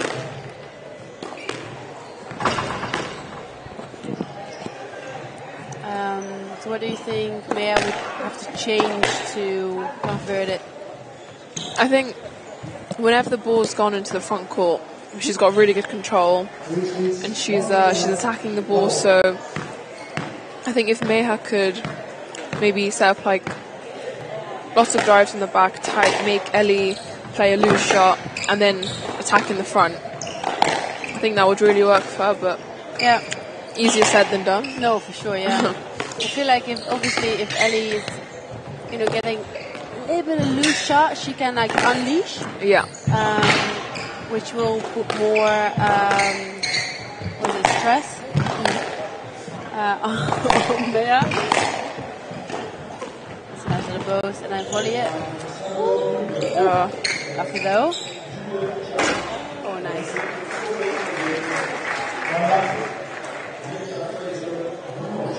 I think for Ellie to continue her win at the moment from the last game, I think changing the pace, surprising Meha a bit would be good. But I mean, what she's doing now is working perfectly fine. So yeah, so but what you're saying is a bit too fast, but yeah, doing just the same, like trying to hold a little bit and then go for a very fast cross court to the backhand for sure, because I feel like Maya is struggling there. Yeah. So Maya maybe just try to lift a little bit more so she can get the pace out of the rally.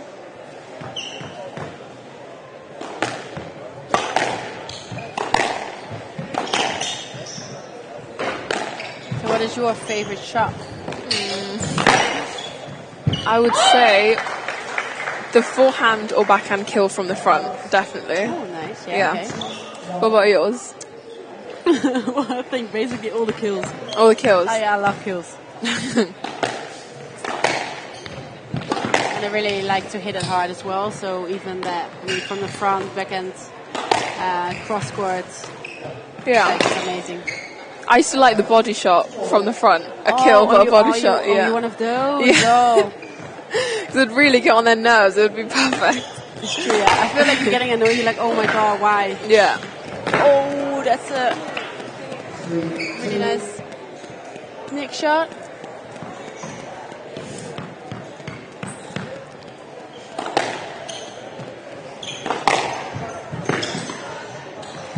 Yeah, she's putting Maya on a lot of pressure with those kills. I mean, she just can lift it if she's under pressure. I feel like she will. And they're so tight as well. Yeah, for sure.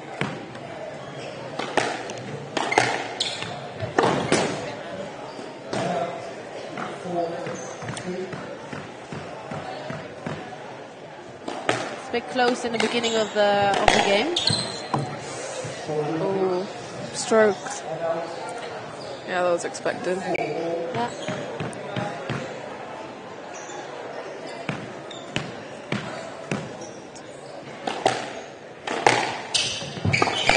Also, Ellie's, this is her second time competing in the Dutch. Just her second time? Yeah.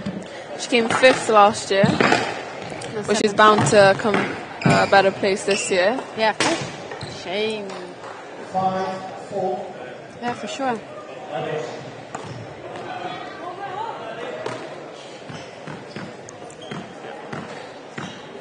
She reached the British Championship. I guess it's like a junior championship.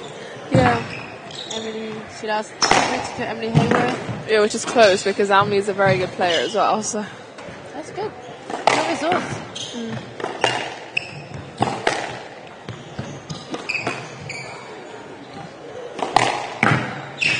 Oh, nice. That was a good hole. 6-4.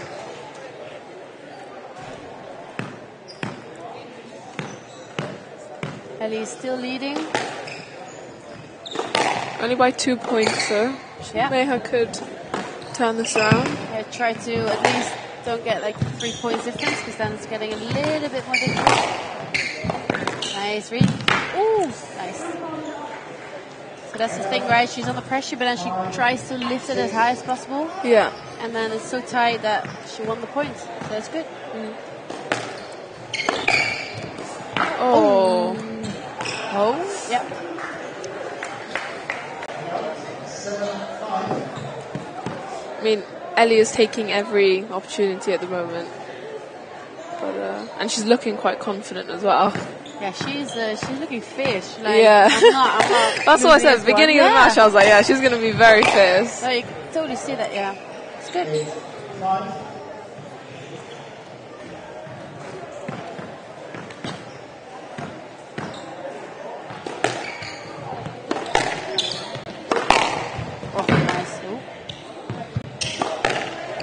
I love players, definitely girls who hit the ball on the backhand very hard. Yeah. Obviously my favorite one, so.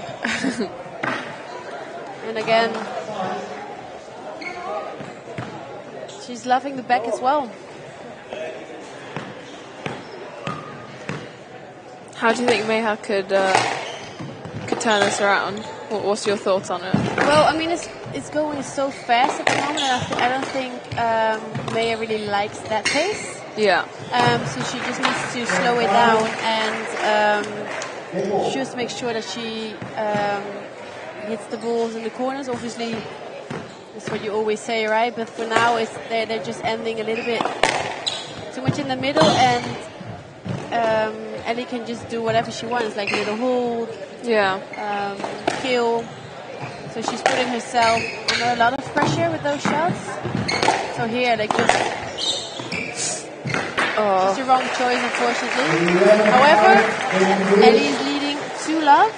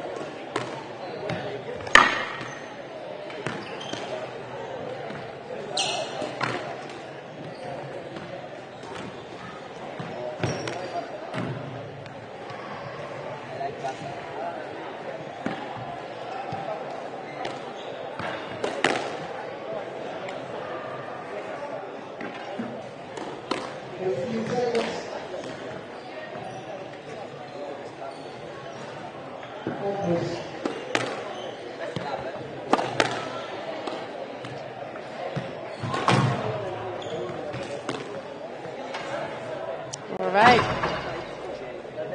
Third game.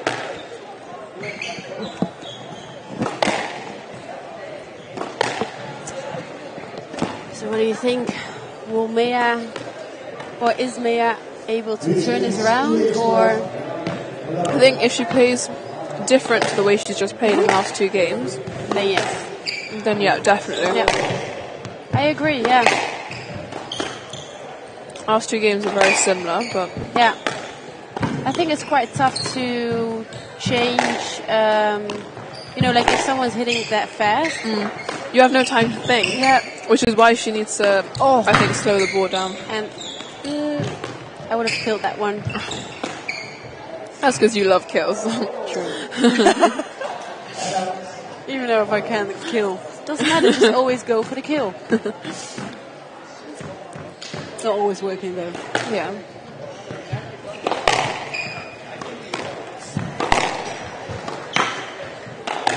So at the moment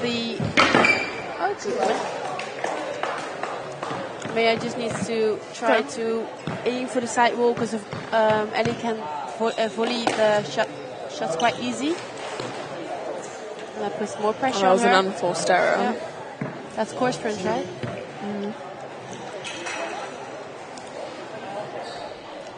Maya's still ahead though. She can still use it. Yeah, absolutely.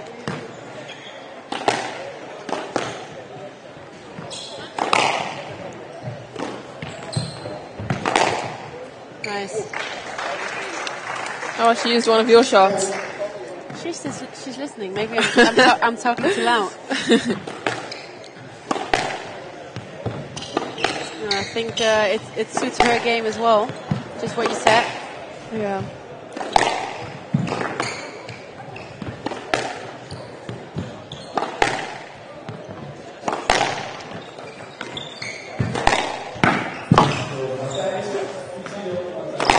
That's a good little hold as well. I would go for... Oh, a lucky bounce there. Ellie's got some very good pickups. Yeah, for sure.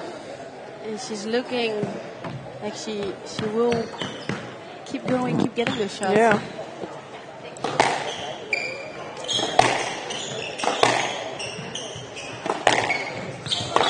Nice. I mean, she's gotta keep being positive, Maya. It's just 4-2. She can turn this around. I mean, if Ellie wins this match, she would be playing Baltian, and that would be really interesting because both of them are really, really hard hitters. I feel like it's going to be a lot of dives and Yeah. I'm not sure if they're going to be shorter rallies, because obviously...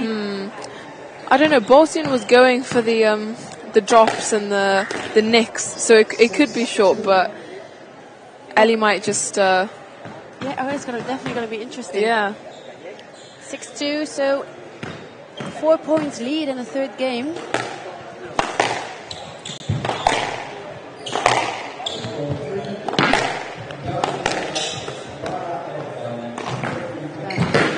Oh.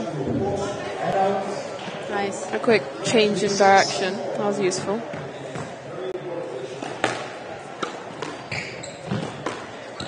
Oh, chain.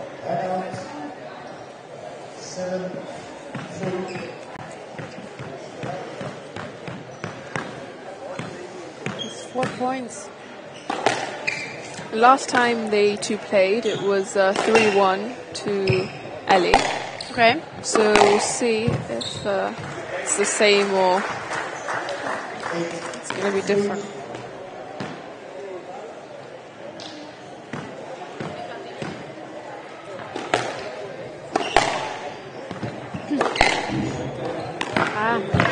She's there. Oh, that's very that fair. was honest. Yeah.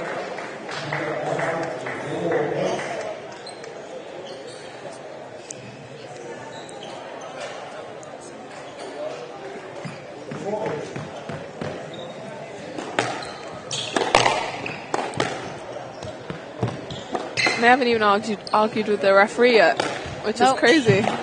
Not many decisions been made, right? I think there was only like 2 left or something. Yeah. That's quite good. I feel like those are the more fun matches to watch.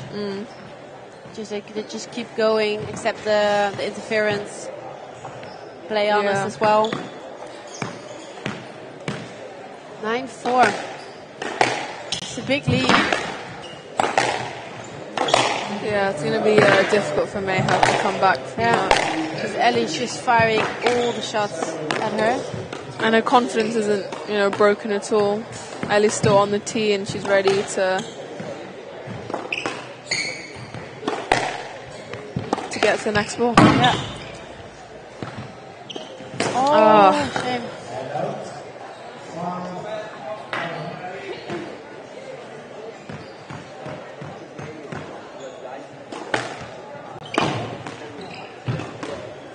Nice lob. That was good. That was... Oh, another error from Ellie. 2 from the back though. It's a little bit too fast, maybe going to the front. But still a 4-point lead. Yeah.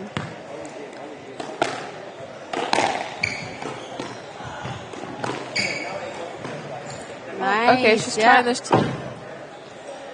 Let's see if she... Oh, that was the right shot. Yeah, right shot. And if it was a drop, I'm sure Ellie would have got that back. Yeah. That was the right decision. And again, she's using... this is equaling. Okay. Interesting. 8-9 is getting...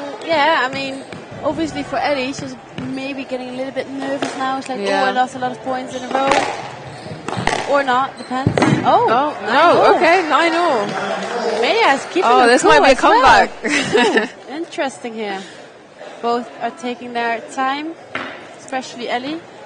Just trying to refocus here. What do you think?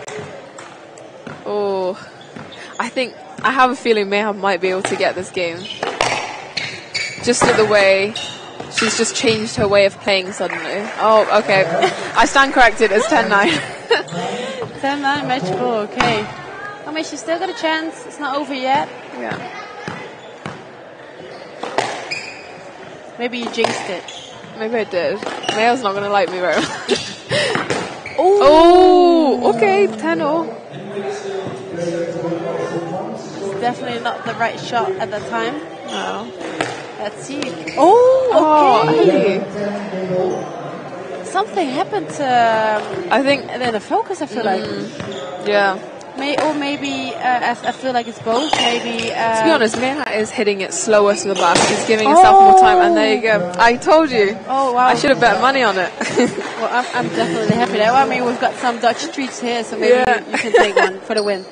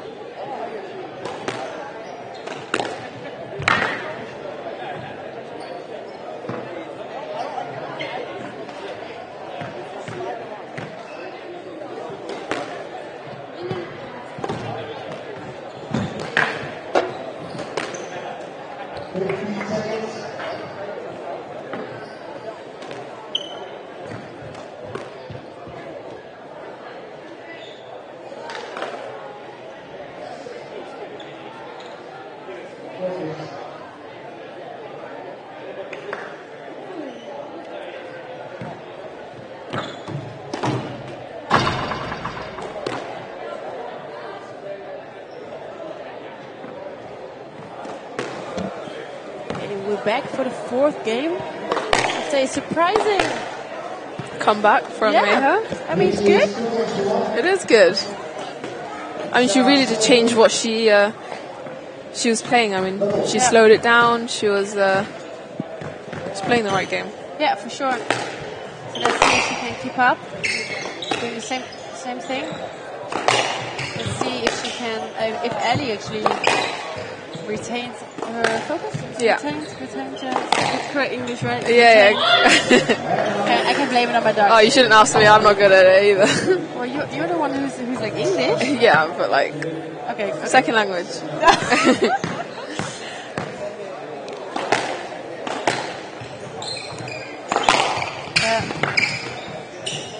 Nice. Ooh. I was actually expecting that shot though. Really? Yeah, because she was like doing that. Yeah, and then she did a. Too low. I think it's going a little bit too fast again for Meha. Yeah. So she just needs to slow it down and then from there on play her game. I think it starts right from the return of serve. If she slows the ball down right from then, she's like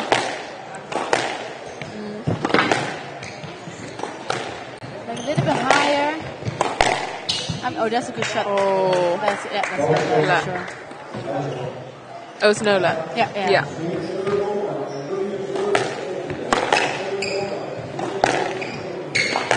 A little bit too short.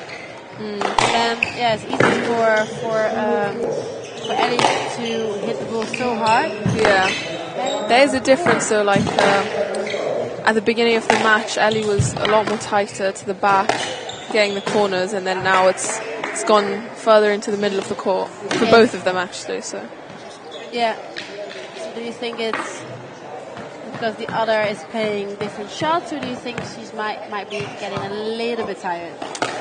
Or focused? I mean, I think they might be a little bit tired right now. Also because she was really close to winning the match. So I think it could break your confidence quite easily. Yeah. I feel like she's a confidence player as well. Yeah. It's like hunting okay. Hunting for those shots. I mean, this one was definitely a lucky one. Yeah.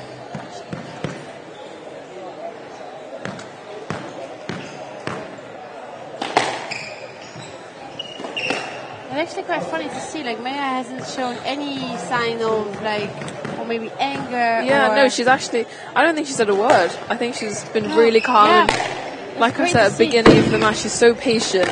Oh, what a shot! Yeah. And here as well, it's like it's actually quite good to see. Well, to see no emotions, because then your opponent's like, okay, what is she thinking? Yeah. So it's great. And they're channeling all of their like energy into. Yeah. Oh wow! Great, yeah. Really good kill.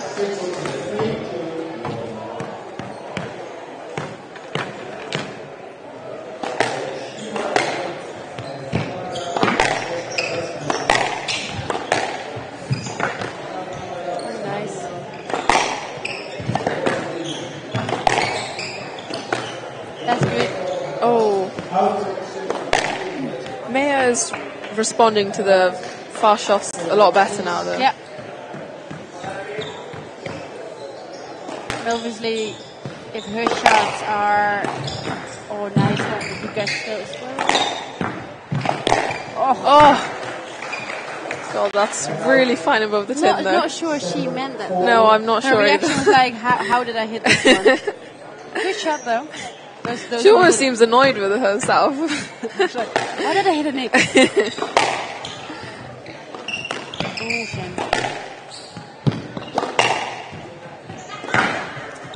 Yeah, again in the back. It's good. It's 8-4. I feel like it's again like in the previous game. Yeah. So she's got a lead, but we'll see. Anything can change, just like the last game. So. True. Yeah. It's like just keep positive, keep fighting.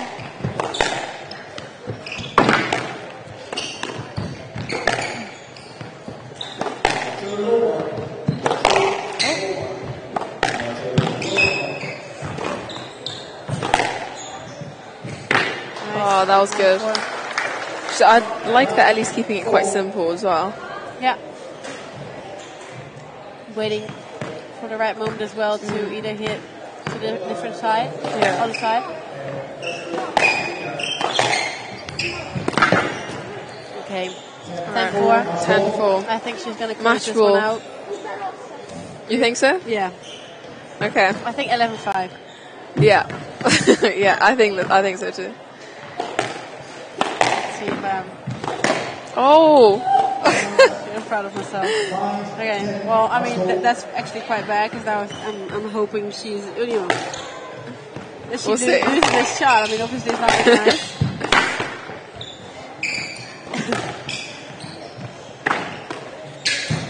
Ooh, it's too high and the kill, yeah. And it's, finished. Really good match though. Great match. And deserved winner at the end. Sorry? Deserved winner at the end. Yeah. Okay. Well, thank you for thank commentating you as well.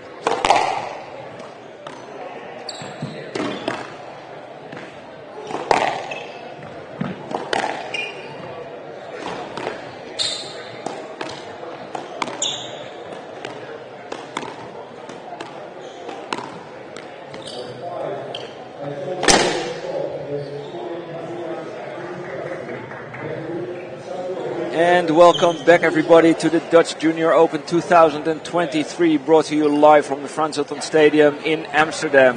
And boy, are we up for a matchup. Right now on court, we have Mariam Isa from England, the 3-4 seed, against Savannah Moxham, the number 2 seed in the girls under 15 semi-finals. And with me in the commentator booth, Charlie McCrone, the one and only. Hello, Charlie. Welcome. Hi. How are you? I'm good, thank you. Are you?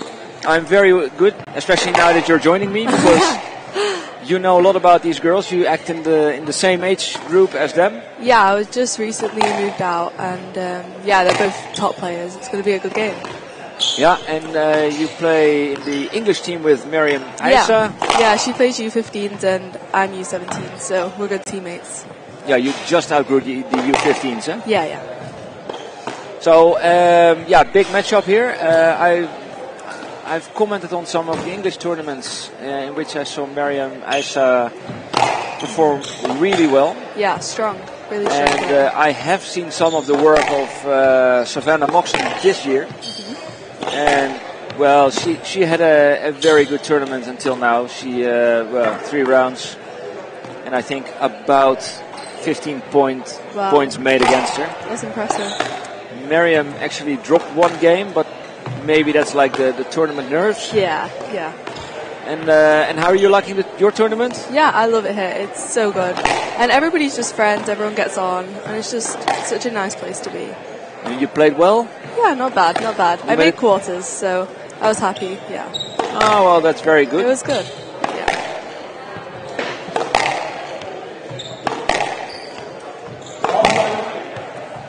Well, girls almost, they already had half-time. So, I think it's time to start. I think, yeah. Then Moxham doing the racket toss. And Mariam Isa is the one to start the game off serving.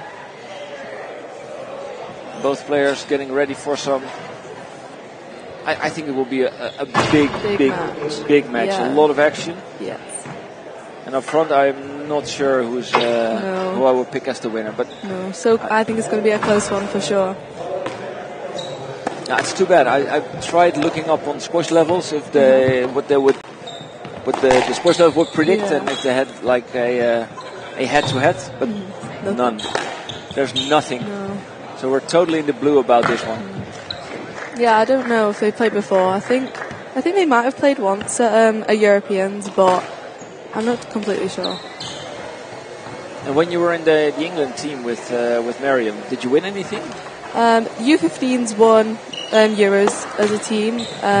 Under 17s came 4th, but everyone supports each other. It's just one big team, really. But it's just nice to have at least one of us win. But it is nice. And who's the head coach of the U15s in the we have Adam Fuller, and we also have Alison Waters, and we also have Lucy, who's not technically a coach, but she comes with us, and she's just great support. She's the junior pathfinder. Yeah, she's bro.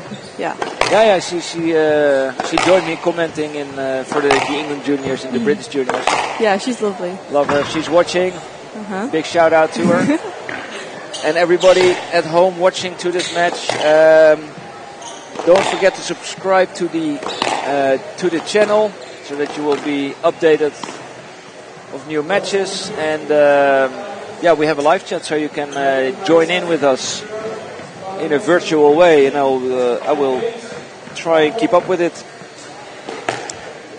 And they've started.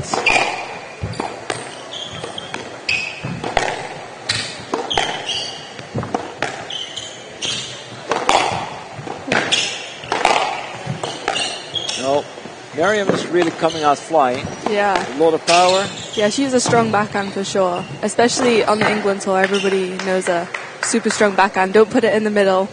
You know where it's going to go. There's a lot of power coming. Yeah. And what I also noticed is that Savannah's holding her racket up very low. Yeah. It's like it's only squeezed in between her thumb and her index finger.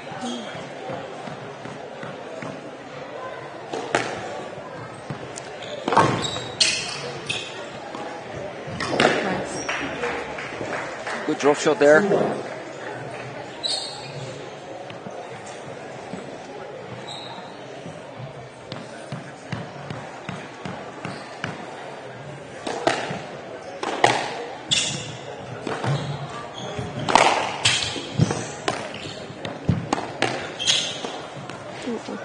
Yes, very nice volley drop shot there. Taking a small lead already, Mariam Aissa. Yeah, I think that's really important, especially with games with these two good players. Like, you've just got to get out and get a strong lead, and it kind of sets you up for the match and gets rid of those nerves as well. If you can get a good lead. Yeah, it seems like Mariam is settling into this match a little easier than Savannah Moxham. Oh, nice. Commentator's curse. Strong. That was a nice kill shot. Yeah.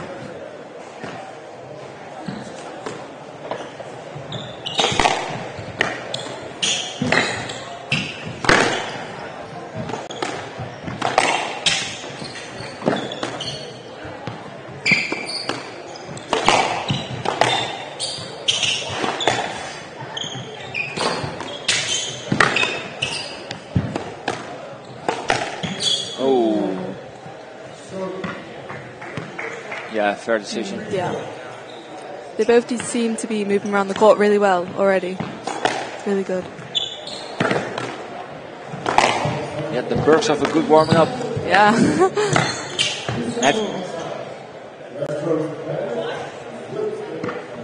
Stroke. I think she kind of was through there.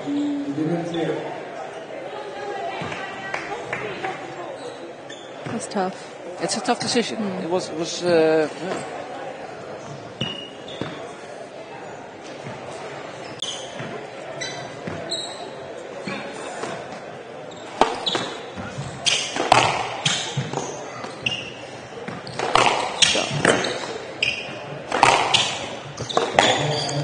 lot of power from Moxham now at this stage of the match. She's settled now, I think.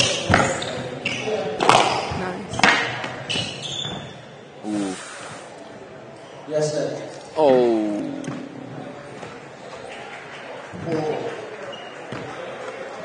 You agree? I think so.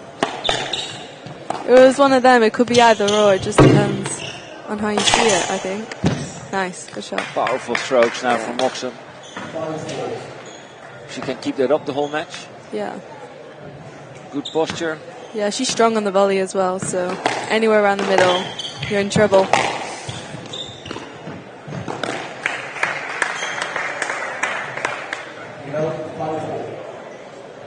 I do, however, feel that she's a little bit straight up, which makes her a little bit less explosive. Yeah. To the tougher balls. Shots. Oh, nice. Nice.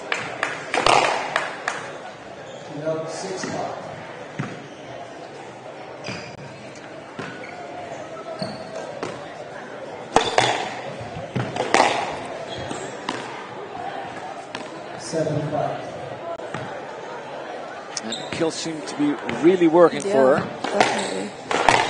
It's such a hard shot to get back as well, and especially on the hot courts with the ball, and it's super fast.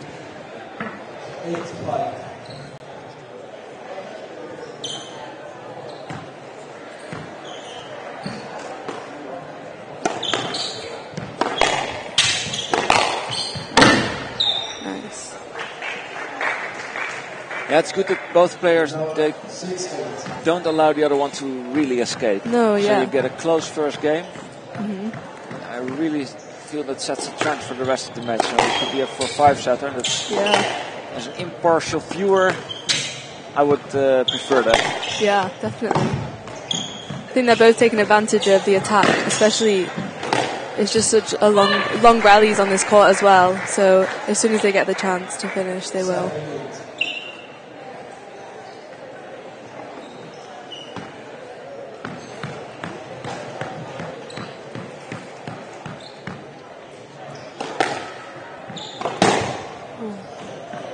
Scarce mistakes. Not the best timing. No.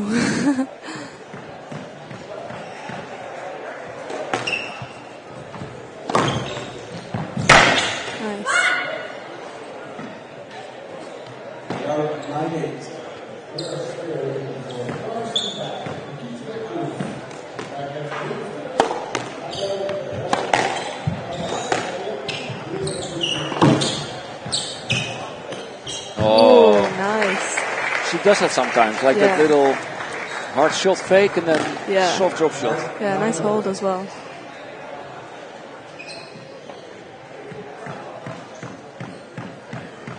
Squared to 9-9. Ooh. 10-9, first game ball of this match.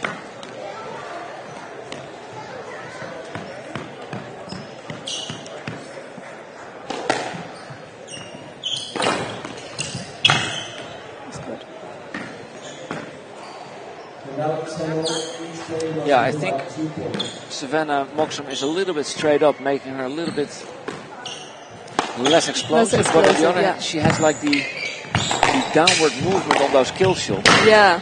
Even the bows. And it's so lethal. Yeah. So it's an advantage and a disadvantage at the same time. Mm-hmm. Now she's... It's quite hard to read as well when you're in that upright position, especially with a kill. You can't really tell whether it's going to be straight or cross. Yeah. So it's going to be hard for Marion to get balls back.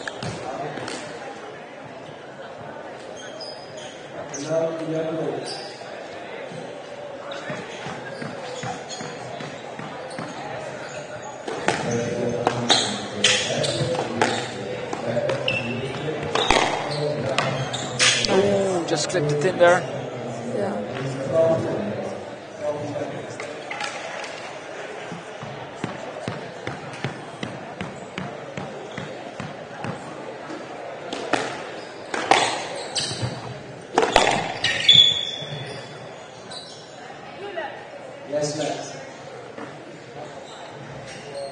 That's a tough decision like that. When I think the ball was too close to the body to hit it. It was not really near the racket face. Yeah. But it was through the middle. She would have tried. She would have. She probably would have hit her. Probably.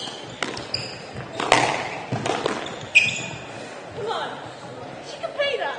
Yes, lads. Next time I need to play ball. That's really enough.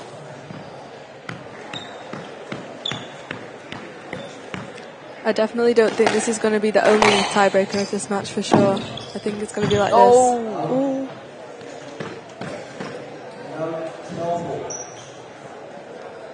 And it's not just a tiebreaker. I know it's already a pretty long one. Yeah. Emphasizing how. Oh, what a beautiful, nice kill shot there. Fist pump from Aisa.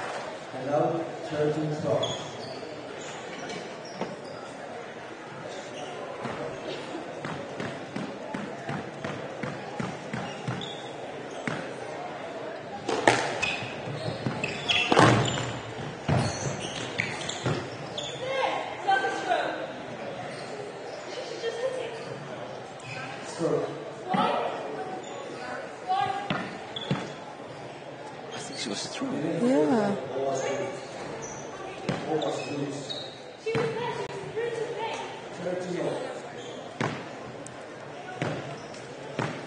Has to keep her cool right now. Mm-hmm.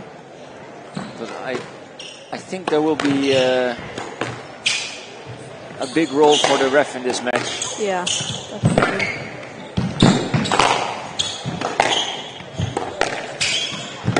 Ooh. 40-30.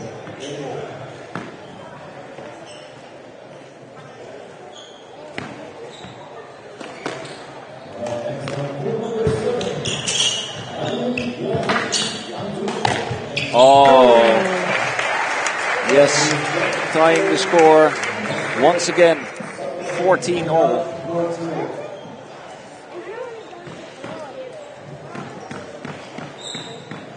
Stands are already pretty packed by now, which is good to see.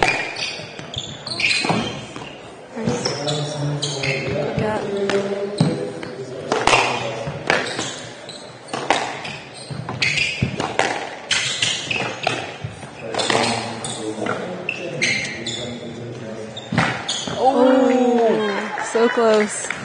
Yeah, she was there. She was a bit unlucky that the ball came out of the nick the wrong way.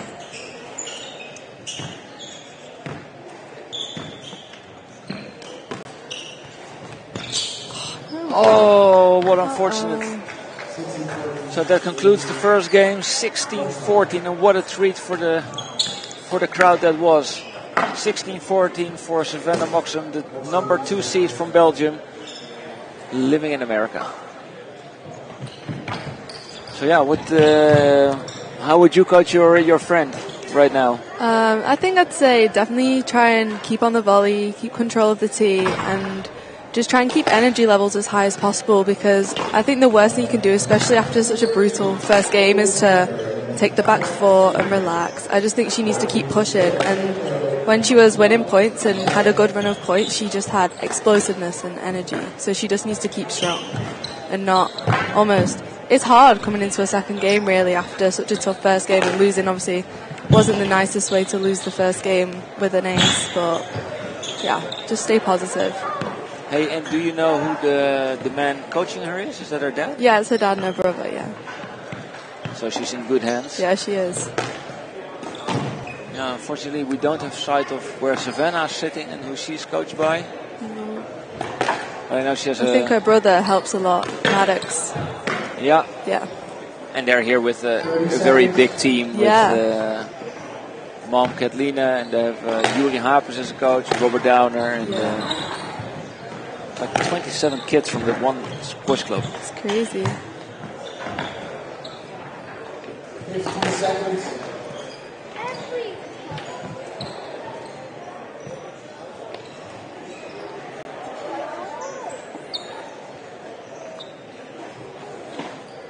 Time. Savannah on the court already. And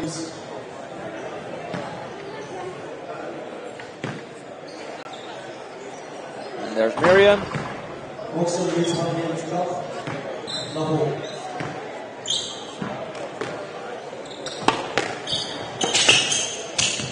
Yeah, now I remember. Yesterday Savannah was playing on this same court, and that lob service from her forehand. Yeah. That got her like 15 points in the match. Crazy. Yeah. So important to have a strong serve, especially on a glass court as well. It's just, it dies at the back so well. If you can get it right, it's huge.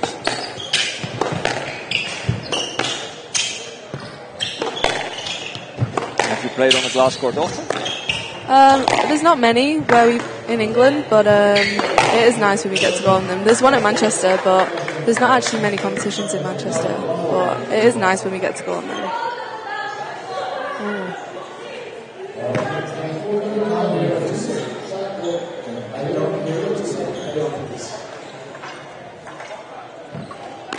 I don't know what to say. I said 2 because the ball was 2. I saw it 3. Play on, please. I didn't hear that. Play on, please. Yeah, talking in mid-rally can be quite annoying if you're in a high level of concentration.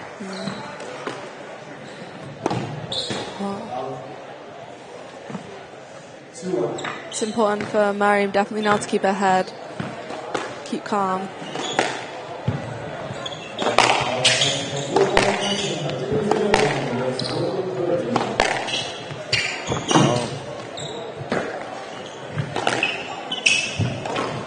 Ooh, fantastic boast at that moment. Good.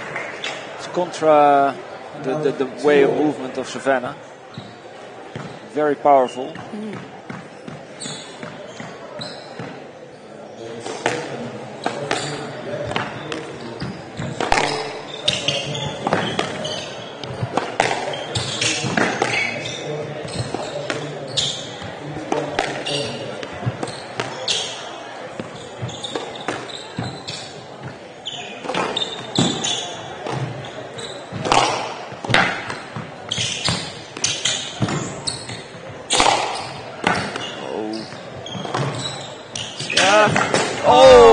What a rally. I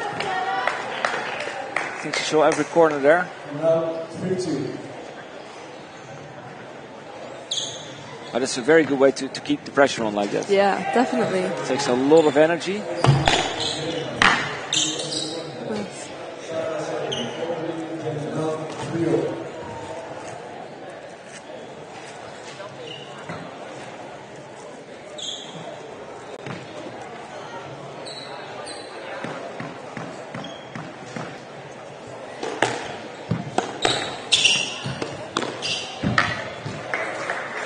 Drop shot. 4-3.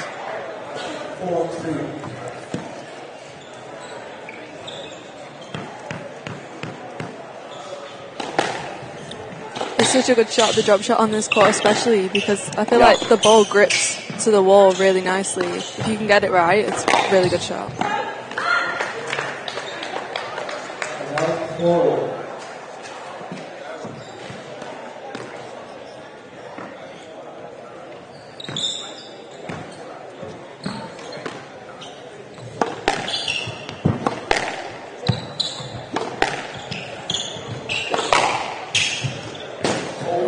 That was unnecessary. Risky. Yeah, a little bit too much risk, huh? Yeah.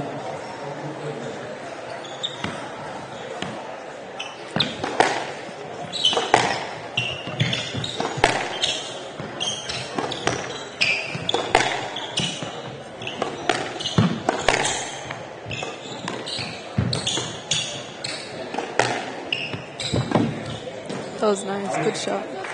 Yeah, it was well volleyed and crossed deep into the corner, putting Savannah in a lot of trouble.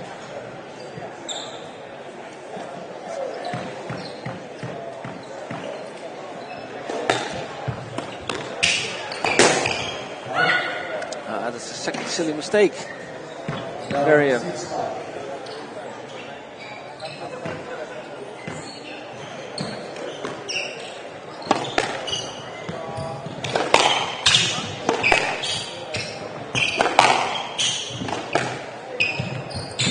just in case Mariam will be watching her match back, I want to make sure that the good luck wishes from Mohammed Ainal are mentioned. I don't know where he's from, but he wishes you all the luck.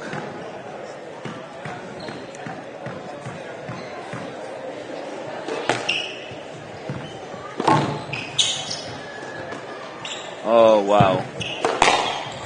That's with a nice open ceiling above the court, so it's very possible to really put that lob in high like Mariam just did. And like Savannah will be doing right now. Yeah.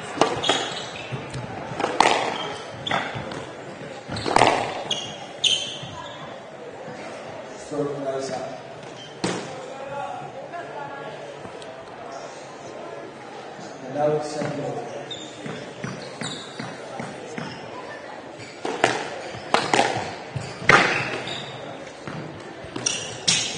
No, double bounce. Double. Yeah. Now 8-7.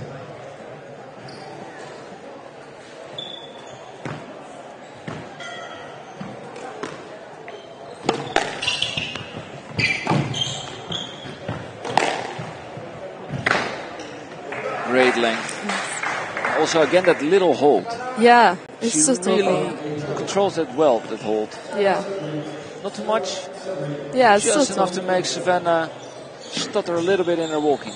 Yeah, it just breaks up the flow of movement on court, and it's so hard to be able to control the own ball when your movement's not on your control.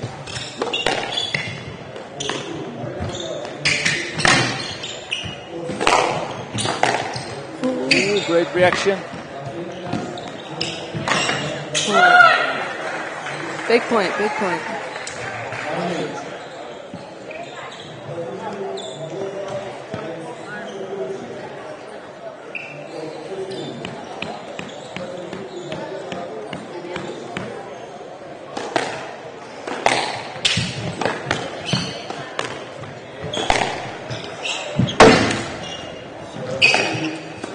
Again, you see it? Yeah. Little pushes her body in a little bit, but holds the racket.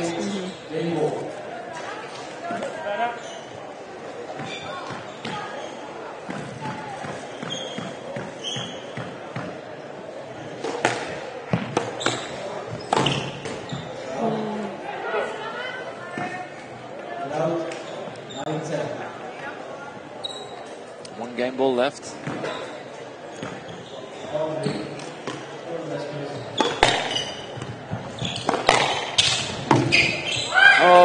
Oh, second tie break of the match. Strong length there. by Savannah Moxham.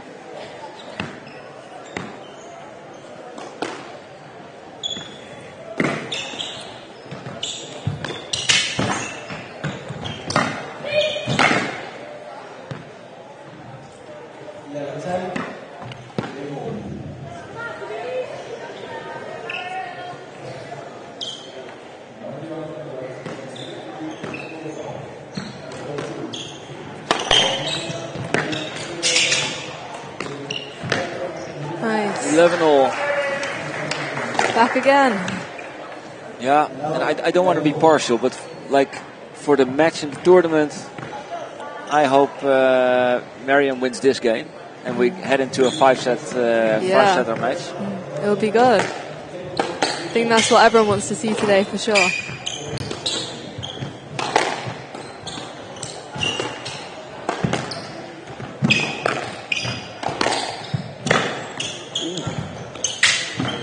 Oh, just too short.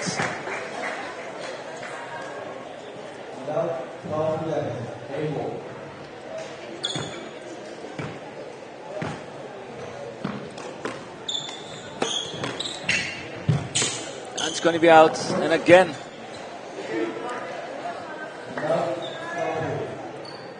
Brutal tie breaks. You can cut the tension with a knife.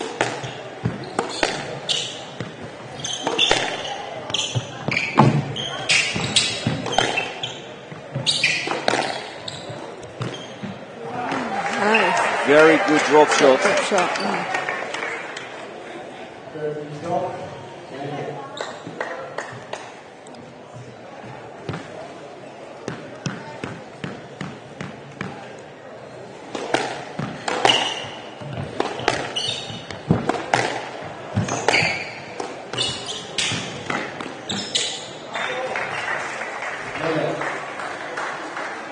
So that's it.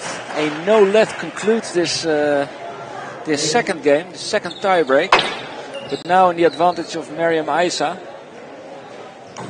And yeah, that can mean only one thing, Yeah. Charlie. It's prediction time. Prediction time. It's prediction time, and you're my guest, so you can go first. But I want it argumented. I think if Mariam can keep up that intensity that she had, especially at the start of the game, I think Mariam 3-1. I think she could if she carries on pushing 3-1. But also Savannah, you know, she's so strong, especially she plays a lot of five-setters with people. She's strong, she fights, so you never know. I think maybe Mariam, but I'm not sure whether it's going to be a 3-1 or 3-2. Okay. I'm leaning more towards 3-2. Okay. Well, I think it's going to be Savannah. Maybe I'm slightly biased because I'm from England, but I know you're slightly biased. That's okay. Maybe no. But no, I think Savannah seems to be a little bit stronger physically. Yeah. And I saw Miriam. She makes a little bit more mistakes. Miriam makes good points, and Savannah can just not keep up with it sometimes. Yeah. But she makes less mistakes than Miriam. Yeah, it's just the balance between a good intensity, but also no unforced errors as well. So yeah, was hard to judge for sure. Yeah, and then the games. Yeah, tough. I think a 3-1. 3-1 for Savannah. Okay. But I hope it's going to be 3-2. Me too.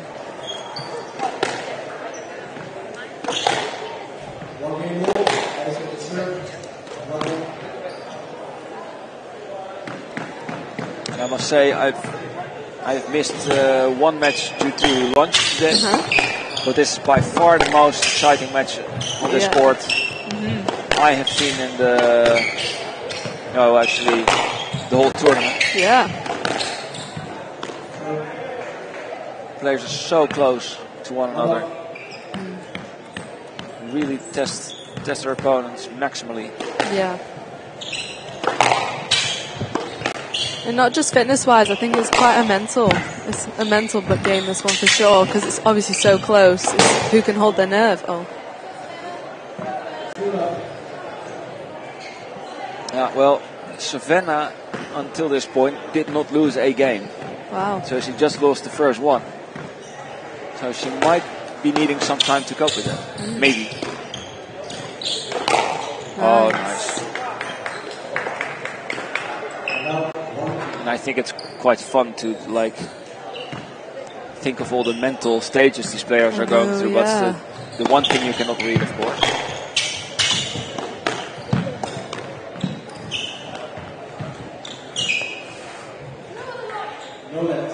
Oh, that is harsh. That's very tough because she was spot on. And I did not think that it was the best decision for Savannah to play a drop shot from that position. Yes, next time I need to play. This was a good one. That was right, yeah. I agree with that one.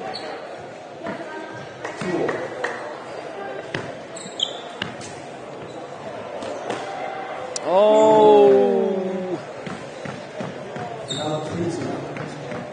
So unfortunate.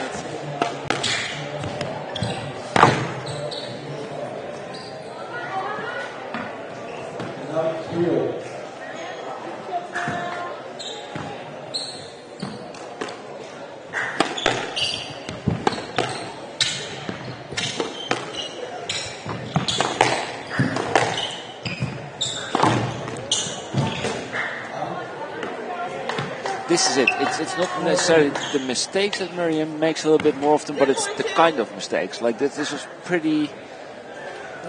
pretty exotic idea. That cross drop from a hard stretch forward. Sometimes she just that's too bad.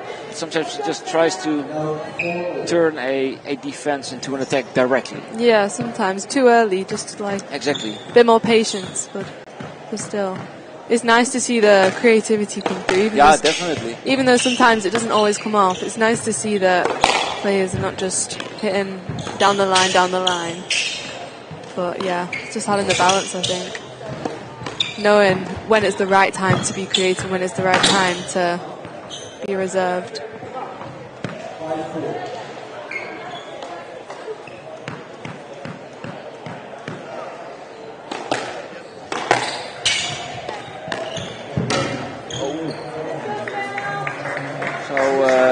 A little cushion here for Isa.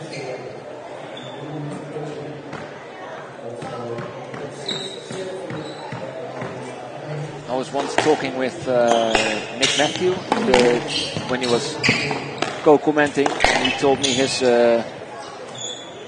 tactics of having a 2-point cushion all the time. So you have 2 points and comes 3 points, okay, then you have a little freedom. Yeah. Comes 1 point, you have to work harder. To focus, yeah.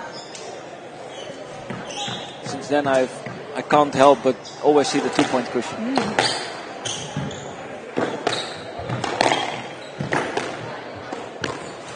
Nice. Great drop shot. Yeah.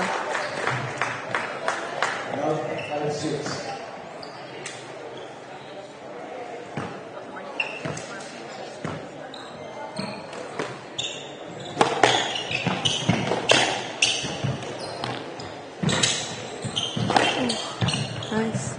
Great say. Oh. Good get from Mariam.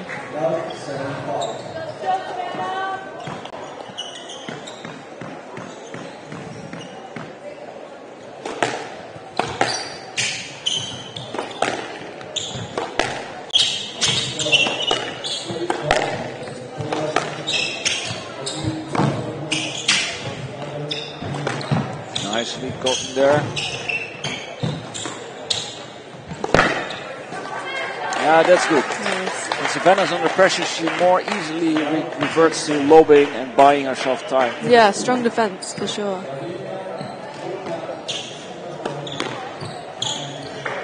Nice shot. 8-6. 2-point cushion again.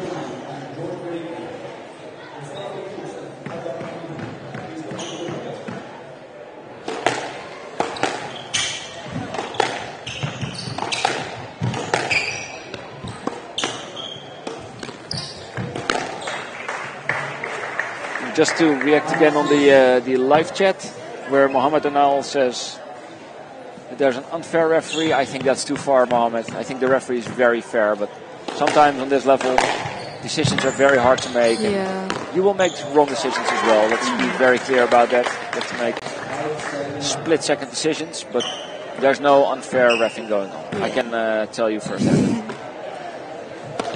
Yeah, I would hate to be in their position sometimes, especially when it's 9-all, 10-all. It must be so hard to make a decision, especially when it's one of those where it could be either way. Just hard. Yeah, and in this setup, we don't have a video referee. Oh, very nice. 10-8, game ball for Aisha.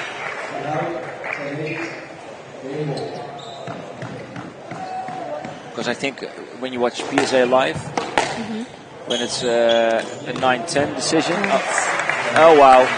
That was that hold again. But she also made great use of her body position. Yeah. Pushing Savannah out of the center. Yeah, taking a space. Yeah.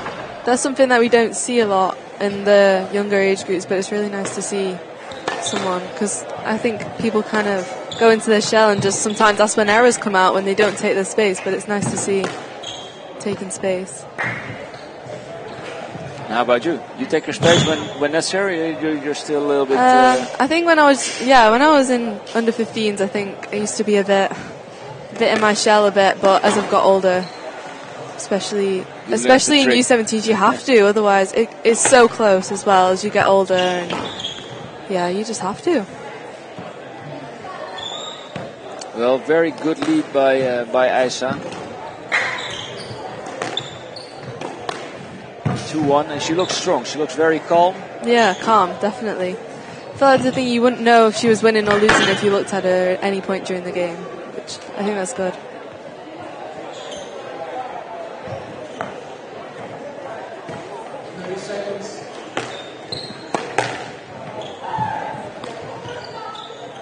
And you at home, everybody, you can see how filled the stands are due to one of our side camera angles. Trying to give you an impression of the stadium and the atmosphere, the great atmosphere here. On this tropical Amsterdam day. Yeah, so hot today. It's hard as well to play, especially such a close game like this. It's hard to play in this heat. And when everybody's like packed in the crowd. Yeah.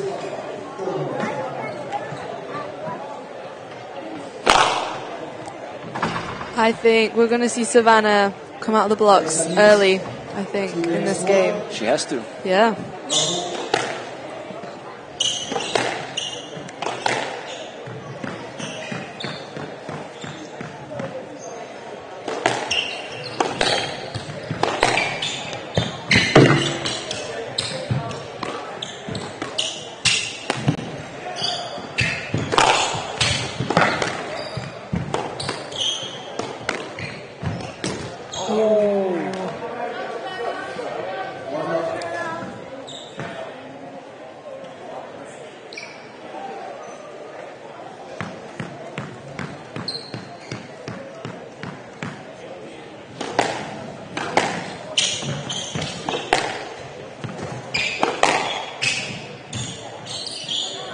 Lucky there.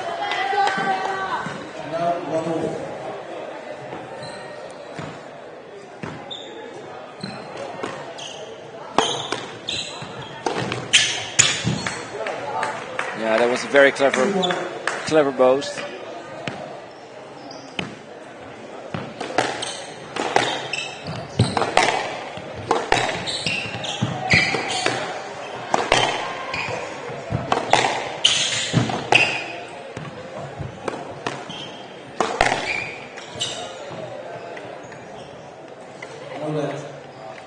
I thought it was a little bit easy.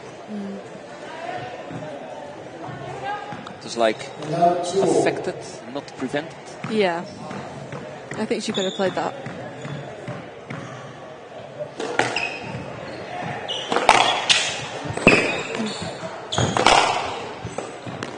Oh, nice. Beautiful.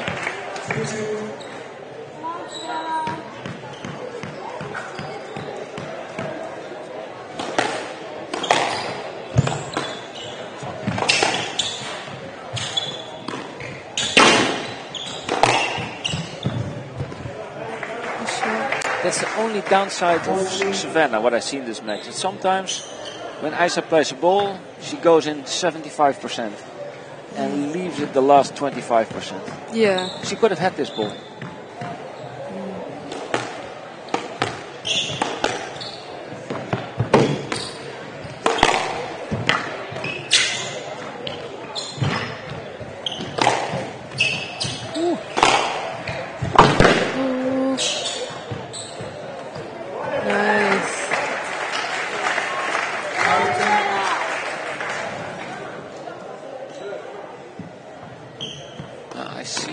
Despair in Savannah Moxham's eyes. She's really searching for the right answer right now. Yeah.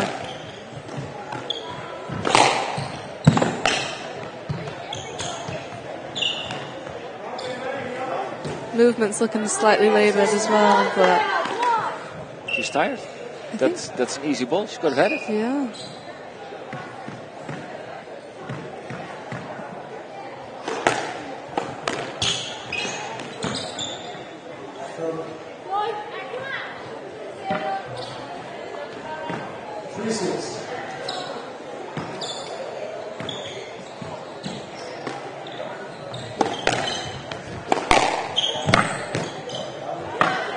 Nice, powerful backhand straight kill ball.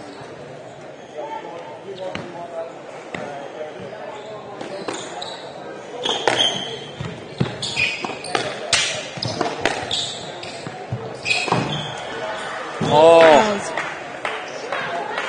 perfect. Just like that, she's totally in it again.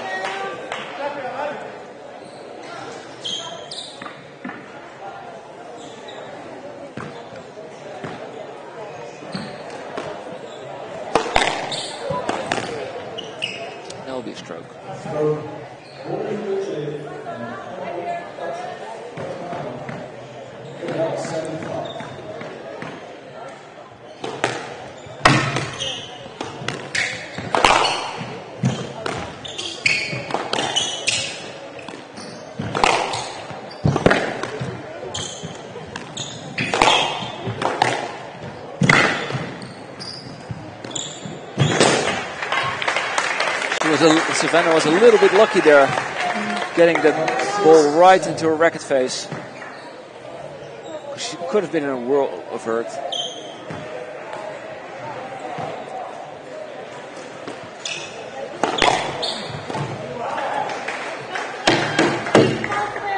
Now 8-6. 8-6.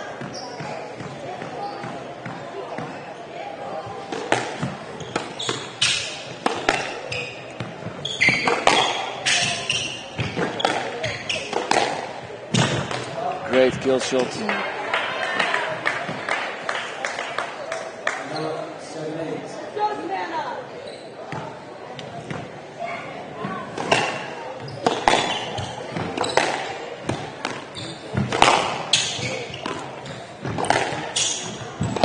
Nice white cross.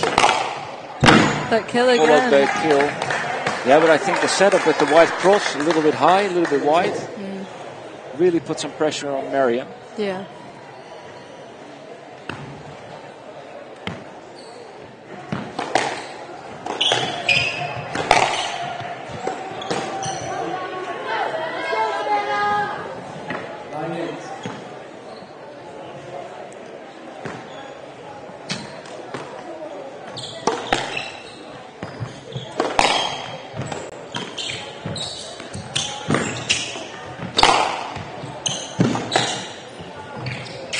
Retrieval there. Oh. A huge change in momentum here from the first half of the game. Savannah's really firing some rockets right now.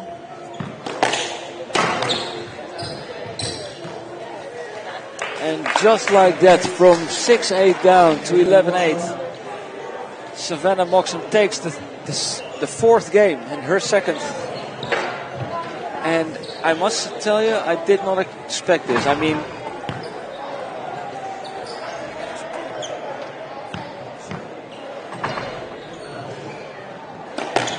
go let you.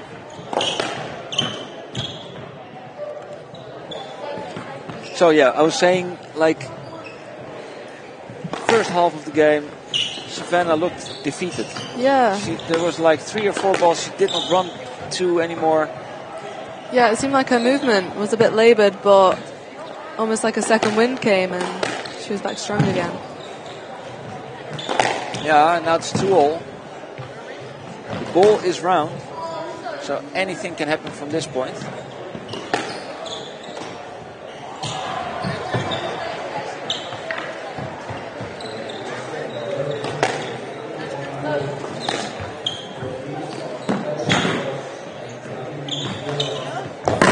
But yeah, I said it was going to be Moxham in 4, so I actually kind of lost. You said Miriam in 5, so you're still in it to win it. Still in.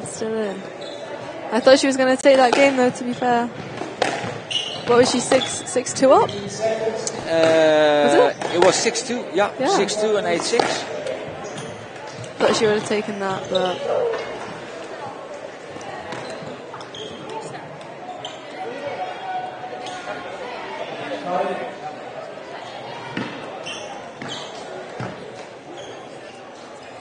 So, the final game, and what a treat this has been for the crowd at the Frans Otter Stadium, and for everybody at home watching.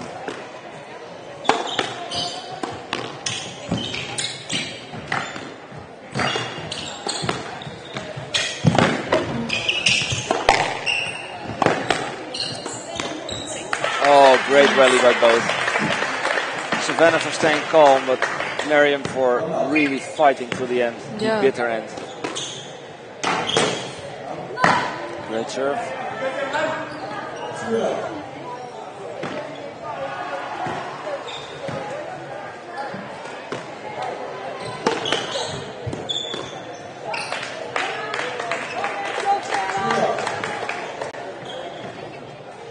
I think when it comes to the 5th game in any match, it's about who can stay the calmest, who can keep focused, especially after a brutal game like this. It's who can keep calm. Miriam actually received quite a blow for almost being there and just missing out on it.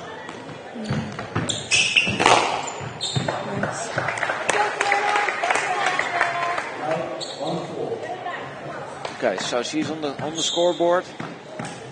Hope she comes back to 4-all now at least. And yes, 1 easy point.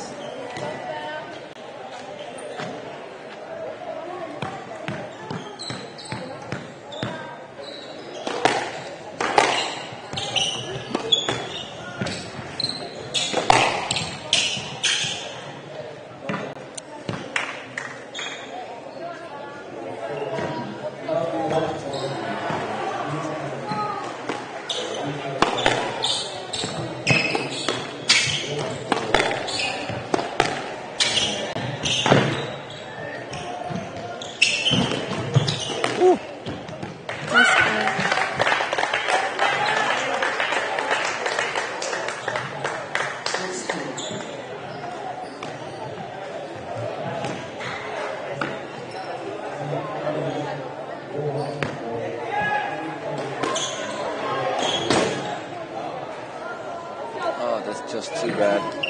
7-2. I don't see it happening anymore for Miriam Isa.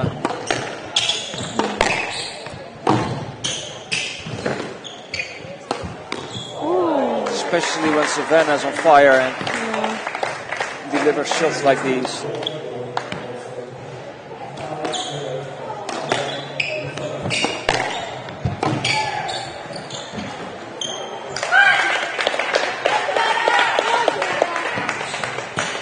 Almost there. Yeah. She's done really well to fight back, especially being down in the 4th to come back.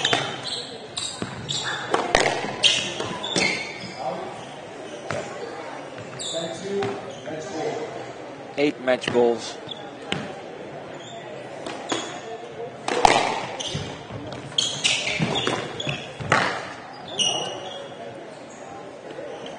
Seven left, and then we're in another tie break.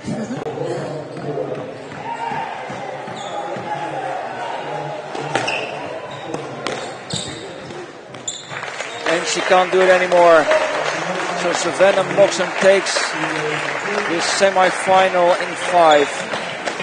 The last game was a little bit of an anticlimax if you see the power and the force of the first 4. Yeah. But congratulations to Savannah Moxham, who played a brilliant game. And yeah. Now, too bad, Miriam, you lost, but I think we really enjoyed your match, and you can be be proud of that. Be proud of what you made in this tournament and how well you play. Yeah, they're both such strong players as well. Exactly. Charlie, thank you very much for joining me. It's been a pleasure. Yeah, it's been brilliant. Hope to see you around for today and tomorrow. Yeah, sounds good. And definitely enjoy your time. Enjoy the nice hot weather outside while you can. Yeah. Everybody at home, we will be back for our next match, which was supposed to air like 20 minutes ago. But that didn't happen because the schedule is running late, because we have 5 setter matches, for instance, between Eisa and Moxham. But this will be the boys under 15 semi-final with Carriazono against Fayez, Japan against Egypt. We will be out for a very short time, but we will return. See you later.